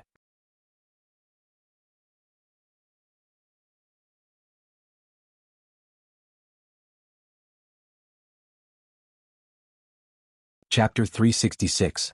Since you've come in, don't even think about running away? Han Shuo laughed nastily. The demon's lair edge interweaved into a bloody light that filled the sky, activating the bloody radiance of 10,000 cuts. The demon's lair edge exploded with streaks of bloody light, forming a blood-red ball of light that swept towards the seemingly young dark elf, Sikong. As soon as Sikong saw the blade-like rotating mass of blood, which contained a terrifying baleful aura that made him feel as if he was about to die, he retreated even faster. The bloody radiance of 10,000 cuts chased after Sikong like a bone-chilling ghost. Along the way, Sikong had drilled into the narrow underground tunnel. Under this attack, a large amount of rocks fell down like hailstones, forcibly widening the underground tunnel to twice its original size. When the few dark elves who had entered from outside saw that Sikong was being chased by the ball of red light, one of them loudly shouted, "Protect the elder!" Those few truly young dark elves bravely stood in front of Sikong without a care for their own safety. However, they were crushed into pieces by the blood-red light, becoming minced meat that mixed with the rocks on the ground. After Sikong witnessed the power of the blood-red light, he was truly scared out of his wits. The crystal ball that he had been holding in his hand lit up with a misty blue light. The blue light contained a portion of the divine power bestowed by the evil goddess Rose. It was weaving like a living snake, quickly forming a protective barrier as thin as a cicada's wing, blocking Sikong, who was a few steps too slow in retreating. The blood rays bombarded the top of the thin protective barrier. The faint blue radiance within the barrier had an innumerable entangling force, quickly dissolving the power of the blood rays. When the thin protective barrier shattered with a loud bang, Sikong had already taken the opportunity to retreat from the cave. He was so scared that his entire body was drenched in cold sweat. Sikong, who had lived for hundreds of years, clearly realized that he alone was not a match for Han Shuo. The older a person was, the more afraid they would be of death. Sikong was also the same.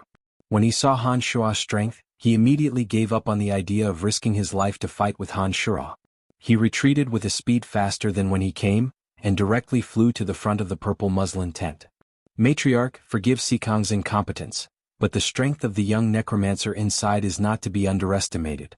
Not only was I unable to capture him, I was even forced back by him.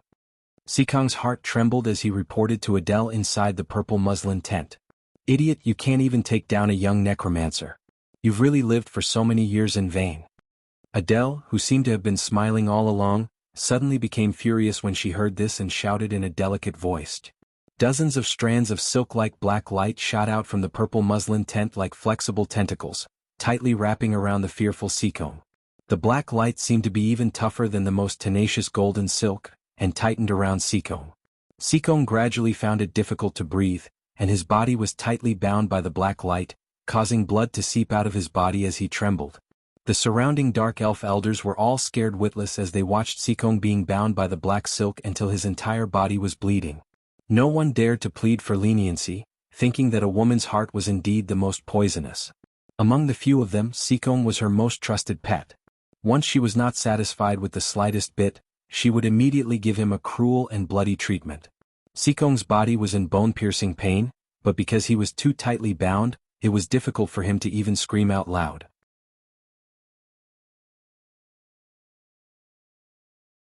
He could only groan in a low voice, but he did not dare to beg for Adele's forgiveness. It seemed that he was very afraid of Adele. Amidst the awkward silence and seeing that Sikong was already on the verge of death, Adele coldly snorted from within the purple muslin tent. The black light that had wrapped around Sikong retreated back into the purple muslin tent like a spirit snake. Sikong's body went limp, and he collapsed into a pool of his own blood.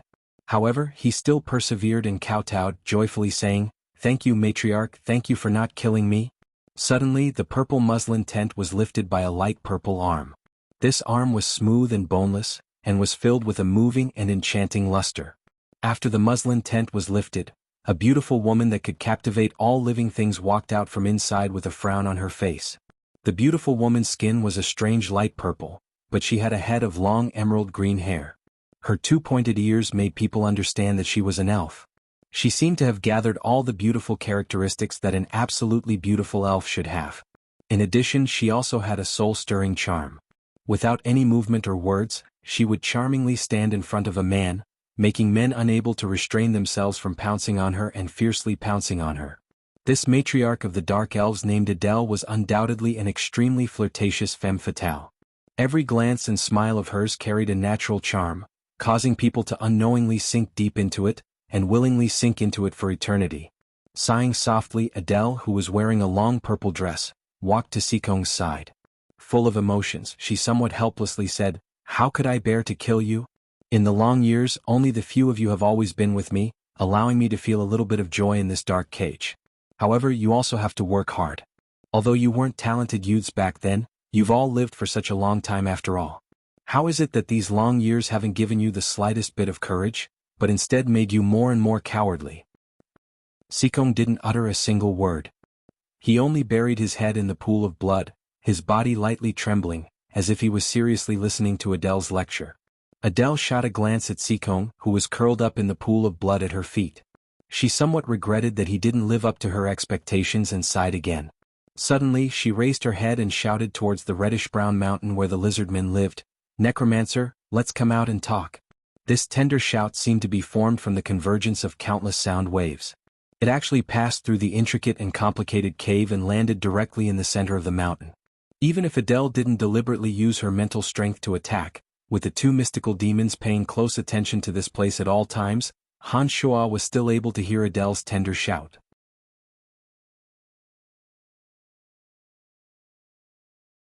After Adele finished speaking in the human language, she used the elven language to shout again. The dark elves that had originally entered the lizardmen's cave suddenly all retreated outside like a tide. In an extremely short amount of time, all of the dark elves had retreated from the cave. After seeing all of the dark elves retreat through the mystical demons, Han Shuo understood that it was definitely Adele's order. After frowning and hesitating for a moment, Han Shuo calmly walked out of a cave. However, he didn't go too far from the cave. After Han Shuo walked out of the cave, several lizard men that had discovered Han Shuo's whereabouts quickly informed the lizard man chief of his actions. After the lizard man chief received this news, he led the lizard men inside and followed him out. When Han Shuo stood not far from Adele, the lizard man chief led the lizard men to follow behind Han Shuo. Han Shuo walked out of the cave and glanced at the matriarch of the Dark Elves, Adele. He was immediately shocked by Adele's beauty that could turn all living things upside down. However, Han Shuo's willpower was as firm as a rock. He didn't reveal any expression of infatuation because of Adele's beauty. With a relaxed expression he said, "I've come. What do you want to talk to me about?" "Hee, that big lizard, has he already left this place?" Adele smiled sweetly. Some of the young male dark elves in the surroundings clearly swallowed their saliva. Han Shuo didn't hide it. He smiled and nodded, "That's right, he has left this place. However, it's hard to say when he will return. Even if he doesn't return in a short time, I will still help these lizard men. If you are thinking of enslaving the lizard men, we can play slowly." This Adele had been probing until now. She probably already had a plan in mind. With this woman constantly coming over to harass him, the fact that Degassi had left could not be concealed.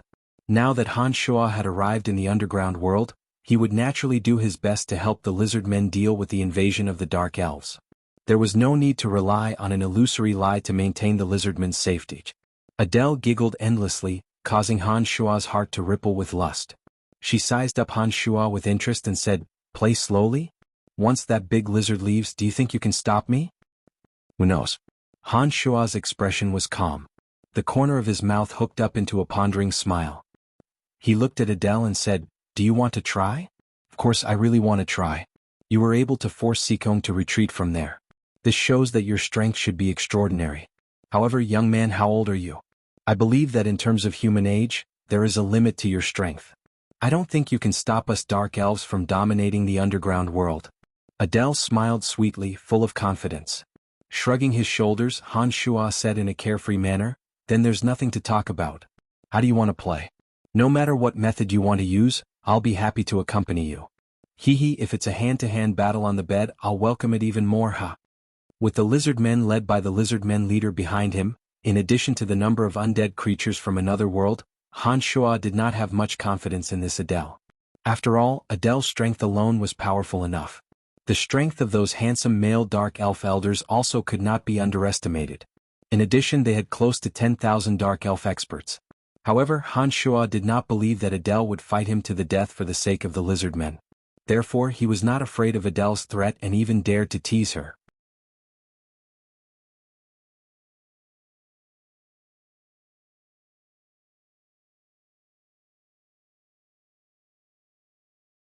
Chapter 367. Hand-to-hand combat in bed? Eh. Adele suddenly let out a bewitching laugh, her tender body trembling like a flower branch. Her watery eyes gazed at Han Shuo, as if there was a pool of spring water in them that wanted to drown Han Shuo in ecstasy. Dark elves and dark dragons were a race of lascivious personalities, especially the female dark elves. At least 7 out of 10 of them were sluts. This bewitching and charming Adele was clearly one of the best. The dark elf elders beside her should be her bed companions. Not only was Adele not shy when talking about this matter in front of so many subordinates, but she also had a rather interested appearance. It seemed as if she really wanted to put down her status and immediately engage in a hand-to-hand combat with Han Shuo. Heh, Madame's outstanding beauty and heavenly fragrance charm everyone. If you are really interested in this aspect, I will definitely do my best to accompany you. Han Shuo's heart itched at Adele's bewitching smile. This Adele was obviously a thirsty slut, but she was born so seductive. Han Shuo wasn't a sanctimonious knight, and he didn't conceal his desires at all. After hearing Han Shuo's words, Adele couldn't help but carefully size up Han Shuo. The tall and imposing Han Shuo was like a javelin as he stood there. He gave off an overbearing aura. His handsome and callous appearance, his imposing height, and his body of muscles that contained wild explosive power simply weren't something that the beautiful but thin dark elf mistresses beside him could compare to. The more Adele looked at Han Shuo, the more her heart stirred. Her rosy little tongue even subconsciously licked the edges of her bright red lips. Her peach blossom-colored face was as moving as if she was drunk, extremely seductive and seductive. The sound of saliva swallowing came from the dark elves watching Adele from the side. There were also some female dark elves with other sexual fetishes among them. If it wasn't for their misgivings about Adele's strength and prestige, they really would have pounced on her and swallowed her whole. Young man, you're really an interesting human. Although the humans I've seen also have naked lust in their hearts, they're all more serious than anyone else on the surface. But when they're in bed, they're like ferocious magical beasts, acting out their desires to their heart's content. Hehe, you are different from them. You actually dare to not conceal your desires in front of so many people. I'm really surprised. Adele tenderly smiled as she gazed at Han Shuo, speaking in a gentle and slow voice. In response to Adele's praise, Han Shuo bowed courteously and then looked at Adele with a beaming smile. He didn't say anything, but his fearless aura was naturally released. Hehe, if you have the strength that I approve of, I will definitely satisfy your request and have another battle in bed with you. After Adele finished speaking, she slowly walked towards Han Shuo and tenderly smiled. Now, it's time to prove your strength. Han Shuo was dumbfounded. He then took out the skeletal staff from his space ring and said to Adele, I hope I can satisfy you. Haha, to be honest, I'm very interested in you. Adele was just about to reply when she inadvertently glanced at the skeletal staff in Han Shuo's hand. Her charming face suddenly changed, and she carefully looked at the skeletal staff in Han Shuo's hands a few more times. Only then did she say to Han Shuo with some shock, the skeletal staff. You're from the Calamity Church? Shocked, Han Shuo looked at the skeletal staff in his hand and thought to himself, how can an old fellow recognize the skeletal staff? Since Adele knew about the skeletal staff, she immediately associated it with the Calamity Church. It seemed that she hadn't lived for long, at least not as long as the ancient lizard king Degassi.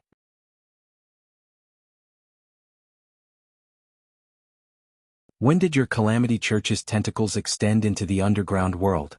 What relationship do these lizard men have with you? Could it be that you want to protect these stupid lizard men? Without waiting for Han Shuo to reply, Adele jabbered on and on. Seeing that Han Shuo had remained silent, Adele indignantly said, forget it.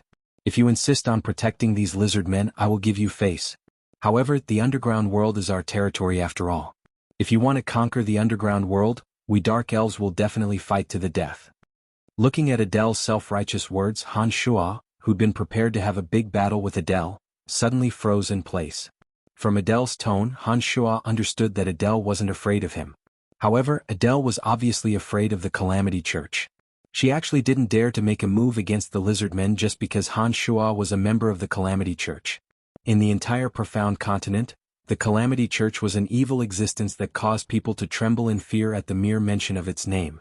The Dark Elves, who were also in the evil camp, naturally knew how terrifying the Calamity Church was. Among the various evil forces and races in the profound continent, the Calamity Church was fully deserving of being the #1 dark power. Even Adele, upon seeing the skeletal staff in Han Shua's hand, immediately gave up on enslaving the lizard men without waiting for Han Shua to open his mouth. For a period of time, the skeletal staff was synonymous with the Calamity Church. Those who possessed the skeletal staff were definitely among the top figures in the Calamity Church. When Adele saw the skeletal staff appear in Han Shua's hand, she undoubtedly treated Han Shua as a high-ranking figure of the Calamity Church and gave up on the idea of becoming enemies with Han Shua. For an evil force like the Dark Elves, they weren't afraid of any country on the continent. The countries on the continent generally wouldn't set foot in the underground world. If another country had limited energy, Adele wouldn't be afraid even if they really entered the underground world. However, the Calamity Church, with its monstrous reputation, was ruthless and persistent in dealing with its enemies. Even if someone in the underground world provoked the Calamity Church, they would face endless waves of terrifying revenge. Adele had just come out from the lower level and didn't want to immediately offend the #1 power in the underground world. Therefore she took the initiative to give in front of Han Shua. A series of thoughts flashed through Han Shua's mind. Han Shua immediately reacted, thinking that the Calamity Church's name was actually able to make an expert like Adele give in. It seemed that the Calamity Church was indeed worthy of being the most terrifying evil force in the profound continent. You recognize the skeletal staff, so you obviously know my identity. He, the true god of the lizard men, Degassi, has close ties with our Calamity Church.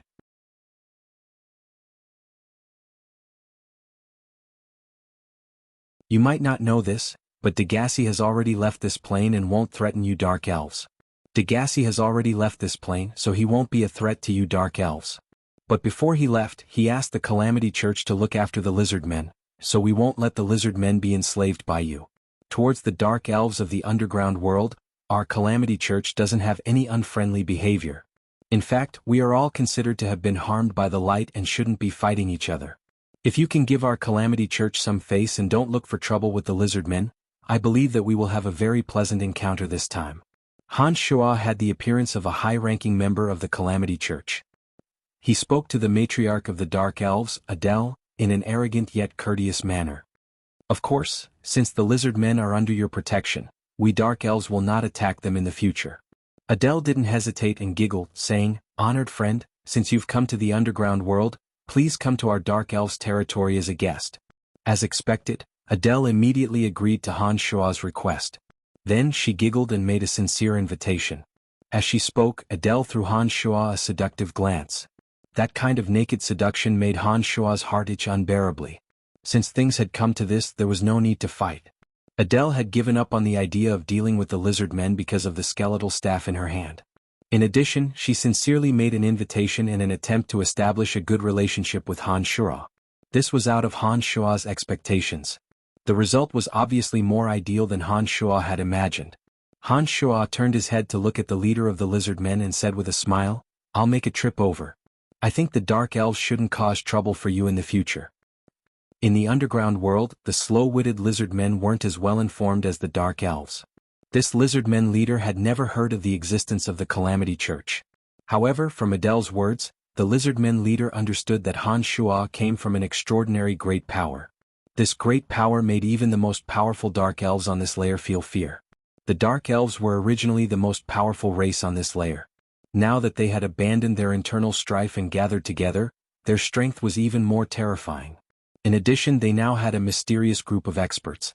The lizard men leader understood that if they really fought to the death with the Dark Elves, only death would await them in the end. Now that Adele had actually taken the initiative to let them go, the lizard men leader naturally wouldn't be foolish enough to say anything. He only respectfully bowed towards Han Shua and said, "Many thanks, Lord Envoy." Nodding, Han Shua and the bewitching Adele left together, heading straight for the Dark Elves' territory. In this layer of the underground world, the territory occupied by the Dark Elves was the most fertile and vast. Along the way, Han Shua and Matriarch Adele happily chatted and laughed as they headed straight for the Dark Elves' territory. Adele was obviously very curious about Han Shua's identity. Along the way, she constantly beat around the bush to find out Han Shua's true position in the Calamity Church. However, Han Shua always evaded her questions and didn't reveal even the slightest bit of information.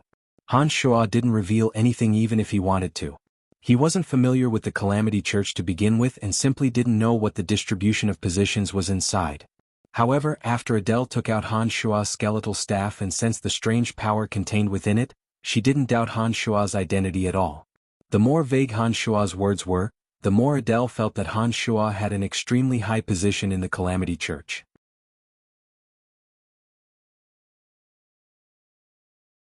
For the young Han Shuo to be able to wield the skeletal staff, it was already sufficient to show that Han Shuo wasn't simple.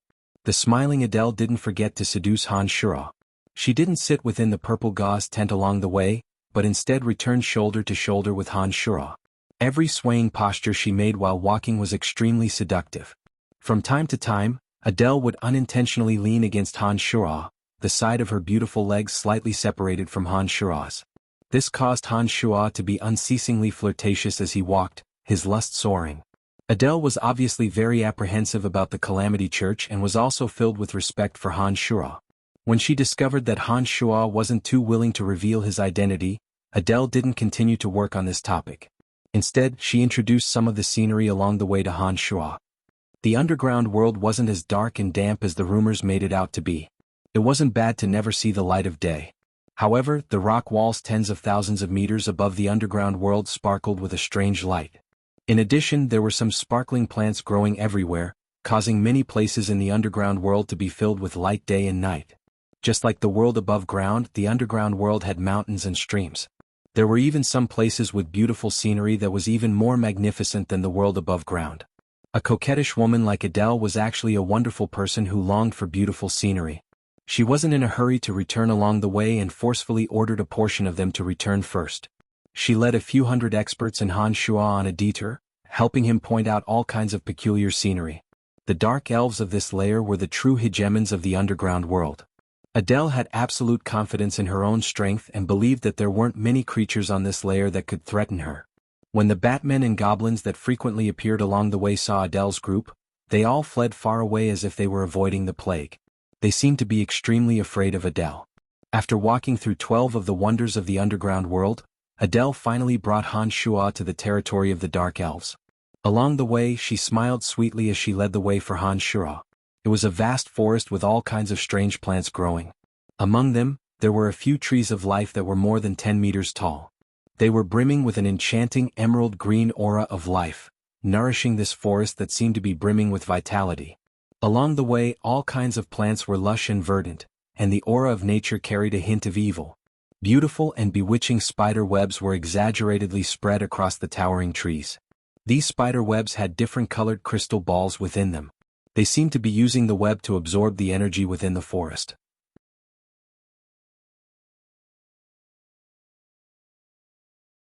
Many small red, purple and black spiders swam around the forest. They got along well with the Dark Elves and acted as guards and scouts for the Dark Elves. When they saw Adele appear, the small spiders happily danced on the ancient trees, as if they were narrating something to Adele. The evil goddess Rose, whom the Dark Elves believed in, was rumored to have the face of a human and the body of a spider. As for whether this was the truth, Han Shuo didn't know. However, judging from the current situation, this rumor might be somewhat credible. Adele could clearly communicate with those small spiders and order them to work for her. The further they walked, the more lush and tall the various ancient trees became. There were many wooden houses in the center of the forest that was brimming with the aura of nature. Some houses were purely woven from wood branches, while there were also many tall houses that were originally withered and dead towering trees. After the ancient trees were hollowed out, they actually turned into gorgeous, unadorned palaces, appearing extremely bizarre. Dark elves had a natural fondness for beautiful things. The exterior of their palaces and houses were decorated with exquisite patterns. These patterns had no use and were purely beautiful. Many dark elves had walked extremely far in the field of art. Every magic weapon they manufactured was incomparably exquisite. Perhaps the dark elves' magic equipment wasn't the best on the continent, but their magic weapons were definitely the most exquisite and beautiful. Their pursuit of art manifested itself in everything. Houses, weapons, clothes, and even food and religious sacrifices. Every activity had to be beautiful and beautiful. Han Shuo deeply understood this point along the way. This is the most important territory of us Dark Elves in the underground world. As the matriarch of the Dark Elves, I am very honored to be able to bring you here. Adele smiled sweetly and led Han Shuo straight inside. All the dark elves here respectfully saluted Adele when they saw her. Adele had an extremely high reputation among the dark elves. Adele, who could communicate with the evil goddess Rose, had a similar status as Han Shuo among the lizard men. They both had the identity of a deity. However, because Adele herself was a dark elf, her status among the dark elves was even higher. The fact that the various dark elven families that were endlessly fighting each other were able to unite after her appearance spoke volumes about this woman's lofty status. "Madam is too courteous. It should be my honor to be able to come here," Han Shuo replied with a smile. Adele led Han Shuo straight to an enormous wooden palace in the center. After entering, Han Shuo discovered that the ground was covered with intricate carpets with intricate patterns. The surrounding wooden walls had strange images of the evil goddess Rose's spider face. Crystal chandeliers sparkled with resplendent light, setting off the brilliance of the lights. At this point, Adele clapped her hands. Suddenly, 5 female dark elves with different skin colors walked out. They were all equally beautiful and enchanting. These 5 dark elves wore thin muslin skirts. Their gazes were either shy, hot, or pure. Their gazes were all focused on Han Shuo, who was standing next to Adele. "Serve our esteemed guest well." Adele laughed sweetly and instructed the 5 beautiful dark elves. The 5 young dark elven women walked towards Han Shuo when they heard her. All of them carried fruit trays and wine glasses, smiling with different expressions.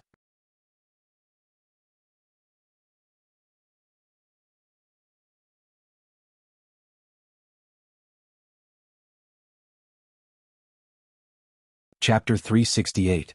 This was a banquet where guests felt at home. Served by 5 beautiful young dark elves, Han Shuo enjoyed fine wine and tender meat extremely comfortably. With Adele's instructions, the 5 young dark elves smiled sweetly as they incessantly urged Han Shuo to drink. The scantily clad dark elves intentionally or unintentionally rubbed themselves against Han Shuo's body, causing Han Shuo's lust to never extinguish. While Han Shuo appeared to be drunk and hazy, Adele gave a meaningful glance to the few dark elf elders who had been smiling apologetically. Adele's mistresses withdrew one by one with smiles on their faces. As soon as they left, Adele gave a meaningful glance to the 5 dark elves serving Han Shuo. The 5 equally beautiful dark elves undressed in front of Han Shuo and threw themselves into Han Shuo's arms with a charming smile. "He, esteemed guest, enjoy their beauty. If you feel that the 5 of them aren't enough to satisfy you, then I will be very happy to accompany you," Adele said to Han Shuo with a charming smile. She also took the initiative to leave as she spoke. "How about you all just come together?" Han Shuo unceremoniously moved his hands up and down, rubbing the important parts of the dark elf who took the initiative to throw herself into his arms. He invited Adele with a smile. Covering her mouth with a chuckle, Adele rebuked, "How can that be? I'm the matriarch of the dark elves, I can't serve you with them. I alone am more powerful than the 5 of them. Only when you satisfy the 5 of them will you be able to make me feel refreshed. Prove it to me first." After saying this, Adele didn't stay behind. She watched as Han Shuo began to unrestrainedly lay his hands on the 5 young dark elves. She endured the turmoil in her heart and left with a chuckle. After Adele left, Han Shuo unceremoniously pressed a half-naked dark elf who was sitting in his arms under his body. He laughed loudly as he began to fight hand to hand. The 12 mystical demons silently left, spreading to the dark elves' territory. 2 of them were manipulating Adele to follow her, to see why she had left at this time. As the wonderful person under him moaned and begged for mercy, Han Shuo casually pulled over another dark elf who was blushing and couldn't help but grope her plump breasts. This dark elf had purple skin and a head of deep purple hair. She looked like a blooming purple rose. The dark elf couldn't suppress the desires in her heart and immediately began to cry out in joy under Han Shuo's body. Her trembling cries were like a melodious and enchanting tune that stirred one's heart, causing the other 3 dark elves to entangle with each other with flushed faces and ears, giving comfort to each other's empty hearts. Dark elves were notorious for their licentiousness, especially female dark elves. When these 3 dark elves first walked towards Han Shuo, 2 of them had bashful expressions, seeming to have a rather reserved charm. However, when the real hand-to-hand combat began, the 2 originally bashful dark elves actually gradually became wild. They had yet to truly enjoy Han Shuo, but they had already become chaotic. While fighting the dark elves below him, Han Shuo arrived at a luxurious room 2 floors below through Adele, who was closely watched by the mystical demons. The male dark elves of Sikong were all here at this time. Apart from them, There was also a young male dark elf who was also respectfully waiting for Adele. Not far away, Han Shua's room was filled with extremely high-spirited cheers, spreading all the way to this room. Adele's devilishly beautiful face was bright red. She felt as if there was a little worm continuously wriggling in her heart. She really wanted to replace the person under Han Shua's body right now and endure Han Shua's ferocious assault.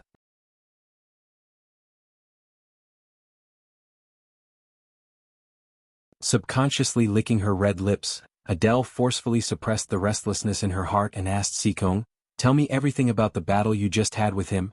Sikong's body was still very weak, and there were still traces of blood on his face and arms. He took a deep breath, lowered his voice and quickly explained the situation when he faced Han Shura. He then added, "Matriarch, apart from the dense smell of a death mage, this person also cultivates a kind of miraculous fighting aura." "Oh, that's not right, it doesn't seem like fighting aura. In any case, this kind of aura is filled with evil. He should be a high-ranking member of the Calamity Church." "Nonsense, do I still need you to remind me of this?" Being able to wield the skeletal staff has already explained his identity. The only thing that I don't understand is how that large lizard would have dealings with the Calamity Church. This is truly very strange. Adele seductively creased her brows as she muttered to herself in puzzlement, "Matriarch, do we still need to deal with the lizard men? This person is young and definitely not a match for Matriarch. Now that he has come to our territory, should we seize this opportunity to get rid of him?" Another dark elf elder suggested to Adele. "Idiot, since he dares to come here as a guest, he must have the confidence to leave. Even if he can't leave, he must have a way to spread the news." "Can't you idiots use your brains?" Adele scolded. After scolding, Adele shot a glance at the only young dark elf, faintly smiled and charmingly said, "Young child, I heard that you followed Dana in the past and have seen this person before?" Reporting to Matriarch, "This person came to the underground world last time. At that time he helped us deal with a young dark dragon. Later on, because Matriarch Dana wanted to catch us all in one fell swoop, she targeted him. In the end, he killed more than half of us and even snatched the Arya of Darkness, making that black dragon his magical pet." The young dark elf respectfully reported. Adele was startled when she heard this and hastily asked, "What? Then Arya of Darkness is in his hands?" The dark elf nodded and replied, "Yes, Matriarch. He snatched it from the hands of our Matriarch Dana. The Matriarch was trampled to death by that large lizard when we were dealing with the lizard men last time. At that time many of us have seen him. I'm sure it's him." "Dark dragon, he made a young dark dragon his magical pet?" Elder Sikong muttered to himself. He suddenly exclaimed, "Matriarch, that dark dragon can't be the grandson of the dark dragon tribe's matriarch Gilbert, right?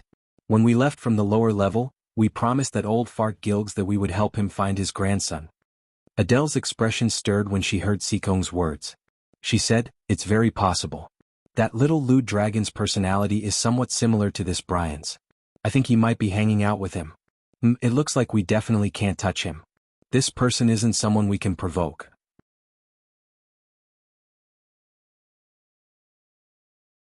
"Matriarch, what should we do? Are we just going to let the lizard men go?" The young dark elf hastily asked as if he had a bone-deep hatred for the lizard men. Adele shot a glance at the young dark elf and said, "What are the lizard men? There are so many races in the underground world. The lizard men aren't the main point. Apart from occupying a few small mines, they haven't done anything else. Making a move against them won't affect the overall situation. However, if we can form a good relationship with this fellow from the Calamity Church, we might be able to return to the world above and seize the fertile territory occupied by those damned forest elves." The dark elf was pleasantly surprised when he heard Adele's words. He said, "Can we still return to the world above and take back everything that belongs to us from the hands of those forest elves? In this world there's nothing impossible," Adele said confidently. As Adele and the other dark elf elders were talking, the sounds of waves continuously drifted into their ears. By the time they reached this point, the sounds from above gradually subsided. Not a single female dark elf's voice could be heard anymore. Adele frowned and listened for a while. She couldn't help but be startled when she discovered that not a single one of her subordinates had come down from above. Those 5 dark elves were actually the most adept at sexual techniques among the dark elves. They were the ones with the most exuberant needs and could resist 10 men at night without falling. According to Adele's instructions, they would take the initiative to send her a signal after settling Han Shura. However, judging from the current situation, not a single one of the 5 sluts had sent out a signal. Moreover, there weren't any more moans coming from them. This seemed to indicate that they had already taken the lead and laid down. Why isn't there any sound? An elder asked doubtfully. He should already be at the end of his tether. To be able to hold out for so long, it seems that this human does indeed have some methods. Another elder replied. Adele shot a glance at the two and lightly snorted, saying, "Do you think everyone is as useless as you? Ha, could a human subdue those 5 sluts in such a short period of time?" An elder sneered. "You're right." Adele shot a disdainful glance at him and muttered, "You actually want me to personally take action?" As she spoke those last words, Adele's entire body gradually heated up. Her face was so red that it seemed as if it was about to drip blood. She didn't look at the few male dark elves here anymore. Instead, she twisted her waist and swayed her buttocks as she excitedly walked up. When Adele arrived there, she saw Han Shuo sitting upright on a wide chair, completely naked. There was a playful smile on his face as he looked at Adele, whose heart was surging with raging lust. On the carpet beneath Han Shuo's feet, there were 5 smooth and slippery dark elven sluts. They were as soft as 5 lumps of cotton.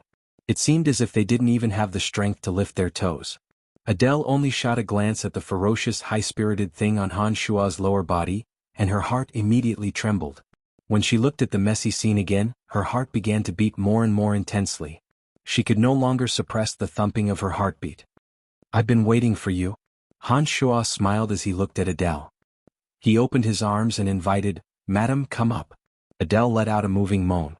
The clothes on her body transformed into feathers that filled the sky and fell to the ground, revealing her perfect naked body. The charming Adele didn't hold back at all. She was like a moth flying into a flame. Her protruding buttocks directly landed on Han Shuo, who was sitting upright on the chair. Han Shuo and Adele let out a loud moan at the same time. Their voices were filled with endless joy and satisfaction.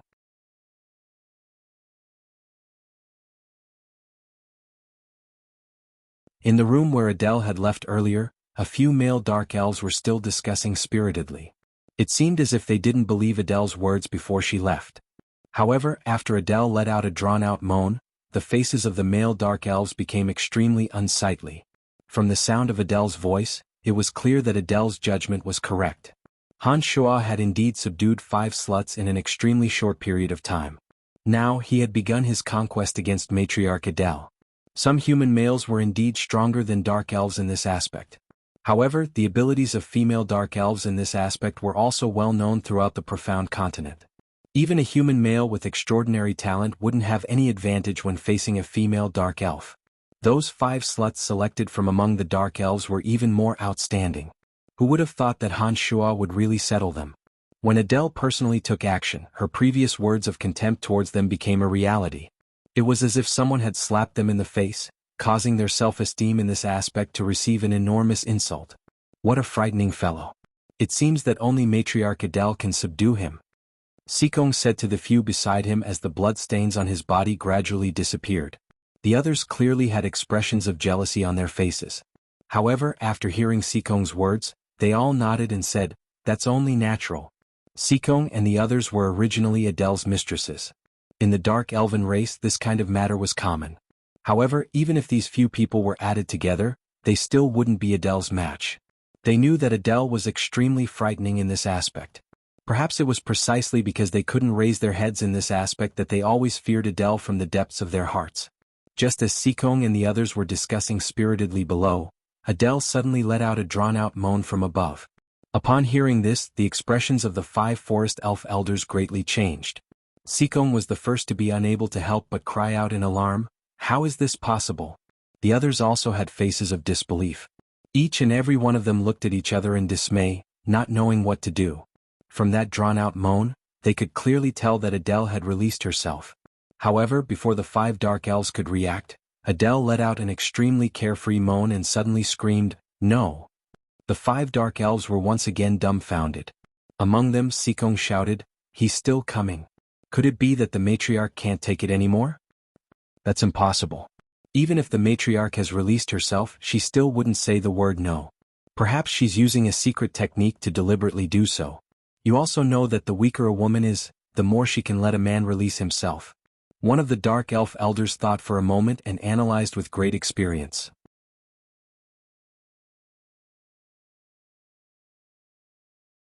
After hearing this dark elf elder's words, the other dark elves immediately reacted. Sikong suddenly came to a sudden realization and said, "The matriarch is truly formidable. It seems that her moan just now was also to confuse this frightening human." That must be the case. What kind of person is the matriarch? Such a hot-blooded fellow can also conquer the matriarch. And we've been worrying too much. It seems that the matriarch will have another subject under her crotch. While the dark elf elders were self-righteously discussing, Adele's panic-stricken voice grew louder and louder. She continuously screamed, "No, don't do this, I beg of you. The matriarch's acting is really good. It seems that he won't be able to hold on any longer." Sikong continued to express his opinion. "Damn Sikong, quickly come and save me, save me." Suddenly, Adele let out a mournful howl and unexpectedly called for help. Sikong was frightened and startled as he said, "Did you guys hear that? The matriarch is calling for help. Could something really have happened?" "Kill me, demon, kill me." Adele screamed crazily from above. She simply didn't have the slightest hint of joy. At this time, the dark elf elders gradually reacted. They suddenly realized that a major unforeseen event must have occurred above. With a loud shout, the dark elf elders all suddenly moved out and directly headed towards the top. When they arrived, they saw that Adele had been firmly pressed against the chair by Han Shuo, who was vigorously pouncing on her from behind. Adele's originally radiant and enchanting skin seemed to have been sped up 1,000 times, slowly aging at a speed visible to the naked eye. Adele's long hair gradually turned a grizzled color. Along with this change, Adele's powerful aura slowly flowed into Han Shuo's body. Han Shuo, who originally wasn't too frightening, had his aura continuously rise. "Hey, you guys are here." Han Shuo's large hand firmly pressed down on Adele as he continued his conquest. He turned his head and grinned at the dark elf elders. His smile was somewhat cruel. "Release our matriarch or else we will kill you." Sikong roared and once again took out the crystal ball he had used last time. "Just wait for a while more," Han Shuo said with a light laugh. The speed at which he moved became more and more ferocious, forcefully attacking in front of the dark elf elders. Soon after, Han Shuo faced the sky and let out a loud roar, his body uncontrollably trembling. Looking at the matriarch of the dark elves, Adele, her body no longer had any luster. The enchanting and devilish Madame Adele had become a grizzled-haired, soft-skinned old elf granny. Her skin didn't even have a trace of the luster of life. Chuckling, Han Shuo took out a set of clothes from his space ring and put them on. After absorbing all of Adele's strength, he felt an unprecedented comfort.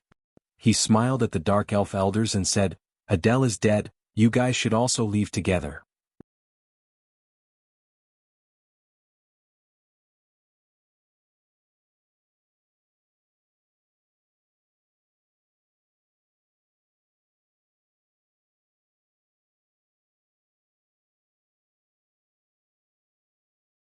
"Didn't you not agree to our request? Why did you kill Adele in the end?" A female dark elf named Shiren asked Han Shuo in puzzlement as she wiped her blood-stained arm on the carpet and put on her clothes that were as thin as light muslin. When Han Shuo displayed his extraordinary strength and defeated all 5 of them in a short period of time, Shiren and the others had once proposed this to Han Shuo, hoping that Han Shuo would help them kill Adele and the dark elf elders. However, Han Shuo had tactfully declined. Shrugging his shoulders, Han Shuo helplessly said, "Adele did something to me, so I changed my decision at the last minute." As Han Shuo spoke, he let out a light breath.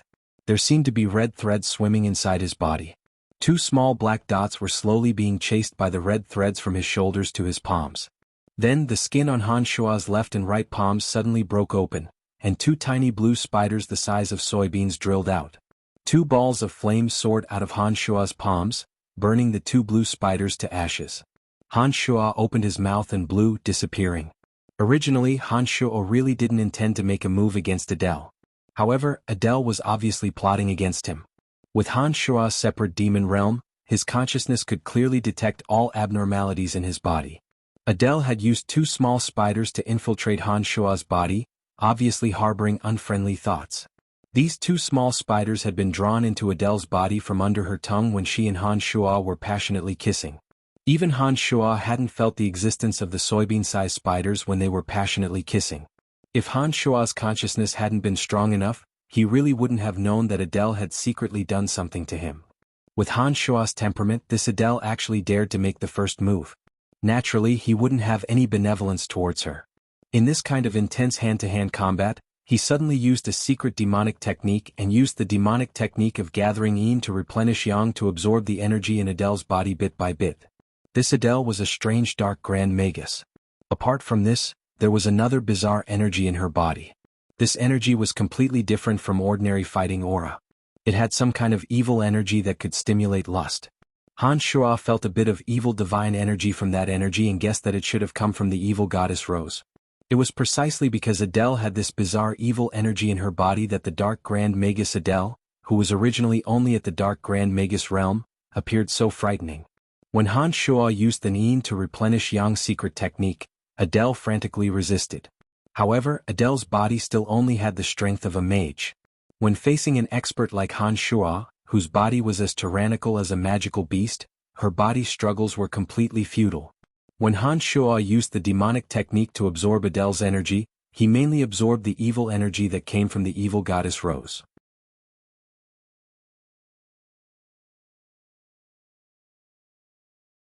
After the evil and evil dregs of this energy were actively removed by the demonic technique, only 20% of the energy was ultimately left behind, which was the essence of the energy that Han Shuo's demonic technique directly absorbed. However, even this 20% essence made Han Shuo feel that his demonic yuan had been greatly nourished. The demonic infant in his body was becoming more and more spirited, causing Han Shuo to feel a kind of carefree and unrestrained feeling. As for Adele's mental strength, it wasn't something that could be absorbed using the yin to replenish Yang's secret technique. As Adele struggled with all her might, she continuously attempted to gather her mental strength to attack Han Shuo with dark magic. Unfortunately, under the attacks of Han Shuo's soul tremor magic, Adele was unable to calm her mind and gather her mental strength. It seems that the desires in my heart have been growing stronger and stronger recently. Could it be that I'm about to reach the carnal realm? Han Shuo suddenly had some doubts. During this period of time, whenever he saw beautiful women, he would have a strong desire to conquer them. He also had a desire to immediately kill his enemies. All kinds of desires for battle and slaughter, all had a tendency to spread. Shaking his head, Han Shuo temporarily set aside the thoughts in his heart. He glanced at the 5 already neatly dressed dark elf beauties standing in front of him and said, "All right, these fellows who obstructed your control over the dark elves are all dead. Now we can talk about our matters." Shiran nodded and said, "Leave the rest to us. As long as you take out the Arya of Darkness, we will give you 500,000 gold coins and guarantee that we won't touch those lizard men. What do you think?" "No problem." Han Shuo readily agreed. He took out the strange longbow that he had obtained from Dana and said, "It's useless in my hands anyway. It's a very good deal to exchange it for 500,000 gold coins." Adele and the other dark elf elders didn't have any treasures on them that Han Shuo cared about. Perhaps it was because they had just come out from the next floor and hadn't had the time to collect their wealth, so Han Shuo didn't obtain any satisfactory spoils of war from them. "In addition, we agreed to establish a long-term trade with you. Our underground world has things that your world above doesn't. I believe that those things can be exchanged for all kinds of fine wine and many exquisite artworks, including some rare magic amplification gems. With those things, us dark elves can create beautiful magic weapons. If we were to sell them, I believe that every one of them would be something that your nobles would fight over." Shiran said to Han Shuo, Don't worry. I will definitely satisfy you. Of course you must also satisfy me. Let's all get rich together." Han Shuo was in a good mood as he spoke to the 5 women who were about to become the new dark elf elders.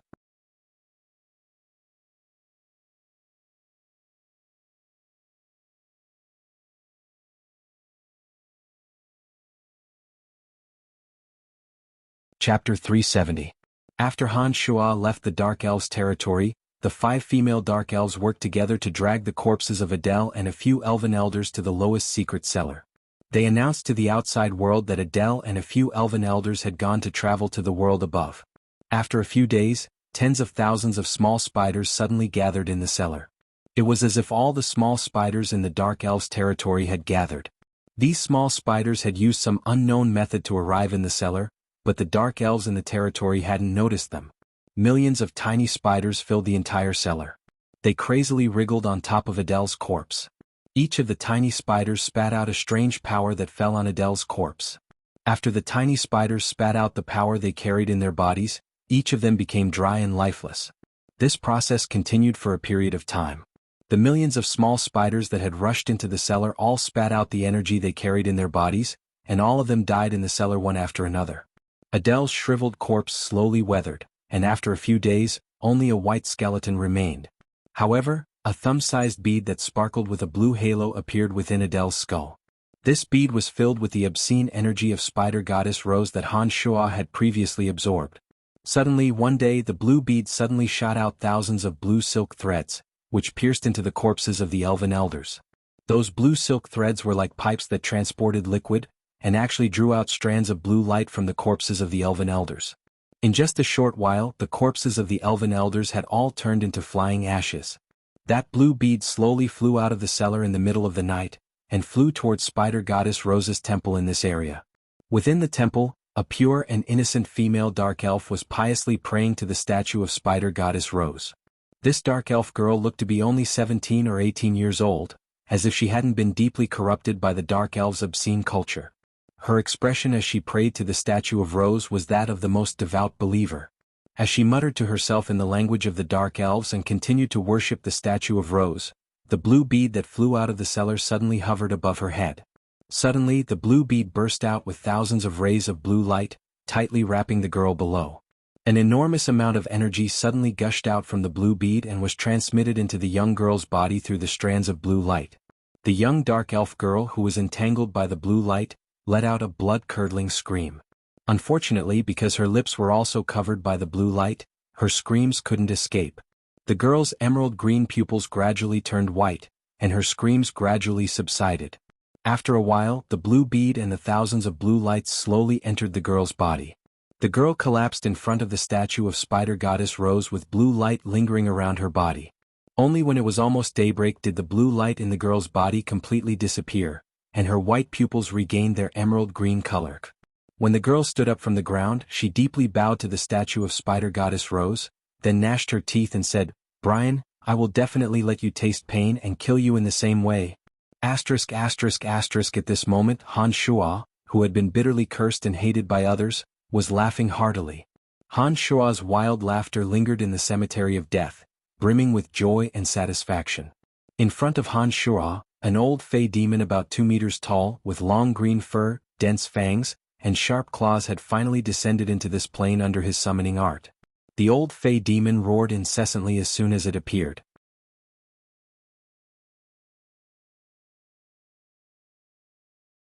This kind of high-level undead creature wasn't bound by the laws of heaven and earth, even in the profound continent. That enormous roar indeed spread throughout the cemetery of death, mixing with Han Shuo's wild laughter. The old fey demon roared and raised its head to see the contractor in front of it. It actually flew straight towards Han Shuo, its speed as fast as a green lightning bolt. Its 2-meter-long claws whistled in the wind, its imposing manner incomparably astonishing. Damn it, something's still not right. It looks like the summoning art wasn't completely successful. Otherwise, if such a powerful undead creature had descended from another plane and immediately attacked the necromancer would have been in a miserable state during the battle. Han Shuo cursed inwardly. Seeing the old fey demon rush over, he hastily grabbed the demon's lair edge. Han Shuo waved the skeletal staff in his left hand and chanted an incantation. An enormous white bone shield abruptly formed in front of Han Shuo, with sharp bone spikes protruding from the surface of the shield. The old fey zombie collided with the white bone shield with a bang, and the white bone shield abruptly exploded, causing the old fey zombie to fall to the ground. The white bone shield condensed by the Grand Magus realm was much sturdier and had a much larger surface area. The old fey demon could only smash the white bone shield when it rushed over, and was unable to break through the white bone shield's interception in one go. Without waiting for the old fey demon to crawl back up, the demon's lair edge in Han Shuo's hand flew out. With an extremely ear-piercing sound of metal colliding, 2 of the old fey demon's sharp claws on the right side were broken. However, Han Shuo was also overwhelmed with shock. He didn't understand how the old fey demon's sharp claws were formed. The demon's lair edge had chopped down, but only 2 claws were broken. Moreover, it seemed to take a lot of effort. Han Shuo was well aware of how sharp the demon's lair edge was. In addition, it had absorbed a large amount of fiendish aura and was meticulously forged by Han Shuo. It was truly able to cut through gold and stone effortlessly. Han Shuo really didn't expect that the old fey demon would actually be so terrifying. Its sharp claws were only broken by the demon's lair edge's chop. The old fey demon landed on its butt, bared its teeth and let out a loud howl again. It once again charged at Han Shuo. Han Shuo waved the skeletal staff in his hand, and over 100 bone spears pierced through the air. Although the bone spears weren't able to pierce through the old fey demon was still pushed back by the hundreds of bone spears. Taking advantage of this opportunity, Han Shuo relied on the power of the contract and used the skeletal staff to send the old fey demon back. It wasn't that Han Shuo was afraid of the old fey demon. With Han Shuo's strength, it wasn't difficult to kill the old fey demon.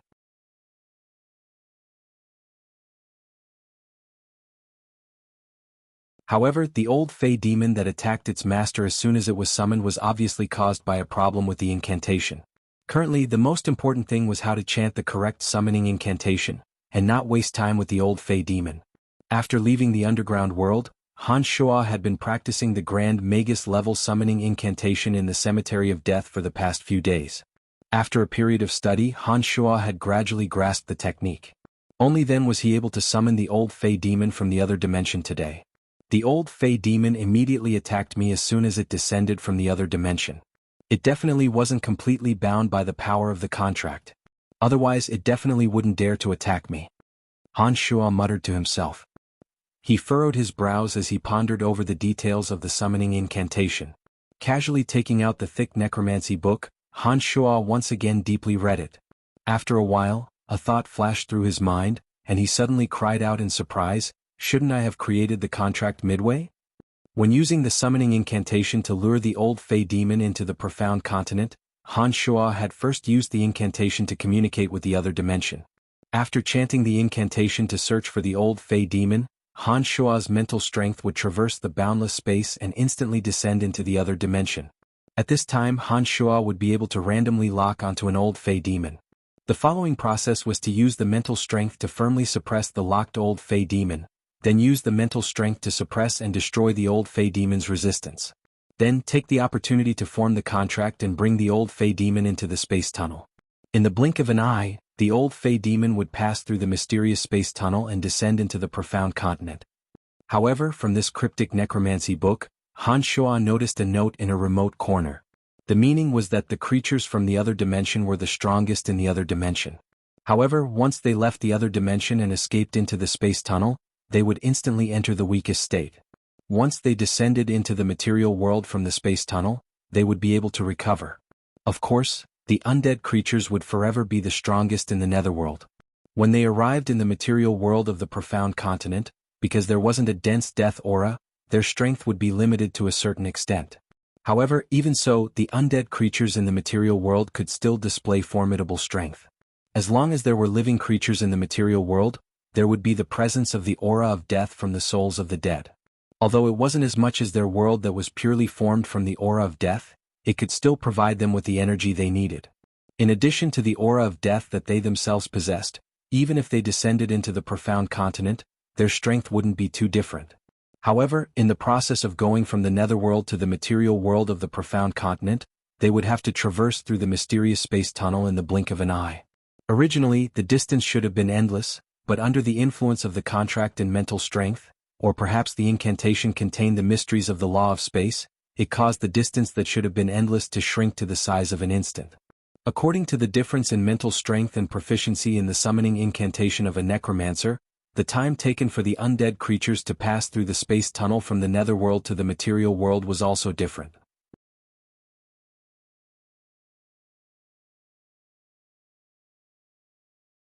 The stronger the necromancer and the deeper the understanding of the essence of necromancy magic, the shorter the time needed. Under normal circumstances, a necromancer at the level of a magic apprentice to an archmage would require 3 to 5 seconds to make an undead creature descend from another world to this world.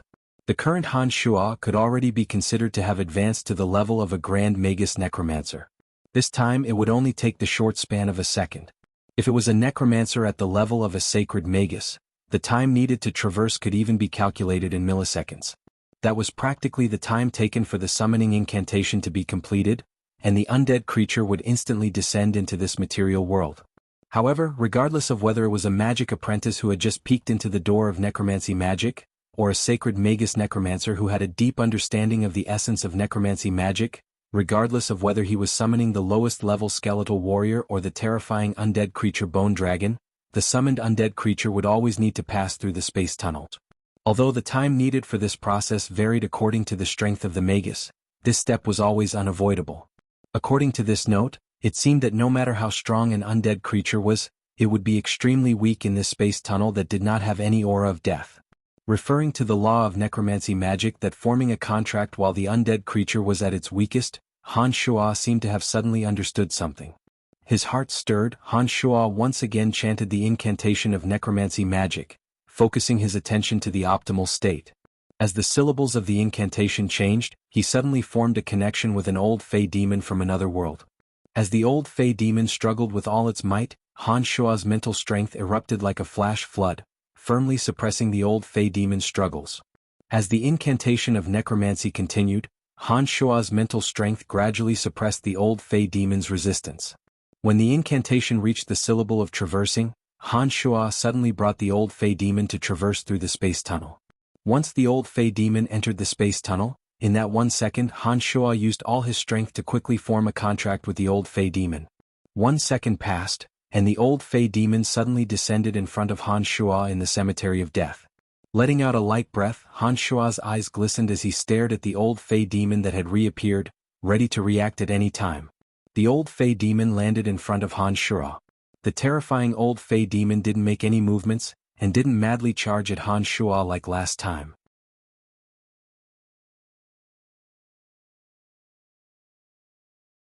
After staring deeply at the old Fey demon for a while, Han Shuo's heart gradually grew a bit more joyful. He tried to transmit a message, and the old Fey demon continuously flew in circles in the same place according to Han Shuo's message. From the old Fey demon's emotions, Han Shuo could feel its impatience and even disgust. It seemed to hate this kind of senseless action, but it still followed Han Shuo's instructions. The power of the contract made it unable to resist. Success, it's finally fucking succeeded. Han Shuo laughed wildly. He understood that the summoning spell this time was truly a success, and his heart was filled with a strong sense of satisfaction. Under Han Shuo's tireless efforts, the old Fey demon summoning spell of the necromancy Grand Magus realm had finally been truly realized. Once the old Fey demon summoning spell was complete, he would be able to quickly grasp the Bone Demon and Mummy Lord summoning spells.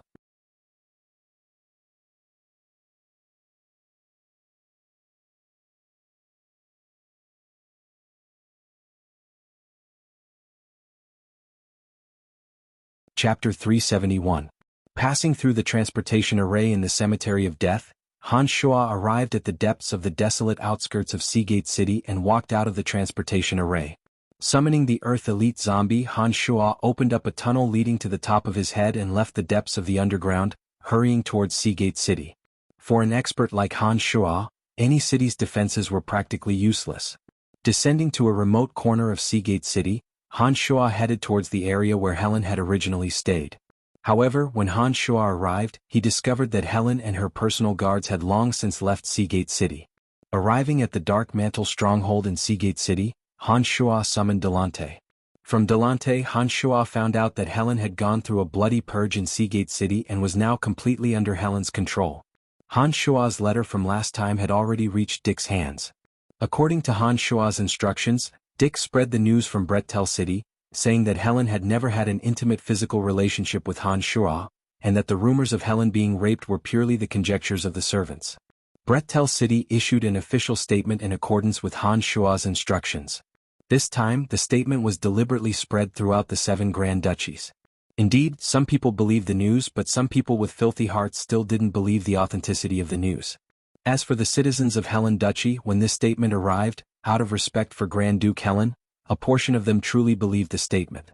Helen originally disdained to come out and prove the truth of this matter, but after experiencing cold and disdainful gazes for a long time, she took advantage of Brettel City's statement and stood out. Under the joint supervision of several great nobles of Helen Duchy, including a few virtuous and prestigious women, Helen agreed to have her body appraised. 3 old women sent by the great nobles examined Helen's body, finally confirming that Helen was indeed a virgin.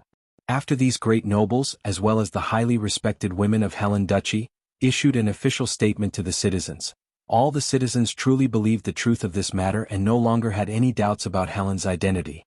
Perhaps because the citizens felt that they had previously insulted the Grand Duke's reputation, the citizens who had originally despised Helen began to bitterly reflect on their actions. After this incident, the citizens' admiration for Helen reached an unprecedented height. Taking advantage of this opportunity, Helen swiftly and decisively eradicated several of her political enemies. She eliminated all of the nobles who had previously plotted against her. After a bloody massacre, there wasn't a single noble in the entire Helen Duchy who dared to rebel against Helen. At this time, the Grand Duke of Narsen Duchy, Benedict Sackville, who had originally treated Helen with incomparable indifference during the Conference of the Seven, immediately sent a passionate letter to Helen. On one hand, he bitterly expressed his remorse, and on the other hand he once again pursued Helen like before. Inside the Duke's mansion in Helen Duchy's Helen City, Helen was holding the letter filled with touching words of love. She sneered as she tore it to shreds.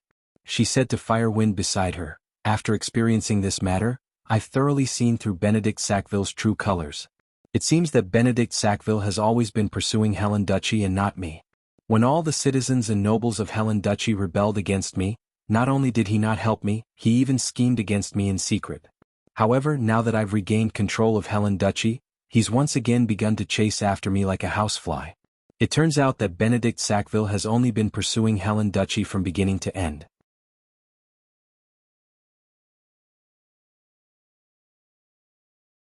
Firewind, who had transformed into a human woman, nodded her head and said, "I've long since said that Benedict Sackville can't be trusted. Politicians are all for the sake of profit. This person's hypocrisy is nauseating. I really don't know why you were willing to cooperate with him in the first place." Hearing Firewind's words, Helen's tender and beautiful face turned slightly red. She said, "Big Sister Firewind, I was only using him. The relationship between countries is nothing more than that. Narsen Duchy and we have the same enemy. I was only using him to deal with the enemy." After pausing for a moment, Helen's face became even redder. After hesitating for a moment, she timidly asked Firewind, "Big Sister Firewind, what do you think of Brian? That despicable villain?" Firewind stared blankly for a moment before gnashing her teeth in hatred. She didn't know why, but when Helen heard Firewind call Han Shuo a despicable villain, she faintly felt uncomfortable in her heart. It was as if deep in her heart, she didn't want anyone to slander Han Shuo, even if it was her closest sister Firewind. "Yes, it's Brian. Big Sister Firewind, what do you think of him?" However, with Helen and Firewind's many years of intimate relationship, she naturally wouldn't rebuke Firewind because of these words. Instead, she looked at Firewind with some expectation. Firewind shot a glance at Helen. From Helen's eyes that were filled with expectation, Firewind could no longer see the slightest bit of resentment towards Han Shuo. Firewind sighed in her heart and forced a smile. "Helen, this Brian is even more difficult to deal with than Benedict Sackville. When facing Benedict Sackville, I could still feel a bit of his filthy thoughts towards you, as well as his hypocrisy that doesn't match his inner thoughts. However, when I'm with this Brian, I'm simply unable to sense any of his inner emotions. He's like a bottomless cold pond with a deep, bottomless callousness. As for what lies in its depths, it's simply not something I can see. This man is too powerful. If he wanted to kill us, it would be as easy as flipping his hand. I know we can't deal with him, and I also don't know if your way of doing things is right or not." Firewind understood that Helen had already unknowingly developed feelings for Han Shuo. Han Shuo indeed had the ability to attract any woman, but this kind of man was basically a drug for women. Once they fell for him, it would be hard for them to extricate themselves. However, for Helen, who was similarly exuberant with ambition, being paired with a tyrannical and ruthless character was indeed the most suitable. Han Shuo was clearly this kind of character. To Helen, Han Shuo, who possessed terrifying strength and acted decisively and viciously, was undoubtedly filled with a fatal attraction. In the 7 grand duchies that were at war all year round, if Helen had the support of such a man by her side, it naturally wouldn't be a bad thing.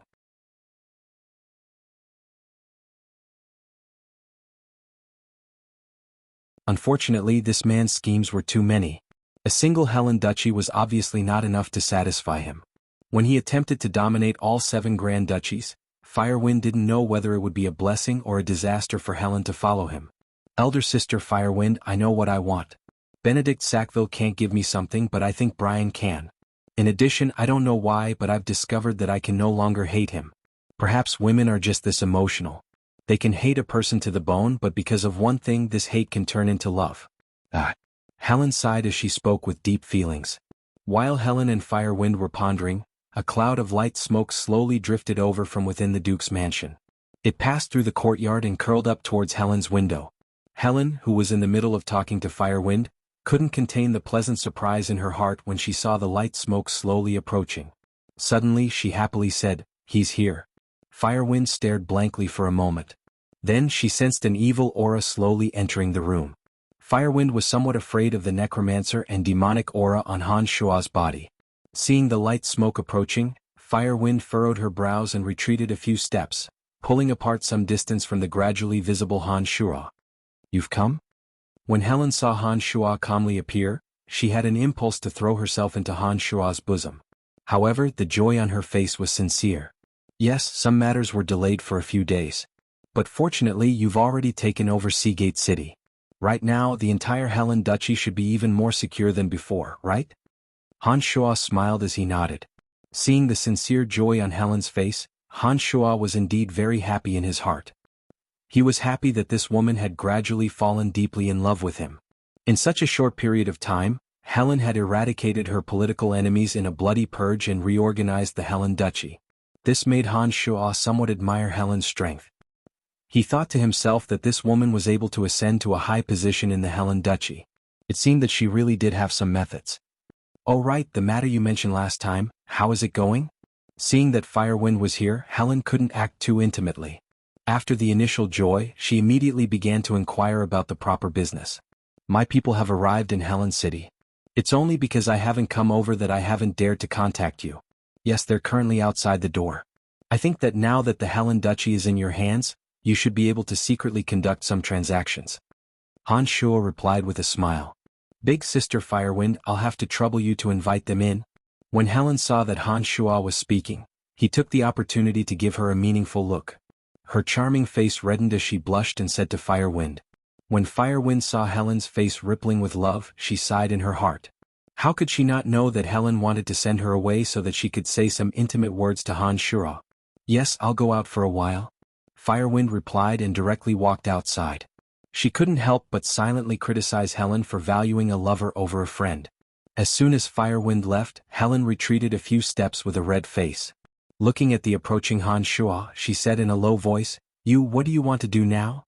When Helen retreated to a dead end, she leaned her delicate body against the wooden wall and said in a low voice with a red face, "This is my Duke's mansion.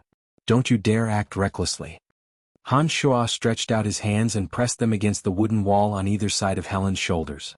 Looking at the somewhat panicked Helen, Han Shua felt a sense of gradually conquering satisfaction. He beamed and said, "The Helen Duchy is completely in your hands."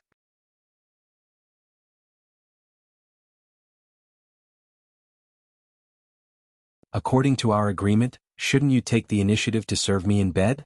Helen's heart panicked, thinking that this scoundrel was actually so shameless and brazen as to make such a request. This caused Helen's heart to beat faster and faster. Blushing, she implored Han Shua, "Give me a little more time, I'm still not ready. In addition, I just proved my innocence to others. If you want me immediately, others might see through my flaws." After hearing Helen's words, Han Shua changed his train of thought and felt that this was indeed the case. Experienced people would be able to tell at a glance whether or not a woman had been nourished by lust. Han Shua was also extremely confident in his own ability. He believed that once he took Helen, he would definitely change the impression Helen gave others. Who knows, people might really be able to see through some clues. "Alright, I'll give you a little more time." While Helen was feeling apprehensive, Han Shua pondered for a moment before opening his mouth to speak. Just when Helen let out a sigh of relief, Han Shua chuckled mischievously and said, "However, shouldn't I collect a little interest first?" As soon as these words were spoken, Helen's heart that had just calmed down once again became chaotic. She shyly and stealthily raised her head to glance at Han Shua. Seeing the fiery passion in Han Shua's eyes, she hastily lowered her head in panic and whispered, What do you want?" "Kiss." Han Shua said with a smile. This guy's lustful heart really hasn't changed. Helen sighed inwardly. However, she didn't feel angry in her heart, only bashfulness. Helen hesitated for a moment. Since he had already agreed to that matter, it seemed that she had to give him a little sweetness.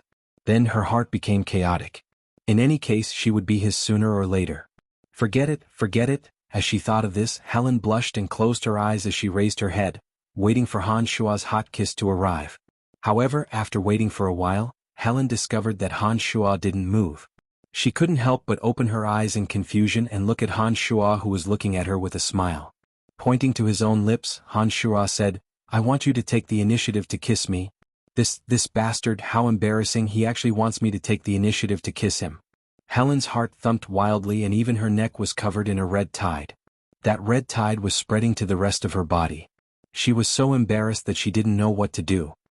"Hurry up, or else the Fire Phoenix and the others will come back. If you don't take the initiative to kiss me before the Fire Phoenix and the others come back, I will force a kiss on you in front of them." Han Shua looked at Helen in ridicule and threatened. After hearing Han Shua's words, Helen's heart became even more flustered. Thinking of the scene that Han Shua had described, Helen's heart became even more afraid. Sighing, Helen's pretty face was flushed.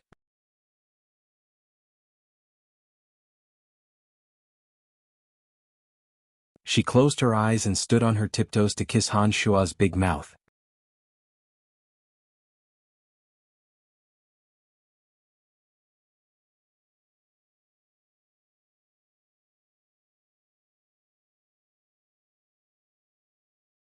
Chapter 372. This kiss was destined to be short-lived because Fire Phoenix's footsteps were already approaching. Han Shua only tasted it lightly and didn't delve into Helen's fragrance. While Helen was still wondering why Han Shua had suddenly stopped being so greedy, she also heard Fire Phoenix's voice. Helen raised her head to look at Han Shua with watery eyes and immediately understood that it wasn't that Han Shua had stopped being greedy, but rather that Fire Phoenix had already arrived. Han Shua had already entered the inner room to sip tea before Fire Phoenix had entered. This time, apart from Fabian, there were also a few merchants from the Lancelot Empire who had come to Helen City. Although these merchants were on very good terms with the Buzzed Merchant Guild, Han Shua still wouldn't let them discover his relationship with Helen. Even Fabian didn't know the exact situation. He had only come because he heard from Dick that this trip was safe. Fabian was loyal and devoted to Phoebe. Although his relationship with Han Shua was also very good, Phoebe was Fabian's true master. If it were any other matter, Fabian might have always been on Han Shua's side. However, when he discovered that Han Shua had another woman named Helen, Han Shua couldn't predict his actions. If Fabian had honestly and selflessly reported Han Shua's lustful behavior to Phoebe, with that jealous nature of Phoebe's, who knew what kind of storm would have arisen? When Fire Phoenix brought Fabian and a few other merchants from the Lancelot Empire in, she only needed a glance to see the bashful sweetness on Helen's face that hadn't yet faded. Fire Phoenix's subconscious pouting made Fire Phoenix's thoughts wander even more, and she couldn't help but roll her eyes at Helen. Helen was a bit embarrassed. She coughed lightly to cover it up, cursing Han Shua in her heart. She then smiled at Fabian and the other merchants from the Lancelot Empire and said, "Welcome everyone to our Helen Duchy. I believe that everyone already knew what we were going to talk about before entering this room." Fabian only knew from Dick that Helen, the Duke of Helen Duchy, wanted to conduct some secret transactions with their company. With Fabian's keen sense as a merchant, he immediately smelled the thick scent of gold coins from this invitation. As the person in charge of the Helen Duchy, Grand Duke Helen currently had 100% control over the entire Helen Duchy. With such a character taking the initiative to invite them, any merchant guild that came would be able to obtain generous benefits. Nodding his head with a slight smile, Fabian respectfully saluted before saying, "Of course, our Buzzed Merchant Guild can provide you with everything that your Helen Duchy needs. In addition, we will also purchase some of your Helen Duchy's goods at a reasonable price. This will definitely be a transaction that will benefit both parties." While Helen and Fabian were talking, a guard's report came in from outside, "Your lordship, they've arrived." "Let them come in," Helen commanded gracefully and elegantly. Afterwards, a group of 7 people walked in. Judging from their auras, they were somewhat similar to Fabian and the others. Each of them had a slightly plump build, and their eyes sparkled with the cunning of a scramble for fame and profit. "Greetings to the Grand Duke." After the group of 7 entered, each of their expressions were more respectful than the other. After experiencing this bloody purge, it would be difficult to find any nobles in the Helen Duchy who dared to rebel against Helen's position. Helen's viciousness had also been widely spread among the nobles and merchants, causing these merchants to tremble with fear. "Arise?" Helen shouted in a tender voice, then introduced them to Fabian. "These are the merchants of our Helen Duchy. In the future, All transactions between the Helen Duchy and you will be completed by you alone.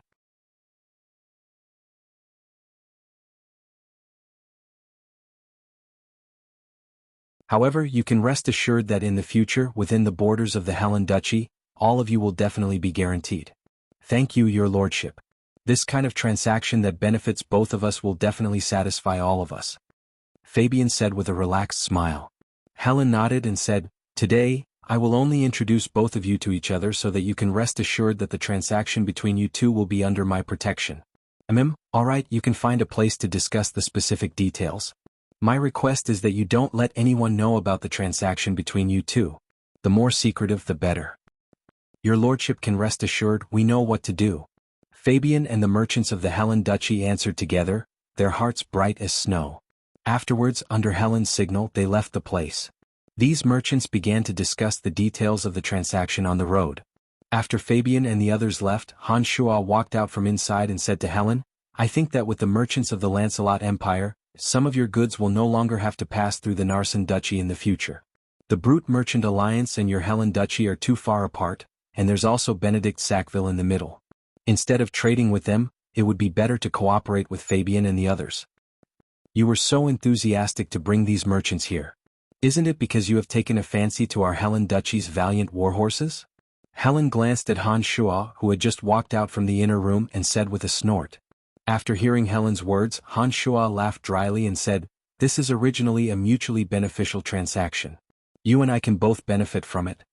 After pausing for a moment, Han Shua said, All right, the seeds of internal strife in your Helen Duchy can be considered to have been uprooted.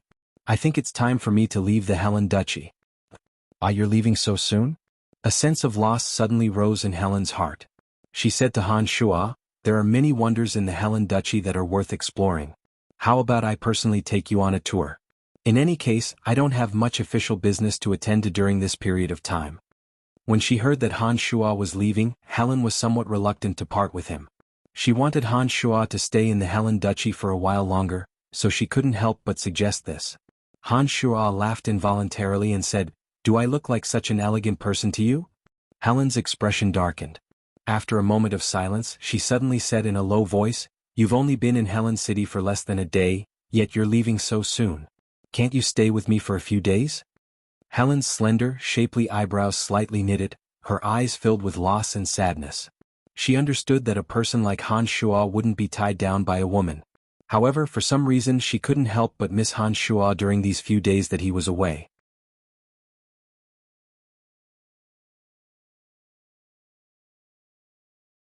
Now that Han Shua had finally arrived, she naturally didn't want Han Shua to leave immediately. Han Shua silently looked at Helen, the corners of his mouth gradually overflowing with a smile. After a moment of hesitation, he said, If I were to stay for a few days, I wouldn't be able to guarantee that you would continue to maintain your holy and pure appearance in the Helen Duchy. Cough cough. Wu Feng dryly coughed twice. When Han Shua and the blushing Helen turned their attention to her, she opened her mouth and said, I still have some matters to attend to, so I'll be leaving first. Without waiting for Han Shua and Helen to speak, Wu Feng stomped her feet and directly walked towards the door, disappearing without a trace in the blink of an eye. Her departure was really neat. Helen bitterly glared at Han Shua and rebuked, It's all your fault. How could you say such things in front of Sister Wu Feng? Shrugging his shoulders, Han Shua calmly said, It's her fault for not being tactful. When the two of us are alone, she should have found an excuse to avoid arousing suspicion. What's more, you're going to be my woman sooner or later, and this is your Duke's mansion. There's nothing wrong with me telling you these things. How can this be?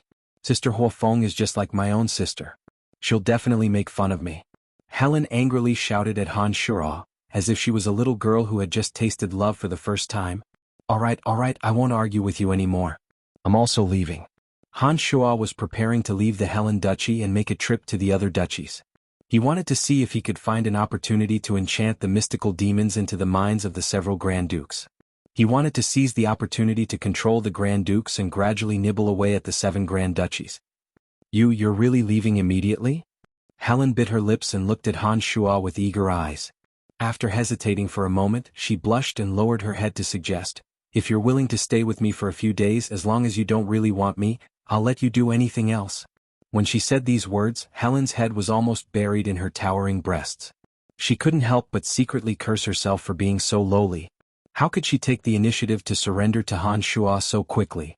But since she was the one who said those words, it was undoubtedly a form of submission to Han Shuo's other situation. Han Shuo was stunned. His pair of burning eyes gazed at the bashful face of the goddess worshipped by the citizens of the Helen Duchy. His heart suddenly felt hot and dry. The bashful and angry Helen in front of him was boundlessly gorgeous and possessed a kind of soul-stealing charm. This made Han Shuo, who had always run amok, somewhat unable to hold himself back. "All right, I'll stay with you for 2 days." Han Shuo replied and abruptly hugged Helen by the waist. Amidst Helen's soft and bashful cry, he fiercely kissed Helen's rosy lips. During these 2 days, Han Shuo accompanied Helen to wander around the Helen Duchy. Helen had secretly left the Duke's mansion and temporarily handed over some official duties to trusted subordinates. The Helen Duchy was equivalent to a province in the Lancelot Empire. There were indeed some beautiful scenic spots in several of its cities. Helen had always been busy with official duties and hadn't had the opportunity to properly tour her own duchy's beautiful scenery. This time, taking advantage of the opportunity to come out with Han Shuo, she was truly in high spirits. Both Han Shuo and Helen could fly, and Han Shuo had enough strength to protect Helen. In order to have some alone time with each other, the Fire Phoenix was naturally mercilessly excluded. The two used 2 days to visit several famous mountains and rivers as well as beautiful valleys. During these 2 days, Han Shuo really took advantage of Helen's body.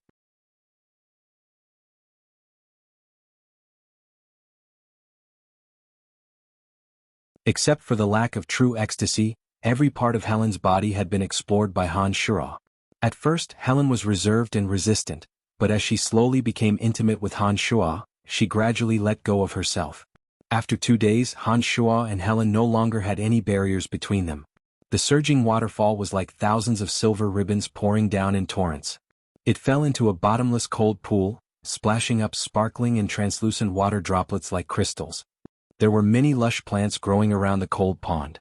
Some of the flower buds were releasing a delicate fragrance to their heart's content. All kinds of birds were chirping and dancing in the air, rendering this area full of vitality. The breath of spring was perfectly performed in this place. On the branches of a towering old tree, Han Shuo hugged Helen and smiled at the beautiful scenery. He whispered softly as he listened to Helen narrate all the interesting things about the Helen Duchy. These 2 days, Helen had put down her dignity and arrogance as the ruler of a duchy, and as a little girl who had fallen in love, she accompanied Han Shuo to her heart's content. Looking at the man in front of her who was becoming more and more satisfied with her, a feeling called happiness leisurely rose from the bottom of her heart. If you want to conquer the 7 grand duchies, there's one person you must pay attention to. Nestled in Han Shuo's embrace, Helen slightly adjusted her posture and looked up at Han Shuo, who was looking ahead. Han Shuo stared blankly. He lowered his head and looked at Helen in puzzlement, asking, "Who?" "Statholm of the Bramble Tanai." Helen replied with a dignified expression. "Who is this person? How come I've never heard of him?" Han Shuo was even more puzzled as he asked in puzzlement. The current 7 grand duchies were the original Verdun imperial dynasty. When the Verdun imperial dynasty was at its peak, it wasn't any weaker than your Lancelot Empire. The state preceptor of the Verdun imperial dynasty was Sword Saint Statholm. Although the Verdun imperial dynasty was divided into 7 grand duchies, the original state preceptor, Statholm, lived in seclusion in Stranglethorn Vale. This person should still be alive. Once the 7 grand duchies are invaded by foreign enemies and are on the verge of being destroyed, he will definitely leave Stranglethorn Vale to help the 7 grand duchies. Helen looked at Han Shuo and explained. Han Shuo was really astonished when he heard Helen's words. He couldn't help but continue to ask, "The Verdun imperial dynasty has disappeared for so long. Are you sure this person is still alive?" Nodding, Helen said, "Legend has it that when your Lancelot Empire invaded the 7 grand duchies last time, Statholm played a key role. The 7 grand duchies didn't have a sword saint or sacred magus on the surface.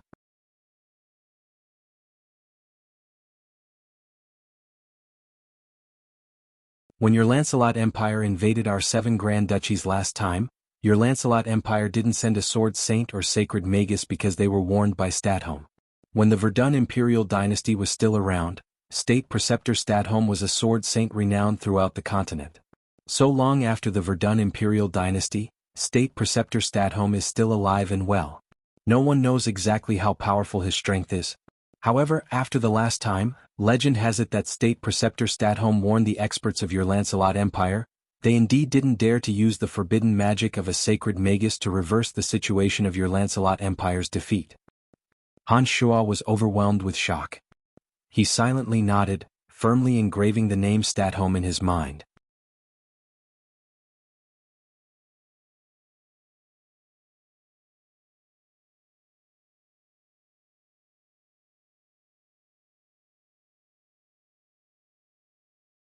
Chapter 373. In the end, Han Shuo didn't stay in Helen Duchy for long. 2 days was 2 days. After separating from Helen, Han Shuo galloped all the way, arriving at Benedict Sackville's mansion in Narsen Duchy that very night. The state preceptor of the Verdun Imperial Court, Statholm, had left a deep impression on Han Shuo.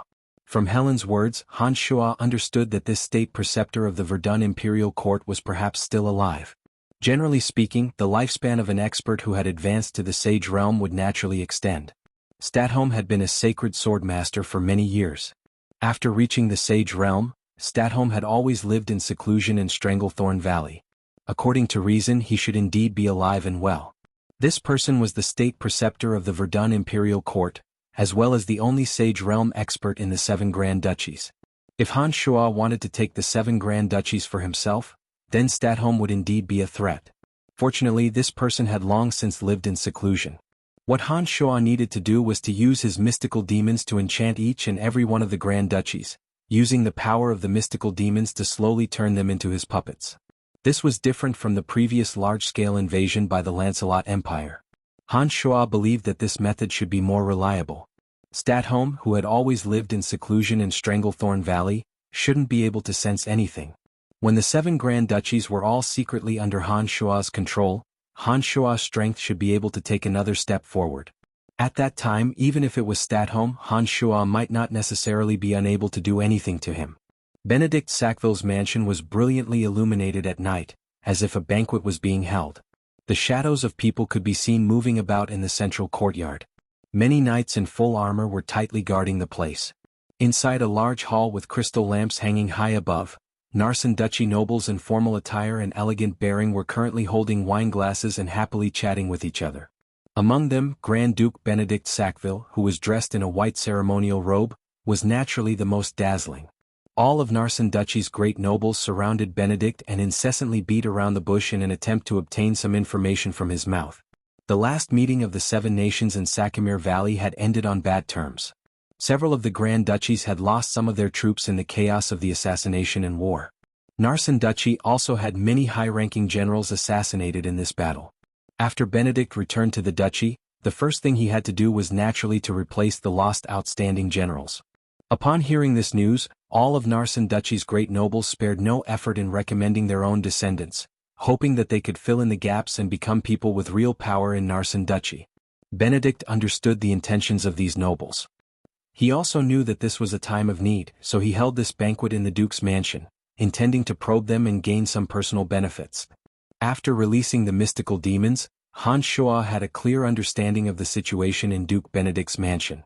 How many experts were hidden within the Duke's mansion, and how many magical boundaries were laid out in every corner of the mansion. None of these could escape Han Shuo's prying eyes. Concealed outside the Duke's mansion, Han Shuo was like a hunter in the dark night, calmly staring at his prey, Benedict Sackville.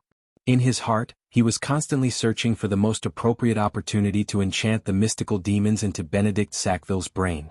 Mystical demons possessed miraculous effects, but the process of enchantment wasn't that easy.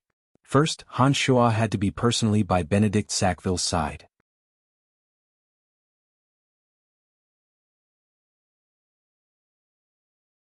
When the original demons occupied Benedict Sackville's brain, Han Shuo had to constantly urge them with secret demonic techniques.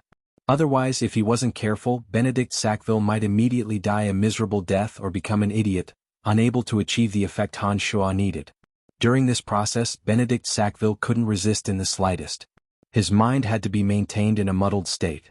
This was the easiest way for the mystical demons to invade. Generally, the best opportunity was when Benedict Sackville was dreaming.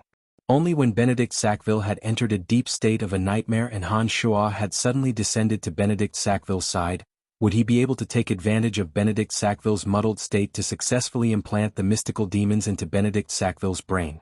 Everyone would dream, but dreams didn't happen every night. Sometimes a person could go several days without dreaming. Han Shuo had to wait for Benedict Sackville to dream. Moreover, when he was dreaming, the defenses around him were sufficiently lax. Only then would he be able to descend to Benedict Sackville's side. For 5 consecutive days, Han Shuo paced back and forth in the vicinity of the Duke's mansion. The mystical demon paid close attention to Benedict Sackville at all times, especially at night. The mystical demon kept a close watch on Benedict Sackville, especially at night. During these 5 days, only on the 3rd day did Benedict Sackville fall into a nightmare due to exhaustion after a long day of official business. However, on that day Benedict Sackville stayed in an incomparably tightly guarded room in the Duke's mansion. Outside, there were layers upon layers of experts protecting him, while inside, there were all kinds of magic barriers alerting him. On that day Han Shuo was confident that he could forcefully barge in and kill Benedict Sackville on the spot. However, he wasn't confident that he could implant the mystical demons into Benedict Sackville's brain without waking him up. Han Shuo even carefully weighed the gains and losses. In the end, he came to the conclusion that even if he killed Benedict Sackville, there would still be another noble who would become the Grand Duke of Narsen Duchy. Rather than wasting time like that, it would be better to directly control Benedict Sackville. It was precisely because of this that Han Shuo gave up on the idea of killing Benedict Sackville on the spot that night. He continued to wait for the next opportunity. On the 6th night, Han Shuo suddenly discovered through the original demons that Benedict Sackville had left the Duke's mansion for the first time. His heart stirred. Han Shuo used the mystical demons to closely watch Benedict Sackville while silently following him. He planned to see what Benedict Sackville wanted to do in the end. Contrary to Han Shuo's expectations, Benedict Sackville clearly didn't leave the Duke's mansion for official business.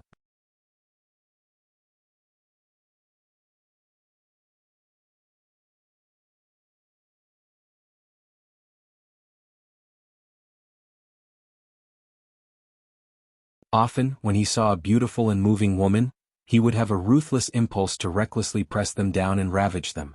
This pair of mother and daughter stood there charmingly. Whenever Han Shuo thought of that kind of forbidden joy, his desire would burn fiercely.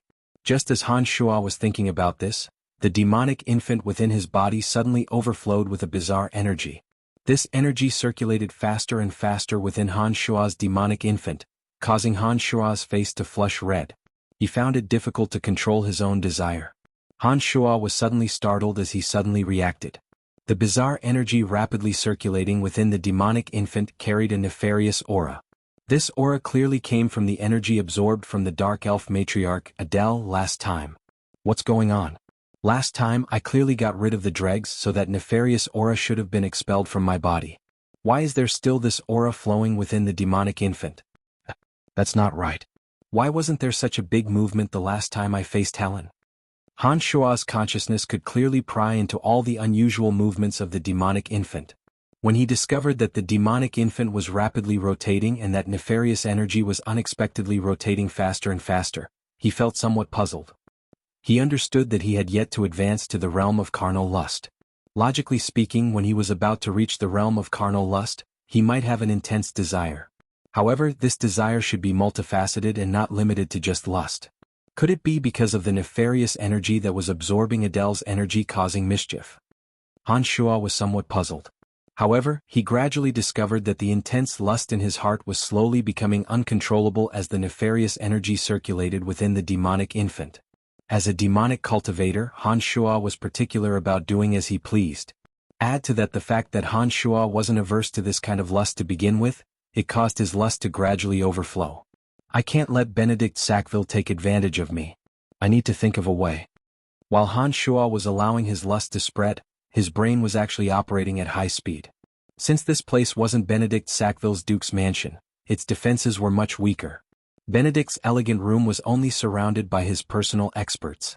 There weren't any complicated magical barriers in the room. After hesitating for a moment, Han Shuo suddenly released his dark fog.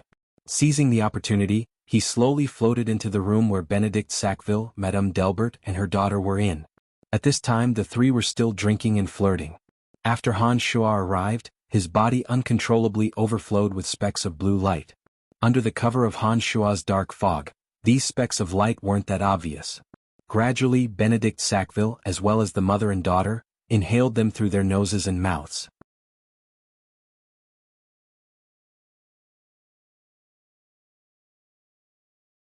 Like this, not only did Han Shuo and the others, but even Benedict Sackville and the mother and daughter, who were brimming with taboo allure to men, gradually became confused and their breathing became rough. Including Han Shuo, the 4 people in the room were shrouded in lust.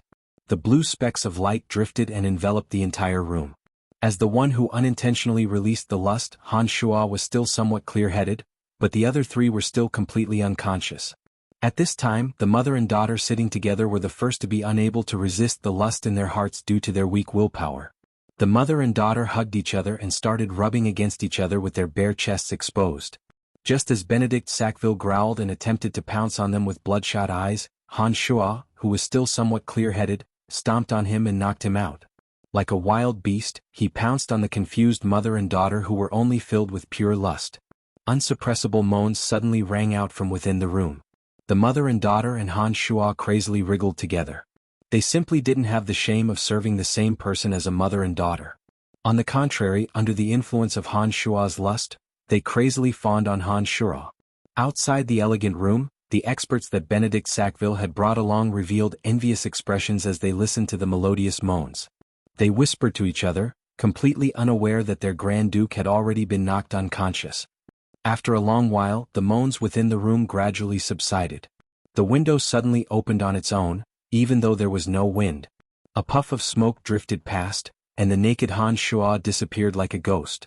A black light swiftly floated through the darkness of the night, disappearing without a trace in the blink of an eye. After Han Shuo left, he flew high into the sky and directly arrived in an open field. He forcefully endured the monstrous changes within his body and summoned the Earth Elite Zombie to open up a space deep underground. Amidst heart-wrenching howls, Han Shuo set up a transportation array and arrived at the Cemetery of Death. Adele's energy that had been absorbed into his body suddenly backfired under the power of the lust aura. The energy that had originally only occupied a very small portion of Han Shuo's demonic infant boiled like boiling water. The demonic infant, which was the foundation of Han Shuo's demonic arts, had been filled with a chaotic evil aura from the rush. It unexpectedly possessed an uncontrollable ferocity. There seemed to be another energy pouring into Han Shuo's body from an immeasurable distance. That energy drove Han Shuo to absorb Adele's and Spider Goddess Rose's energy, causing Han Shuo enormous pain. Within the Cemetery of Death, Han Shuo let out a heart-wrenching howl. His rock-like body actually split open. Han Shuo gradually lost control of the energy within his body. In the end, he mobilized the boundless evil aura of vengeful spirits within the demon's lair edge, pouring it all into his body and violently attacking that energy. The demonic yuan within Han Shuo's body was originally pure and enormous. In addition, the demon's lair edge had absorbed the negative energy of tens of thousands of living beings, as well as the evil spirits of various experts. It erupted like a mountain torrent within Han Shuo's body. Han Shuo's body had become a cruel battlefield. The demonic yuan and the power of vengeful spirits fought desperately against Adele and the energy that had suddenly intruded. After an unknown amount of time, the demonic yuan and the demon's lair edge's energy within Han Shuo's body gradually gained the upper hand. After a long period of time, the unfavorable energy and Han Shuo's energy within Han Shuo's body were finally completely eliminated.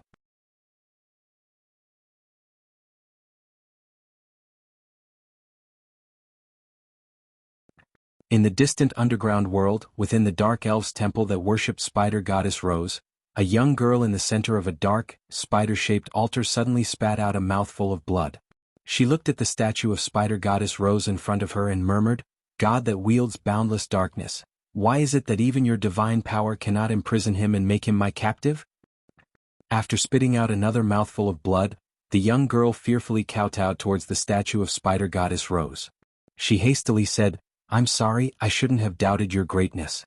You, who are restricted by the power of laws, are indeed unable to transmit even a 10,000th of your power. Your most devout believer is willing to accept your punishment." While the young girl was muttering and praying, her beautiful skin suddenly split open, as though she was being whipped by an invisible whip. However, the young girl didn't dare make a sound and continued to pray piously in the dark elven language.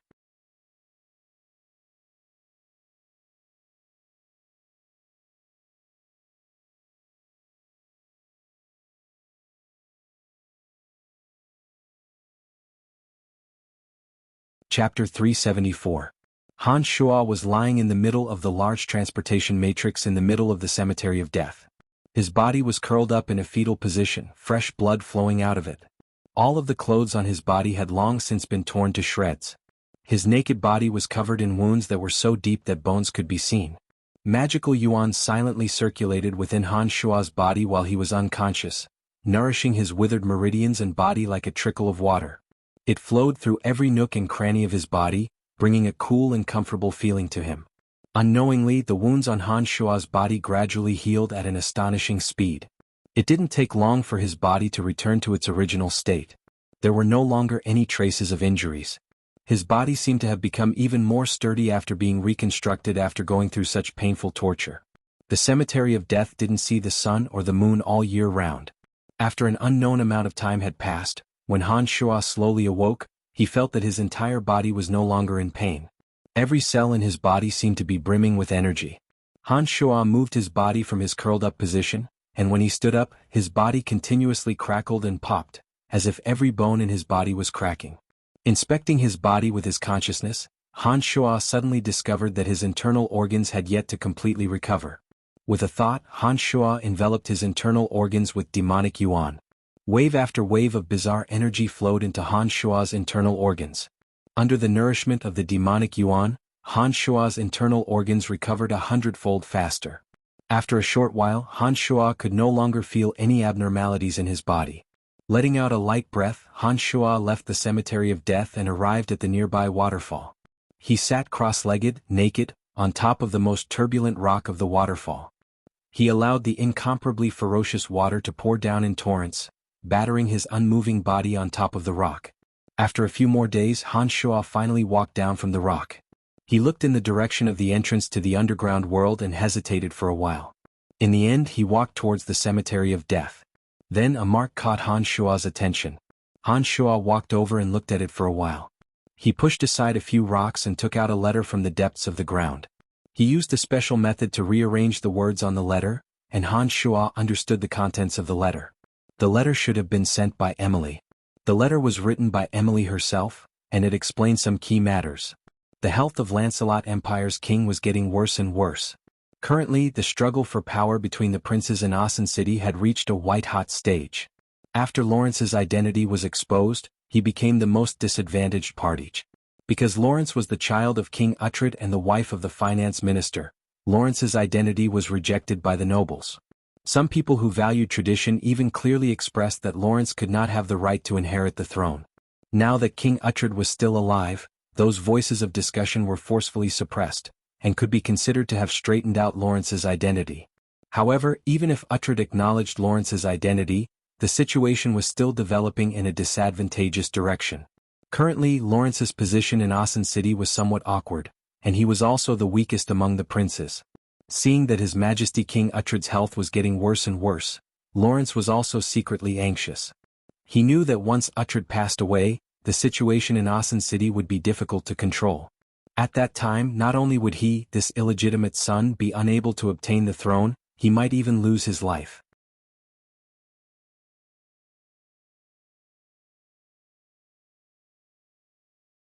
However, while Lawrence was living in fear and his days were incomparably difficult, Brettel City had become a standout. Favorable news came one after another. A ruined city suddenly showed signs of thriving vitality. Although Han Shuo was far away from the capital, his reputation was becoming more and more resounding. It was precisely because of this that Lawrence thought of Han Shuo. He attempted to borrow Han Shuo's strength at this crucial moment, allowing Han Shuo to return to Asen City to help him. He hoped that he could take advantage of Uhtred's life to recover from the disadvantageous situation. At the very least, with Han Shuo in Asen City, the other princes would more or less have some misgivings. After Han Shuo finished reading the contents, he had already made a decision in his heart. As soon as he entered the cemetery of death, a melodious dragon roar resounded throughout the entire cemetery of death. Fortunately, the cemetery of death was enveloped by a boundary that never dissipated all year round. Otherwise, this dragon roar of Gilbert's would have spread over a radius of several hundred miles. Honorable Master, you've finally returned. Gilbert's dragon body soared in the sky, flying straight towards Han Shuo. Gilbert's body seemed to have grown a bit larger. The dragon scales on his body had become as black as ink, carrying an evil, ancient desolation. Han Shuo knew that the evil aura came from Gilbert, and that ancient desolation must have been caused by absorbing the green dragon's core. As Gilbert made a racket, his enormous body gradually shrunk, gradually turning into a human with coarse skin. Gilbert, who had turned into a human, had a distant and otherworldly look in his dark eyes. However, because the evil aura on his body was too heavy, that otherworldly aura was completely covered up. Han Shuo only shot a glance at Gilbert, but he could already sense an even stronger power from Gilbert's body. He smiled and asked, "How is it?" "Very good, very good. The green dragon's core was very powerful, allowing me to advance to rank 2. In addition, I feel that even among rank 2 transcendent magical beasts, my current strength is still very strong." "Wow, many thanks for Master's gift." Gilbert laughed loudly, his voice filled with pride. "I've received a piece of news from the underground world. I think you'll be interested in it." Han Shuo waited for Gilbert's wild laughter to die down before speaking to Gilbert unhurriedly. "What news?" I've now realized that my decision to follow Master was correct. If I hadn't followed Master, how could I have advanced to rank 2 so quickly?" Gilbert understood that all of this was a gift from Han Shuo, so he couldn't help but flatter him. "Gilbert, I didn't expect you to be the grandson of the chief of the underground world's Black Dragon City. You have quite the background." Han Shuo looked at Gilbert with a smile. While Gilbert was startled, Han Shuo continued, "Your grandpa chief seems to be very worried about you.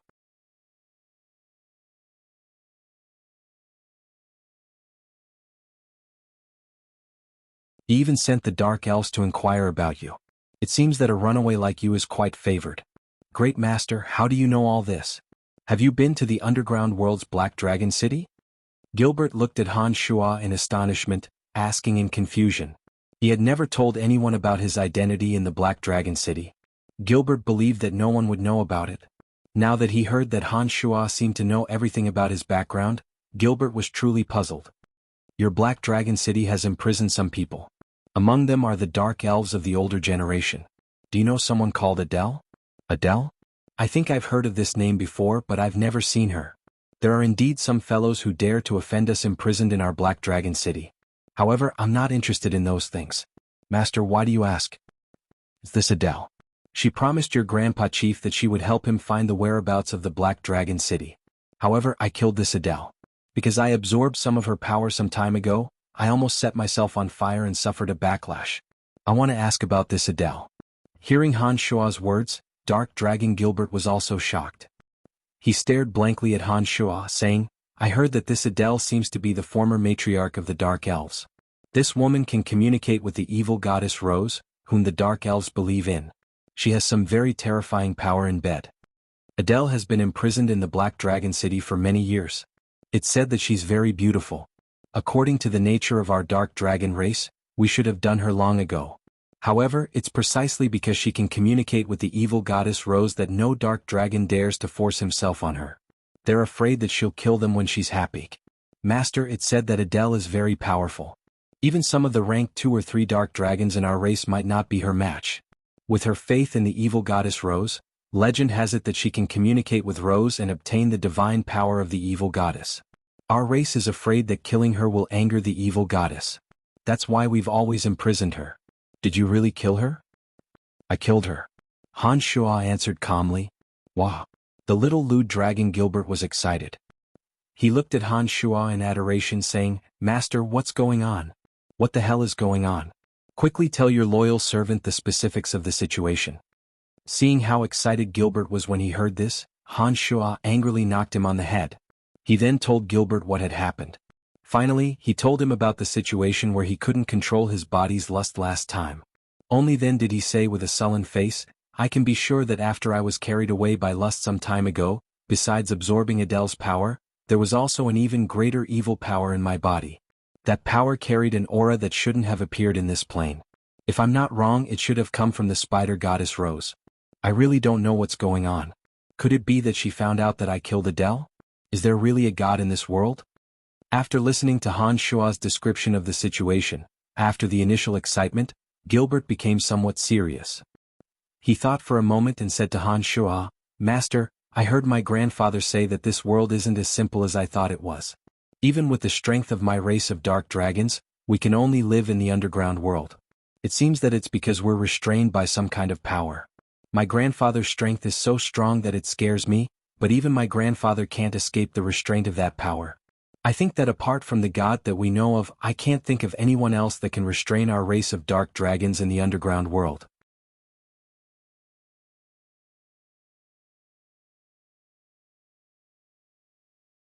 With a deep frown, Han Shuo couldn't help but raise his head to look at the dusky, deathly still sky of the Cemetery of Death. He thought of the God of Light that the Church of Light believed in, the holy aura that the Templar Knights and Kos carried, and the feeling that the Revelation Scroll gave Han Shuo. He then thought of the existence of the Calamity Church, the skeletal staff in his hand, and the shadow of the 1,000-meter-tall giant that he vaguely saw in his mind when he first obtained the skeletal staff. Han Shuo had a faint epiphany and gradually believed in the illusory gods of this world. Master, perhaps you really were attacked by that spider goddess last time. However, it said that in our plane the power of ordinary gods can't truly interfere. Otherwise they would be restrained by the laws of space.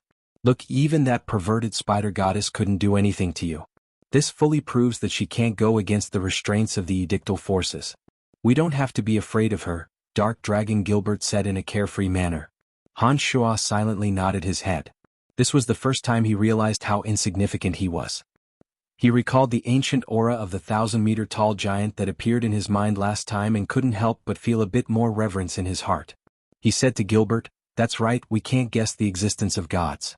However, these gods are definitely restrained by the laws of space.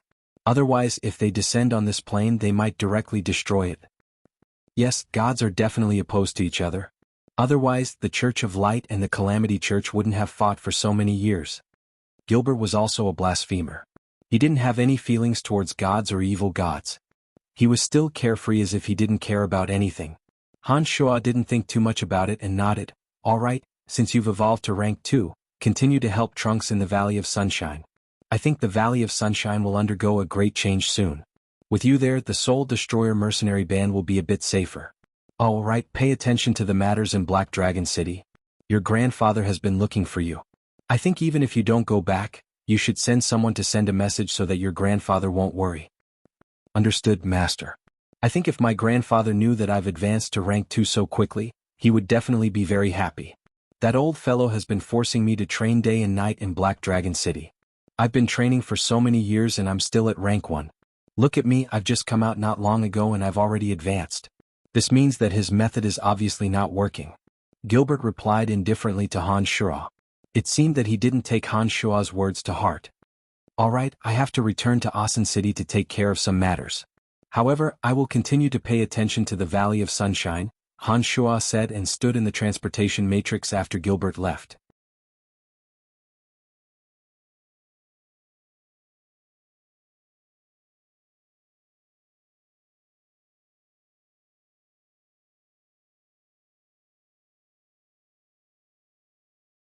Chapter 375. Lancelot Empire, Asen City, Buzzed Merchant Guild Headquarters. In an elegant courtyard, Phoebe and Lawrence sat upright and sipped tea. Lawrence's expression was gloomy. Although his identity as a prince had been recognized, he didn't seem to be living well. On the other hand, Phoebe was more and more graceful and elegant. However, the divine weapon Starry Skyge in her left hand made her appear a bit more cold and arrogant. Phoebe fondled the Starry Skyge in her hand, her thoughts involuntarily drifting to the faraway Brettel City. "Junior sister, your Buzzed Merchant Guild is growing bigger and bigger, and Brian is like a fish in water in Brettel City. However, my days are not so good. Once father passes away, I think I will immediately be killed by Charles. Did you help me pass the news to Brian?" Lawrence looked at Phoebe and asked helplessly. "Senior brother, it's not like you don't have people in Brettel City. You should know better than me whether or not Brian is in Brettel City. Speaking of which, it's been a few months, why hasn't there been any news of him? Could it be that he went to do something bad again?" Phoebe's long eyelashes fluttered, her bright eyes sparkling with doubt. Falk was one of the people Lawrence had sent to Brettel City. Apart from that, Lawrence had also arranged for some government personnel to enter Brettel City. These people currently had their own positions in Brettel City. However, these people would still pass on news for Lawrence. From their information, it seemed that Han Shuo really wasn't in Brettel City. Lawrence sighed and suddenly said to Phoebe, "I've asked the Dark Mantle to help me find out news of him, but there hasn't been any news of him until now. Do you think something has happened to him? Phoebe smiled proudly and took out the divine weapon Starry Sky that sparkled with resplendent starlight. She flicked a disdainful glance at Lawrence and said, "He was able to kill Kelt, the commander of the Redbud Knights, one of the top 10 knight orders on the continent. Moreover, Kelt was a very powerful dragon knight. What accident do you think will happen to him? That guy is extremely cunning and sinister. Add to that his frighteningly keen senses, he would be able to escape even if he encountered danger. There definitely won't be any accidents. He must be doing something bad again," Phoebe thought to herself. However, she naturally wouldn't say these words to Lawrence. Lawrence carefully thought about it and agreed.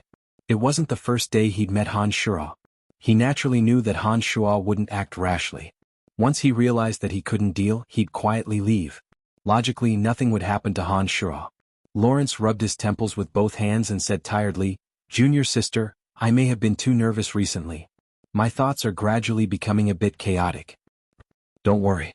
With Brian and your light attribute, as long as he knows of your current situation in Asen City, he should come to help you." I heard that the 7 Grand Duchies have recently united to deal with Brettel City.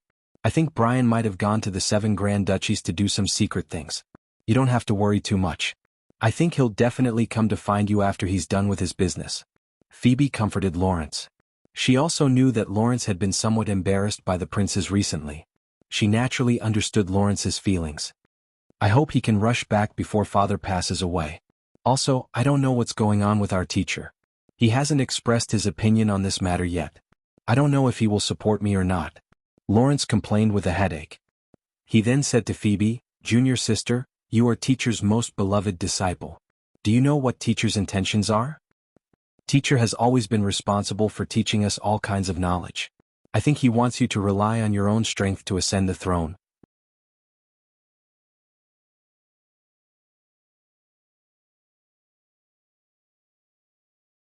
"You also know that teacher has always wanted us to work hard on our own. He has never relied on his identity to help us." Phoebe thought for a moment before replying to Lawrence. In this kind of situation, if I rely on my own strength alone, it's impossible for me to wield the throne." Lawrence seemed to know a little about his teacher's temperament and couldn't help but sigh. Although teacher won't help you openly, he won't let others bully you either. If it wasn't for teacher having Grandpa Balans secretly protect you, I'm afraid you would have long been secretly killed by others. This shows that teacher also cares a lot about you. Phoebe continued to console Lawrence. Lawrence nodded after hearing Phoebe's words. "That's true. Fortunately, Grandpa Balans helped me several times. Otherwise, I really would have been killed long ago." Phoebe didn't continue speaking. She was still focused on wiping the starry sky that had long been as bright as a mirror. It was as if this sword was Han Shuo himself. "When I came over, teacher asked me to bring a message to you. Don't rely too much on the weapon in your hand. Weapons are always inanimate objects. They can increase your strength a little, but they won't increase your own strength." Lawrence stood up and said to Phoebe, "Don't worry. My understanding of teacher's martial techniques is higher than yours. You should think more about how to increase your capital from your father." Phoebe said indifferently and continued wiping the divine weapon in her hand. She thought to herself, when will that damned guy come over to see me? Being separated by 2 places like this is not a solution after all. Han Shuo, who Phoebe was bitterly talking about, had now officially arrived at Asen City. After arriving at Asen City, Han Shuo discovered that 3 months had unknowingly passed while he was resisting the invasion of Spider Goddess Rosa's power in the Cemetery of Death. During these 3 months, the 7 Grand Duchies had been at war without rest. Brettel City and Helen Duchy had secretly conducted many secret transactions. Han Shuo didn't immediately make a move against Benedict Sackville of Narsen Duchy. On one hand, opportunities were hard to find. On the other hand, there were more important matters waiting for him to deal with. After returning to Brettel City from Narsen Duchy, Han Shuo took away the materials needed to refine the metal elite zombie from Jack's hands. He entered Mount Silk and planted the metal elite zombie inside. Afterwards, he gave Jack and the others a few instructions before directly leaving Brettel City. He passed through the transportation array in Seamus City and arrived at Asen City. Falk and Lawrence's former subordinates had already informed Han Shuo of Lawrence's urgent need to see him. Han Shuo also immediately left. When Falk saw that Han Shuo's destination was Asen City, he didn't report any news of Han Shuo to Lawrence.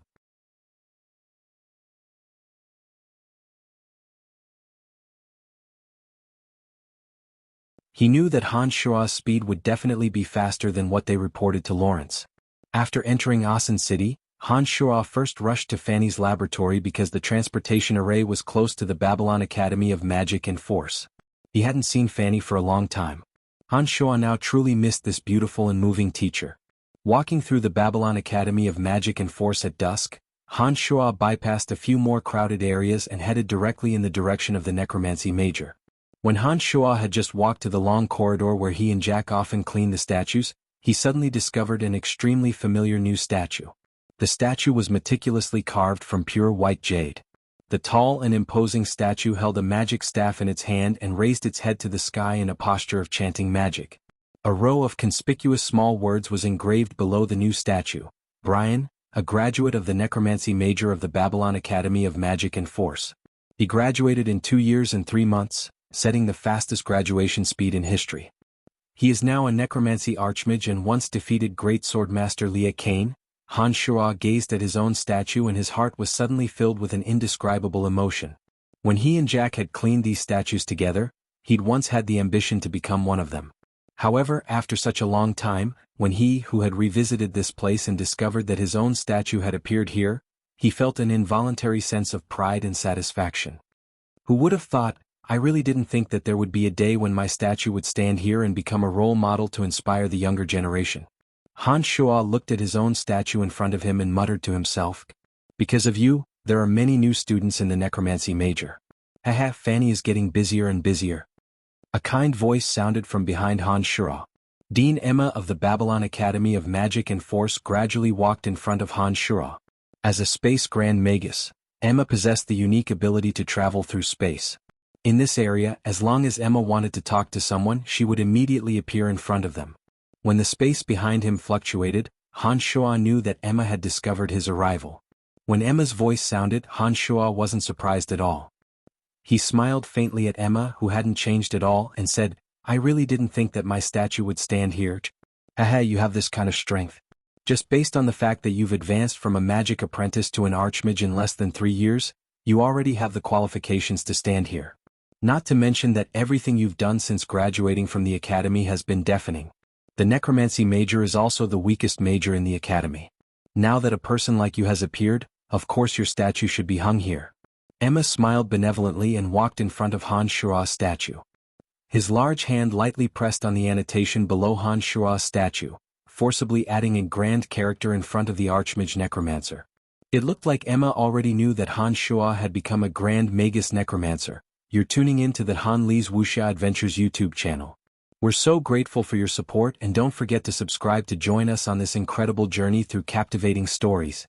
Your generosity through donations truly makes a world of difference, as it's the primary source of revenue that allows me to expand and enhance this channel for you.